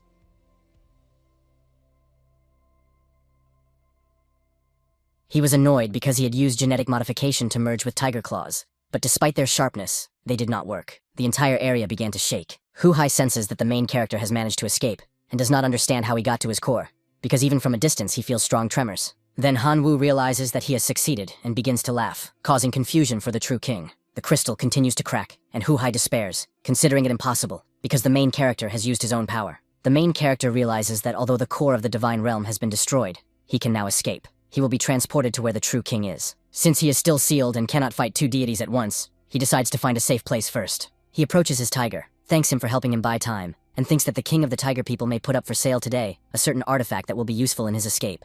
Meanwhile, in the Tiger Kingdom, the king does indeed announce the artifact, boots that cut through the wind, a 4-star divine relic.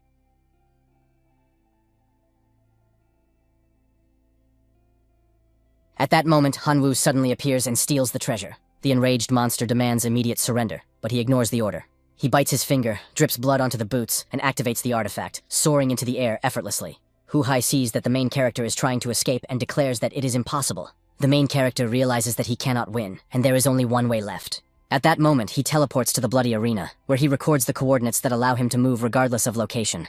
As soon as he arrives, he receives a notification that he has been challenged to a duel by another heir, and a warning. If he refuses the challenge 3 times, his status will be revoked. He refuses anyway. However, a second challenge soon arrives, then a third, and the main character becomes angry, realizing that they want to eliminate him without explanation. Realizing that he has no choice, he accepts the fight. A girl emerges from the darkness, introducing herself by the nickname Night Shadow. She asks him for his codename, and he replies that his name is Locust. She is pleased that he has accepted the challenge and warns him that he must prepare to die. Han Wu is excited to see a multitude of bats in front of him. For the first time, someone has challenged him with a numerical advantage. The girl asks if he is afraid and advises him to surrender. Otherwise, all her mice will suck him dry, and she does not want to waste time.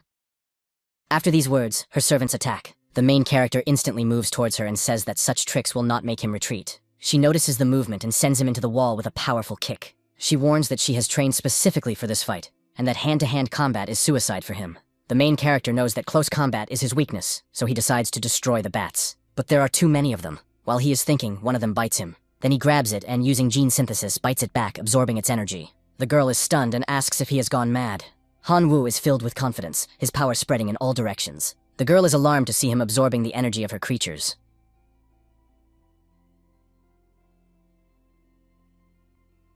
She concentrates and summons the Lord of the Eternal Line, a vampire with huge fangs, who begins to suck the life force out of the main character. The protagonist panics, realizing that the vampire is drinking his blood. But this thought only excites him, and he responds in kind, biting the enemy and beginning to draw energy from him. Activating the Genesis gene combination, he sees the vampire disappear right in front of him, easily defeated. Then he asks what the next move will be. The girl is furious that her plan has been thwarted, and summons even more creatures and new vampires to attack. He tried to run away, but his blood was stolen again. However, the power that had previously raged to its fullest suddenly dissipated, and he remained unharmed, with a frightening smile on his face. The main character tried to suck her blood, but at that moment, the girl surrendered. He stopped, satisfied that he had stopped in time, and she asked if he was a student at the academy. Then the main character realized that she was talking about the university, and asked if admissions were already over. The girl replied that yes, 10 days had passed. He was stunned by what he heard, realizing that he was completely behind, because, focusing on the ancient battlefield, he had missed the entrance exam and final assessment at the Capital Imperial Academy. Saying goodbye, he hurried away so that he would not be expelled, and the girl warned him that she would defeat him next time. After a while, he arrived at the gates of the capital, but was stopped. Annoyed, he declared that he was a student in the Academy's preparatory department and demanded to speak with Professor Lina. The guard did not believe him and said that he would not let anyone through without permission, even if they knew the teacher's name. At that moment, Sun Chinian appeared and asked if it was Han Wu standing in front of him. The main character was surprised to see his friend, who asked where he had been all these days, as everyone had been looking for him. The main character replied that he needed to talk to Professor Lina urgently, but they wouldn't let him in. The blonde man said that it was not a problem, and that he could easily take him straight to the professor's office by opening a portal. Han Wu thanked him for his help, and the blonde man promised to tell Qin Shuang about what had happened at the academy. He told the professor that Hu Hai and Gan had captured him on the ancient battlefield, and although he had managed to escape, he had been unable to destroy the seal. Lina slammed her hand on the table and was outraged at how 2 adults dared to intimidate a student of the Imperial Academy. She told him not to worry. The Academy would achieve justice.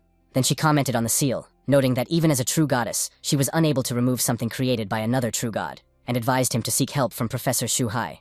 The main character thanked her for the advice, and Lina immediately contacted the professor. informing him that Hanwoo needed his help. A portal opened, and Shu Hai emerged from it. The main character watched silently, and the professor said that the situation seemed complicated. He explained that returning alive after staying in the divine world was a real miracle and promised to speak to the rector personally to achieve justice. Lena agreed, and added that because of this, Hanwoo had missed his final assessment at the academy, and now they needed to find a way for him to continue his studies. Shu Hai replied that the academy must follow the rules to maintain fairness, but acknowledged that the main character's strength was second to none among the official students. However, since he did not participate in the entrance exams, there was not much the academy could do. Nevertheless, Shu Hai told him not to worry, because he is a valuable student and help will be provided. The main character thanked them both for their understanding, and the professor remarked that they were one family and there was no need for formalities. First, they would help him restore his connection with the divine world, and then they would take care of everything else. After a light touch of the palm, Hanwoo felt that he could once again communicate with his divine world. Lena laughed, because that light touch of the palm cost the professor 300 million units of divine power. Shu Hai only asked him to hurry back and check if everything was in order, because new problems could have arisen during his absence. Hanwoo thanked them both again and entered the divine world, where chaos reigned. Different kinds of creatures were fighting each other.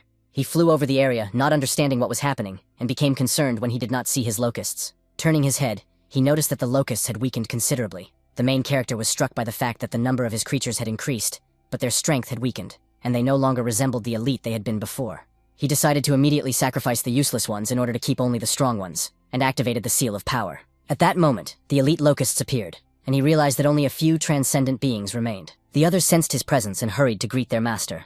One of the skeleton kings also greeted him, and the system asked if he wished to evolve into an Ice Emperor, a first-level divine life form. He was pleased with what he saw, and even though it was only divinity, which was so rare at the moment, he decided to choose this ability, especially since, when divinity was upgraded, rebellion would be able to absorb the divinity of destruction, and he still had the introductory entry for death activity. As he made his choice, a bright light flashed in his divine world. The main character became alert, trying to understand who dared to attack the core of his divine world. He immediately rushed over and shouted for them not to destroy the core when he saw his fierce dragon fighting the Supreme Skeleton, a monarch-level creature. The main character asked in confusion why it was trying to destroy the core, since it had never harmed its creation. The skeleton replied that it existed only to destroy divine cores, and that the gods did not need any other races except creatures like itself. Hanwoo was confused, not understanding what was happening, but said that it no longer mattered to him why this had happened, because now his representative could not remain in this world. He ordered him to go to the city of Dolan, and he was forced to pass through the portal. The main character looked at the crystal and thought that everything had happened only because he had trusted his subordinates too much. Now he needed to add protective measures to the divine world. He surrounded the core with a barrier, extending it throughout the castle, and then summoned the entire army, and they swore eternal allegiance. After that, he decided that the affairs of the divine world were temporarily settled. However, there remained the problem of Professor Tianwen and his students, who were still on the ancient battlefield. At that moment, the main character teleported to the academy to talk to his teacher, and was surprised to see Qin Shuang in the room. Without hesitation, she ran up to him, saying that Sun Qianian had passed on the news of his return, and so she had rushed to Lena, worried about him. He assured her that everything was fine, and both were embarrassed to notice that the teacher was watching them. The teacher said she had heard from colleagues that Professor Liu had died in battle, and the protagonist confirmed this, asking if she had a pass to the ancient battlefield, as he had to return Tianwen. Without hesitation, Qin Shuang said she would go with him, and not leave him again. When they arrived, they hurried to the hut, but found it empty. The main character said that the professor had apparently not returned. Apart from fragments of divinity, there were no resources left on the battlefield, and he knew that it was impossible to survive there for long. Therefore, he summoned his representatives, deciding that he must find the professor at any cost. After a while, he felt a strong pressure, and shouted that it was the resonance of the Sword of Winds cutting through iron, and ordered to check the source. Qin Shuang agreed, noting that the signal was coming from underground. The main character ordered the place to be searched. The locusts struck the ground, creating a passage through which they could enter. After a while, they came across a door, and the main character immediately sensed that a powerful special force was hidden behind it. He realized that his sword and representatives were locked there. Radiating energy, he tried to destroy the barrier, but to no avail. Then Qin Shuang asked to try herself, and, focusing her energy in her eyes, launched an attack that neutralized the door's defenses. The main character made another effort, and the door opened. They went inside. At that moment, a scorpion monster appeared and attacked them, but it was instantly destroyed. However, its fragments scattered in all directions, and the main character realized that something was wrong with this place. He quickly realized that the monster was instinctively trying to kill them. Qin Shuang said anxiously that the gate had disappeared, and they would not be able to return the way they came. The main character thought for a moment, realizing that someone was deliberately trying to drain their strength. He knew that the connection to the divine world had been severed, their supplies were almost gone, and if things continued this way, they would die of starvation. Then Qin Shuang summoned her phoenix and decided to scout the area. During the flight, she said that things were bad. They had been flying for a long time, and she was beginning to fear that they were stuck in this deserted place. But the main character sensed something and said that there was a resonance of a sword cutting through iron nearby. Before he could finish speaking, the shadow of a sword appeared before him. His representatives rushed to help, and he himself used his power to free the spirit of the sword from its torment. Without wasting any time, he asked if the spirit had seen Professor Tianwen. The spirit replied that they had been walking together until 3 days ago, when they were separated near the giant mountains, where the professor was taken away, and now there was almost no time left to save him. The main character said that everything was fine, and asked only to be shown the direction in which he had been taken. The spirit showed him the right way. After traveling some distance, they noticed a small village. Descending from the phoenix, they flew over the area, and the main character noted that there were many sand giants around, which meant that the professor was most likely there. At that moment, the cactus began to glow and grow rapidly, surprising both of them with its spiked attacks, which the main character instinctively repelled. At that moment, even more monsters appeared, and the main character noted with some pleasure that they had decided to compete in numbers. Then he ordered his army of locusts to attack, completely devouring all the cacti. After that, he ordered his representatives to explore the interior of the city and, using his shared vision, saw that inside there was a huge monster guarding the city along with other creatures, and the professor was on their side. At that moment, the main character became alarmed, and Qin Shuang asked what had happened. He ran, realizing that Tianwen had to be sacrificed, and there was no time to lose. He ordered Qin Shuang to wait outside, realizing that there were too many unknowns in the city, and she should not be put in danger. His first order was to cover the entire city with his locusts, but this proved difficult, as the enemy representatives began to devour them one by one. At that moment, Phoenix Qin Shuang appeared to help, and the girl made it clear that she was not going to leave them so easily. She declared that she would save the professor together with him.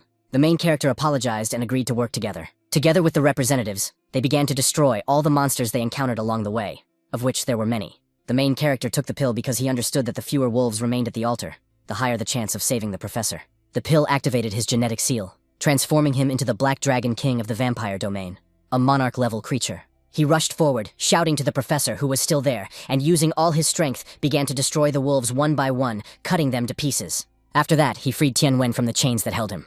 The professor, confused, asked if he was dreaming. The main character replied that he had only been having nightmares and that he had come to wake him up. After that, he flew to Qin Shuang, as they needed to retreat, and the three of them left the city together. Once they were far enough away, the girl asked about the professor's condition, and the main character replied that there was no need to worry. He had recovered, and congratulated them both on reaching the level of demigods. Qin Shuang said that she was only able to evolve thanks to the main character, but quickly changed the subject, as they needed to find a way to get out of this place. The professor said that while in captivity, he had learned something from the Divine King, and knew about a mirror that would help them cross the secret realm, and he was sure that this was the only way to leave this place. The main character became alarmed, realizing that the wolves already possessed red souls of the highest rank, and could not even imagine how powerful their king was. Qin Shuang admitted that she was also worried, because if they continued on their way, all the servants working here would die. The professor took out a bag and said that all his servants were already dead, and the only way he could help was with what was inside the bag, fragments of divinity that he had collected, and that was the only way he could be useful. The main character told her not to worry, because he had also obtained several fragments, and assured her that together they would find a way out. Qin Shuang approached, and said that although there were many fragments, it was still not enough. Moreover, they were in the divine realm, where it was impossible to sell them. The main character smiled, and explained that he would try to use his fusion ability to combine them. The girl was surprised to see the result. A 5th-level essence appeared before them. The professor was also amazed, because obtaining a 5th-level entity was incredible. The main character said that he would quickly fuse several suitable divinities for them, and they needed to find a mirror. 2 days later, they gathered again, and immediately encountered a sand giant. The girl admitted that she was excited, because she wanted to test her new divinity. She summoned the Spear of Thunder, eager to test its power. When Phoenix approached, several huge sand golems appeared. The main character said not to rush to throw the thunder spears, because they were facing a giant deity with the ability to regenerate, and throwing the spears at the same time would not work. The girl asked what they were going to do, and he replied that he would add a little of his divine technique called rebellion. He concentrated his power and shot at the sand golem, piercing its body through and causing it to disappear completely. Immediately after that, a multitude of wolves appeared and attacked immediately. The professor told them to deal with the situation and attacked, creating many thorny vines. Qin Shuang praised him, then used her thunder power to summon lightning from the heavens, which destroyed the monsters down to the last particle. She said she was happy, because with their new divinity, they no longer feared monsters. No sooner had Qin Shuang said this than a loud rumble sounded, and everyone realized that a new colossal creature was forming out of sand. It was the great demon emperor of scorpions. Qin Shuang was struck by the power of this monster, which, on top of everything else, attacked them, hitting all those closest to it. The main character immediately took his dragon form and ordered everyone to stand behind him. Using his divine technique of rebellion, he summoned the soul of the Scythe Sword. The Scorpion King prepared to attack, and seeing the danger, the main character counterattacked. The two blows collided, destroying everything around them. Qin Shuang was worried about the outcome of the battle until the main character appeared unharmed, even after the devastating blow. The Scorpion noticed that no human had ever withstood his attack before and attacked again, this time with his stinger.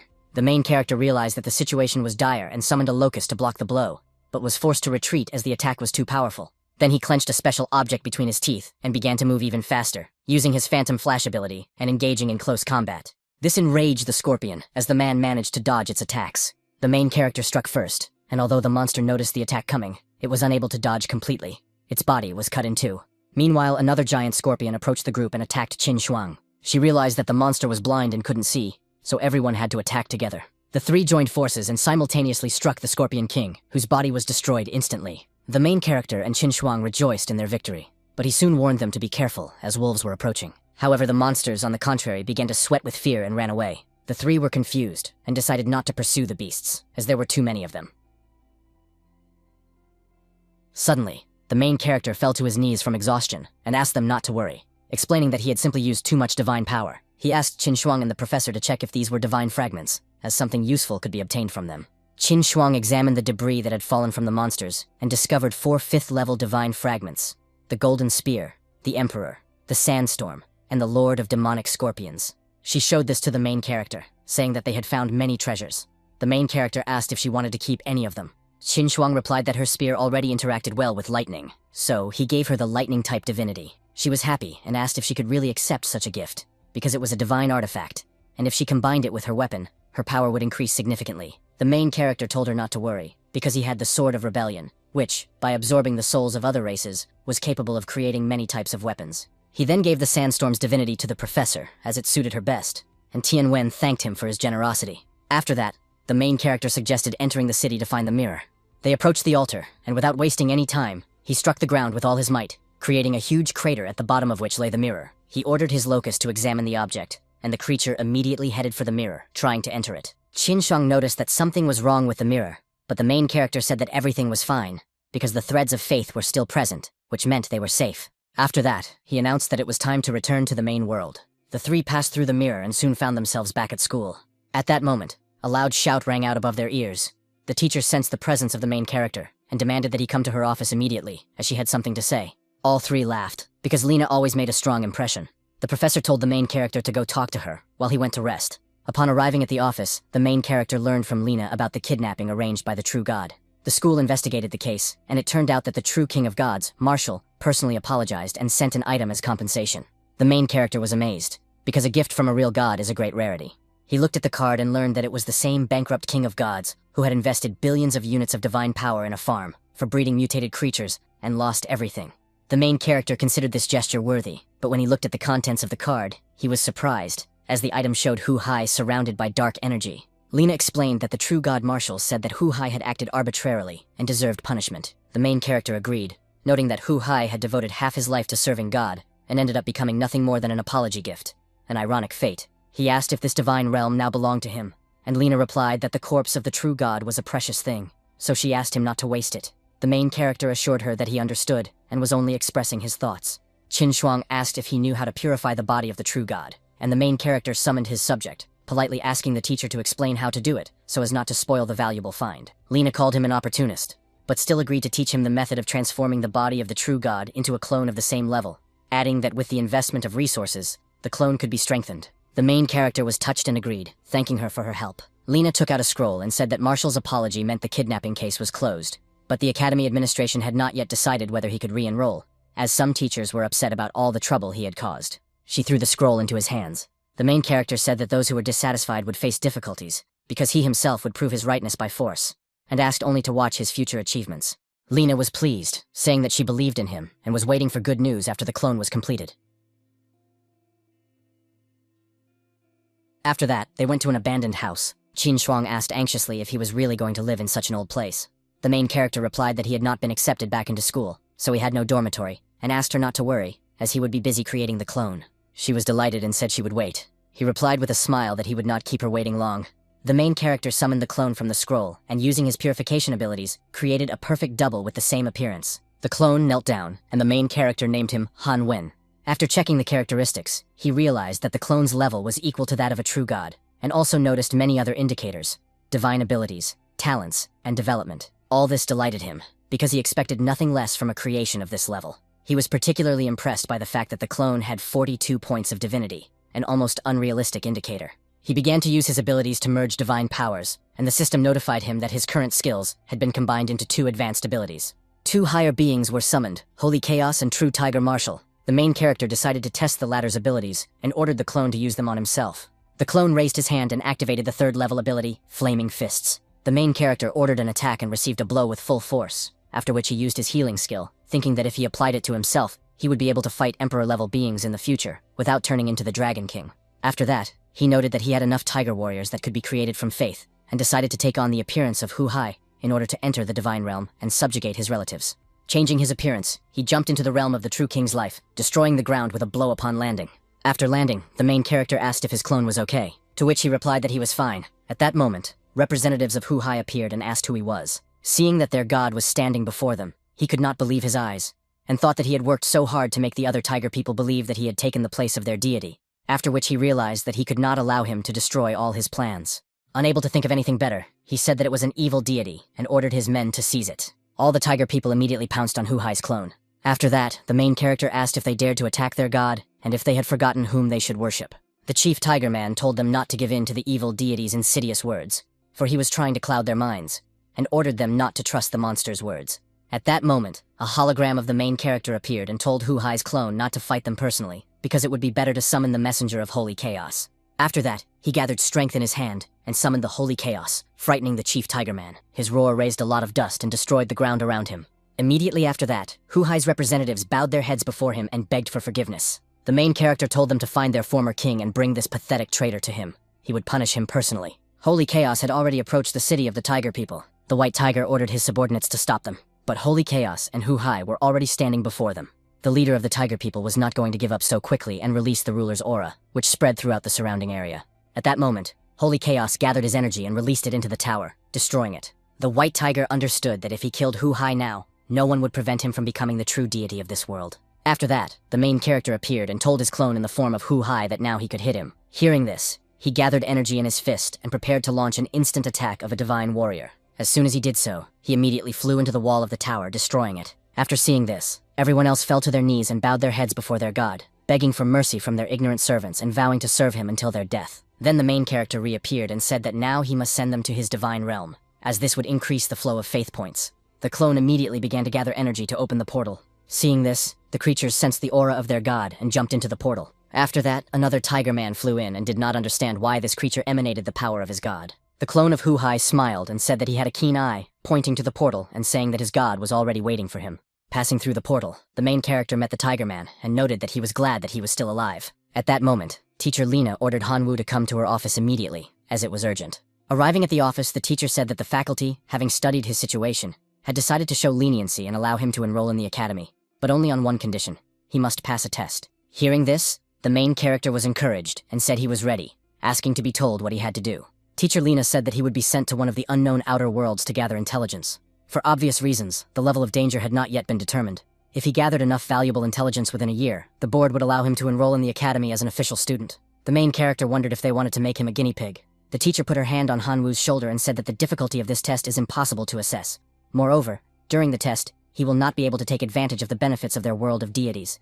It is up to him to decide whether to take this test or not. To which the main character replied that no matter how dangerous the test was, he was ready to take it, just to get into the capital's academy. After that, he thought about the fact that, besides being a resident of the world of deities, he had many other advantages. He was sure that his genetic modifications and other abilities would be more than enough. Concerned, Lena told Hanwoo that he had already achieved what even second-year students at their capital academy could not dream of. If he continued to train hard, his progress would be on par with that of the academy's students. Then she asked why he was taking such a risk, since he could just wait until next year and reapply as an applicant. After that, he said awkwardly that she was right, but he didn't want to keep someone waiting. Teacher Lena immediately understood who the main character was talking about, and told him to do as he saw fit. Then she wished Hanwoo patience and luck, because she was sure that he would cope with this test, and then noted that he was leaving tomorrow. Hearing this, he said that he would do everything in his power. After a while, he finally landed in the outside world. He gathered his energy into his fist and rushed at the wolf, realizing that these were ordinary creatures, and must have been attracted by the sound of his fall. After that, he destroyed all the wolves. and the essence of life began to flow out of them. And then he noticed a table in front of his face, not understanding what it was. His level was 10, his life title was Wolf Exterminator, which he received for killing wolves, and his damage to wolf-like creatures increased by 10%. At the end, he saw a question about whether to wear the title. He realized that everything in this world was tied to titles, and agreed to take the title. After that, his transformation began. The main character smelled something, and didn't understand if the scent was coming from him. Then he realized that now any wolf that smelled this scent would understand that he was the one who killed its kin. Hanwoo saw the table again, which said that killing one bronze-ranked wolf would improve his rank. Seeing this, he snapped his fingers and said it was a piece of cake. 3 hours later, he had already killed 300 wolves, but he hadn't noticed a single bronze wolf among them. After that, the main character thought that a bronze-ranked wolf was just the same as a regular wolf, only slightly stronger. After that, he said that nothing ventured, nothing gained, and began the gene fusion. As soon as the fusion began, a wolf attacked him. Hanwoo kicked it, not understanding how it dared to attack its creator. As soon as he did so, a table appeared immediately, stating that his rank had risen to 16, and the damage to wolf-like creatures had increased by 20%. After that, he jumped onto a tree and thought that all humanoid creatures were flocking to the teleportation gate. Then he began to wonder if this was some kind of hunting ground, and if all these creatures were coming to kill wolves, raise their levels, and earn titles. He understood why titles needed to be earned. They made you stronger, but he was curious about the meaning of levels. The main character leveled up all night and managed to reach level 16, but he didn't feel any changes in himself, and became curious about why this level was needed at all. After thinking about it, he decided to ask someone about it. Passing by a guy, he couldn't understand what was wrong with him. Turning around, the main character noticed someone else behind him. They immediately attacked Hanwoo. The guy, in turn, thought that the main character had decided to run away, but he began to transform into a black dragon. After the transformation, he attacked all 3 of them. Seeing such a powerful attack, they decided to just run away. After seeing this, he realized that they had chickened out, but that was even better. The 3 killed the guy and wanted to take all his equipment. After that, they just ran away. At that moment, the main character appeared, who saw all this and realized that these guys specialized in murder and robbery. After that, he realized that this place was probably really created for hunting and leveling up. He went down to the dead guy, picked up an item, and then thought that he still didn't understand what these levels were for. But that wasn't a problem for him. Hiding behind a rock, he decided to just follow them and gather as much information as possible. When he reached the cave, he didn't understand why they had come here at all. At that moment, huge spiders came out, catching the main character off guard. One of them decided to attack him with a web. This was unexpected for Hanwoo. Dodging the attack, he didn't understand if these spiders were somehow connected to the wolves and how they had smelled him in the first place. He apologized to them mentally, but he couldn't let some spiders eat him, so he attacked in response, destroying them. A table appeared in front of him again, saying that he had received a new iron title, Spider Terror, and he said that it wasn't bad. Hearing screams, he turned around and saw that the spiders had already grabbed the 3 guys. The main character understood that he couldn't let this cannon fodder die until he found something new or learned something useful, so he decided to help them, and at the same time, he decided to test his new toy. The table appeared again, saying that the iron title of Spider Terror had been upgraded to bronze rank. After reading this, Hanwoo said that he was beginning to like this world. After that, he saw that the fire in his hands had disappeared, but the system explained that after use, the title would recharge in 1 minute. After that, the main character began to run away from the spiders, shouting that they were disgusting. One of the spiders opened its mouth to eat him, but the recharge ended in time, and he managed to destroy it. A table appeared, informing him that the bronze title Spider Terror had been upgraded to silver rank, and a new skill, Wolf Spider Summon, had been added, which the main character really liked. Hanwoo thought that even if he saved them, they should not know that it was he who did it. After that, he set fire to all the cocoons, and people began to crawl out of them. Then the Viking killed the guy with the wolf's head and said that there was another one with excellent equipment. After that, the trio noticed that he was not alone and considered themselves very lucky. Seeing this, the main character, who was hiding behind a rock, said that it was disgusting and realized that he would probably have to give up his meat shield after all. Then Hanwoo decided to attack them, and one of the trio, seeing him, did not understand how he ended up here in the first place. Then he finished off the guy with gray hair. What they saw frightened his companions, and they decided to flee. But the main character was in dragon form, and quickly killed the guy in the blue jacket. This really scared the Viking, who turned around and saw it. Hanwoo approached him, and told him to behave himself. Otherwise, he would make sure that his death would be much more horrible than that of the other 2. Frightened, he said he understood, and the main character asked what this place was. He said that it was the realm of civilized titles, where under certain circumstances, one could obtain various titles, which could subsequently be upgraded. The lowest ranks of titles were iron and bronze, followed by silver and gold, and the highest ranks were platinum and diamond, and they were now inside a place for upgrading these titles. The main character decided to ask what the rules for upgrading them were. The latter replied that if you kill local creatures, such as spiders and wolves, you can increase your level. When you reach the 100th level, your title will be upgraded. Hanwoo immediately thought that if he could get a diamond-ranked title, it would probably be enough for a good report to the Academy's top brass. However, in all the time he had been killing here, The main character had only managed to rise to the 40th level, and he was still very far from the diamond rank. But his thoughts were interrupted by the words of the Viking, who said that titles obtained by hunting creatures were worthless. Truly powerful titles were in the hands of the great families. Ordinary people like them would never be able to obtain them. This greatly angered the main character, after which he wondered if there were rich people in every world who monopolized some kind of power. Then he saw something in the Viking's hands, and decided to ask what the iron plate was. The man replied that it was an ID card, which was required for everyone who came here to level up. Ordinary people receive iron ones, but those from great families, such as the blue-blooded family, or those with outstanding power, receive badges made of higher quality materials. These give greater freedom of action and movement around the world. After his explanation, the main character thought that if he could get such a badge, he might be able to get into other places. At that moment, the man took advantage of the situation to escape. The main character immediately noticed this and decided to finish him off, saying that he had told him to keep quiet. After that, he decided to approach his body and take the badge. Immediately after that, Han Wu went to the portal. But at that very moment, as soon as he approached, 3 giants appeared and asked him who he had stolen the badge from. After that, he started to run away and thought that he couldn't reveal himself right there, because if he showed his true power, they might send much stronger hunters after him. The main character ran into a cave and they followed him. As soon as they ran into the cave, Han Wu immediately killed them. Leaving the cave, he realized that he couldn't just leave this place. He couldn't waste too much time here. He needed to get useful information as soon as possible. After that, he thought about Qin Shuang and realized that he needed to finally return to the capital academy, because she was still waiting for him. He immediately came up with the idea that if he couldn't leave the usual way, he would simply cause a small commotion and escape during the confusion. Then he went to the creatures and began combining genes. At that moment, a 3-headed wolf with spider legs appeared. He immediately ordered the new creature to show the main character what it was capable of. His creature made a hole in the wall, and the guy seized the moment and slipped through it.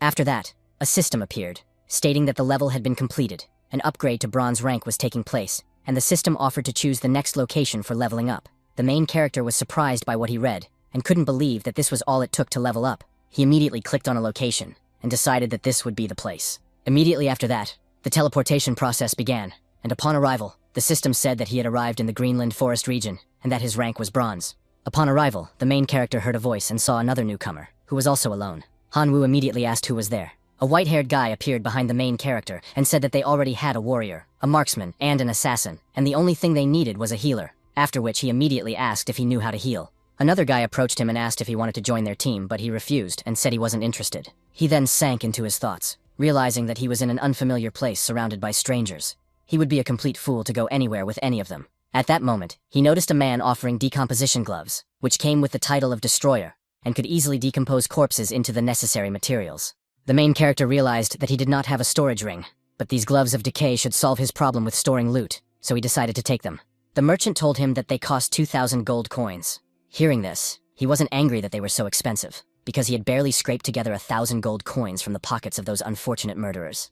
Then he approached the merchant even closer, and asked for only 1 glove, to which the merchant replied that he had never sold them that way before. Then the main character told him to think for himself why he would need a pair right away, since one would be enough to deal with the decomposition of corpses. He was sure that people would start buying them more often if he started selling them individually. After all, 1,000 coins is not 2,000. After that, the merchant thought about it, and said that it sounded quite logical. After that, he sold 1 glove and thanked Han Wu for the merchandise. After a while, the main character went into the Greenland Forest, and didn't understand what sound he heard. Turning around, he saw goblins. They immediately attacked the guy. The main character thought about how long it had been since he had fought such insignificant creatures, and at that moment, the aura of a monarch-like creature began to appear. The goblins were frightened by this black aura, and then Han Wu remembered that the title he had received for killing the spiders had the ability to summon them. After some thought, he decided to try it. He summoned spider wolves, which easily killed all the goblins. After that, a system appeared, stating that he had killed more than 10 goblins and received the title of Iron Rank Goblin Slayer. The first ability was to summon a wooden club, and the second ability was that all goblins were initially hostile towards him.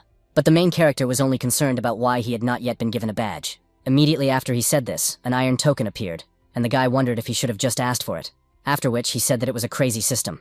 Then the main character put on his glove and decided to try to get all the titles he could, hoping that someday they would come in handy. After that, he began to decompose. Before he could even begin his technique, new goblins attacked him. He decided not to waste any time and summoned his club. But as soon as the main character saw its size, he was very disappointed. One of the goblins decided to attack the main character, after which he hit him with a club, which immediately split his head open. Looking at his weapon, he said that it felt good in his hand. Seeing this, all the other goblins were frightened, but the main character killed them all. After that, he sat down on a rock and used his new ability to decompose. Suddenly, a team came out, and one of them said that this newcomer had done well. The main character immediately noticed that only one warrior had a silver token, while the other 3 had bronze tokens. The red-haired guy told him to leave all his loot and get out of there. Otherwise, he would lose his head. After that, Hanwoo noticed that these people were quite strong. He then decided to ask if he had a storage ring.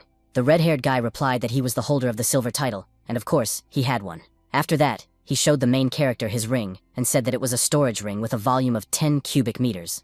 Then he said mockingly that he probably had never even seen such a thing before.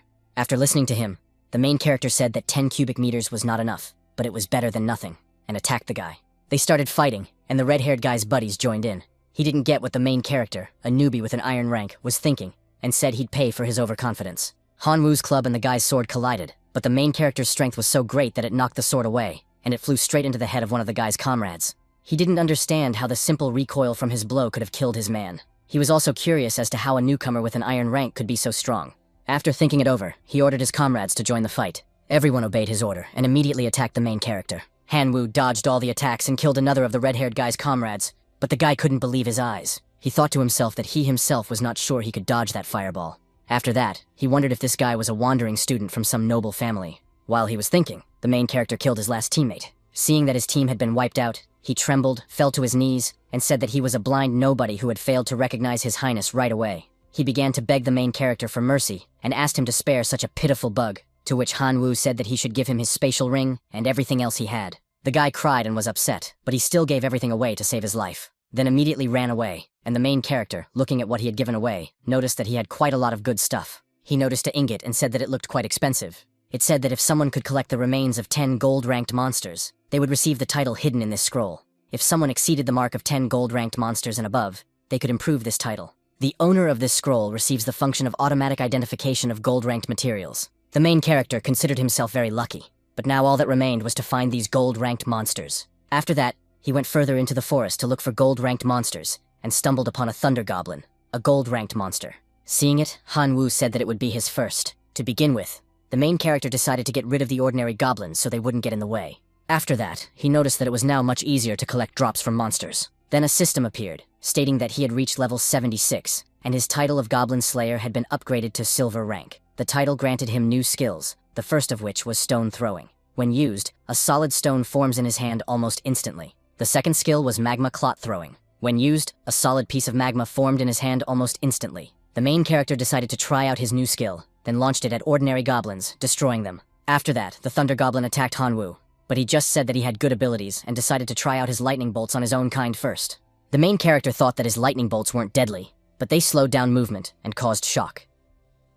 At that moment, the red-haired guy met the blonde guy and told him that the main character had killed his comrades and robbed them blind, then asked him to finish off Hanwoo, promising to repay him for his help later. Then they saw lightning in the sky, and the guy asked if it was really the lightning of the thunder goblin. He couldn't believe that someone had decided to test their strength against this creature. After that, he noticed the main character, and told his brother Jin that this was the one they needed. The blonde guy asked if he was so cocky that he decided to take that lightning bolt to the forehead. He then added that he wouldn't even have to do anything because he was already dead. The thunder goblin's lightning struck the main character directly, but he didn't even flinch. Jin couldn't understand how this was even possible. The thunder goblin was confused because he had simply taken his thunderblade and didn't even flinch. At that moment, the main character thought that this goblin's pathetic parody was no match for her element of thunder. It wouldn't even break through his passive defense. He took out his axe and began killing ordinary goblins. At that moment, Hanwoo thought that he had had enough of experimenting, because he still needed to kill a couple hundred ordinary goblins to improve his title and raise his level. The thunder goblin, in turn, was very frightened. At that moment, the system announced that the silver title of Goblin Slayer had reached its maximum level. The main character warned the goblin that now it was his turn. Then he hid behind his back. The goblin did not see where Hanwoo had disappeared to, and this made him very angry.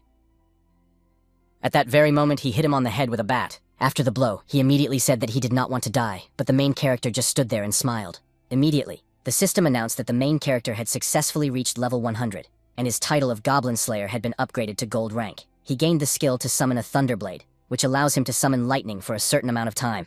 He received the remains of a gold rank monster, a goblin skin.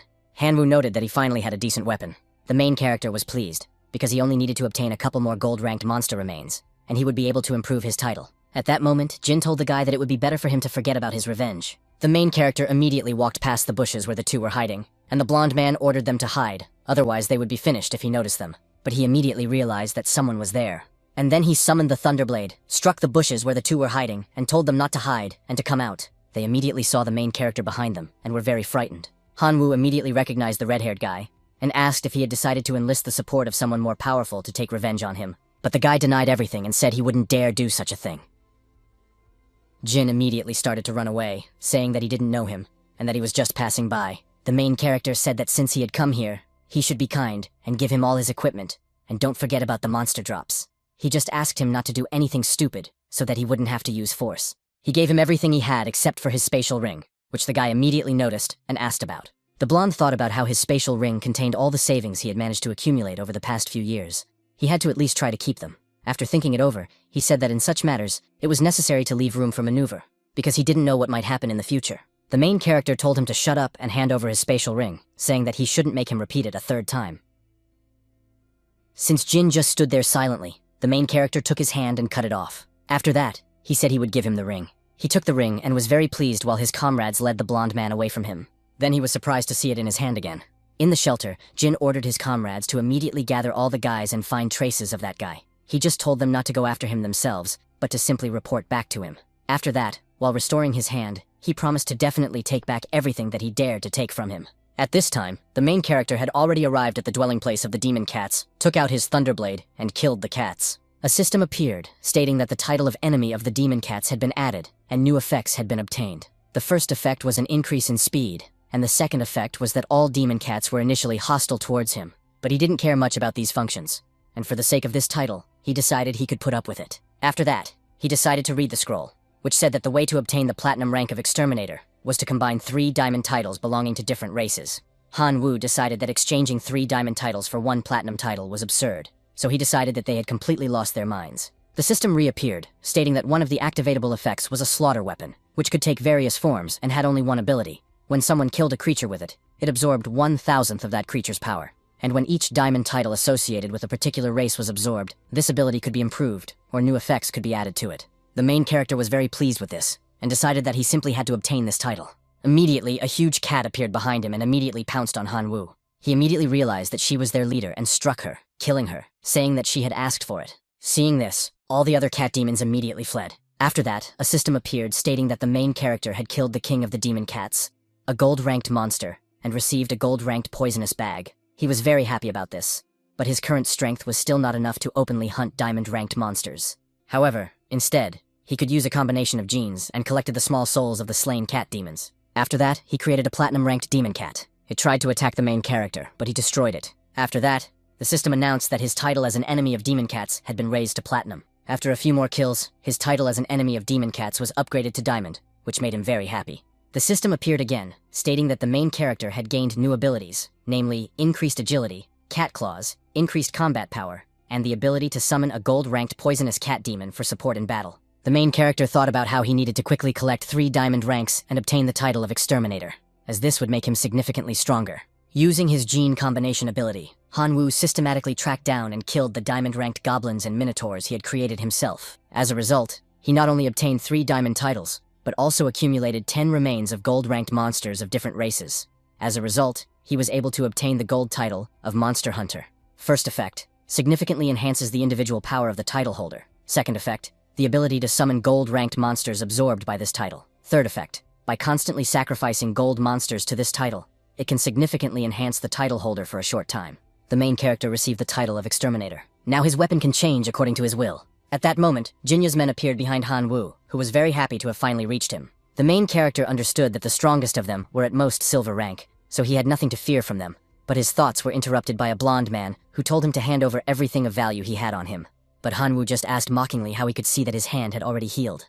But Zhang didn't like the main character's self-confidence, and he said that now they would knock the arrogance out of him, after which they all summoned monsters. But he didn't lose his composure and decided that everything had turned out conveniently, as he had wanted to try out his new weapon, the Slaughter Sword, in battle. He killed all the monsters with one blow. His comrades and Jin himself were frightened, and he ordered them not to approach the main character, but to attack him from a distance. 2 of them simply ran away, fearing death. At that moment, the main character summoned golden-ranked monsters. Then he asked if they still wanted to take anything from him. Jin and his team trembled in fear, begging for mercy and swearing that they would never dare to take anything from him again.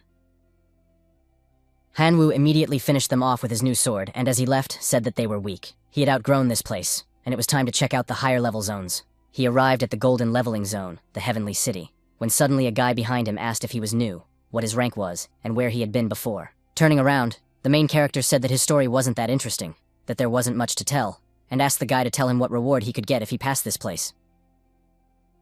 The guy put his hand on his shoulder and told him not to get carried away, because no one had ever managed to pass the Heavenly City. An entire race is imprisoned on each floor of this zone.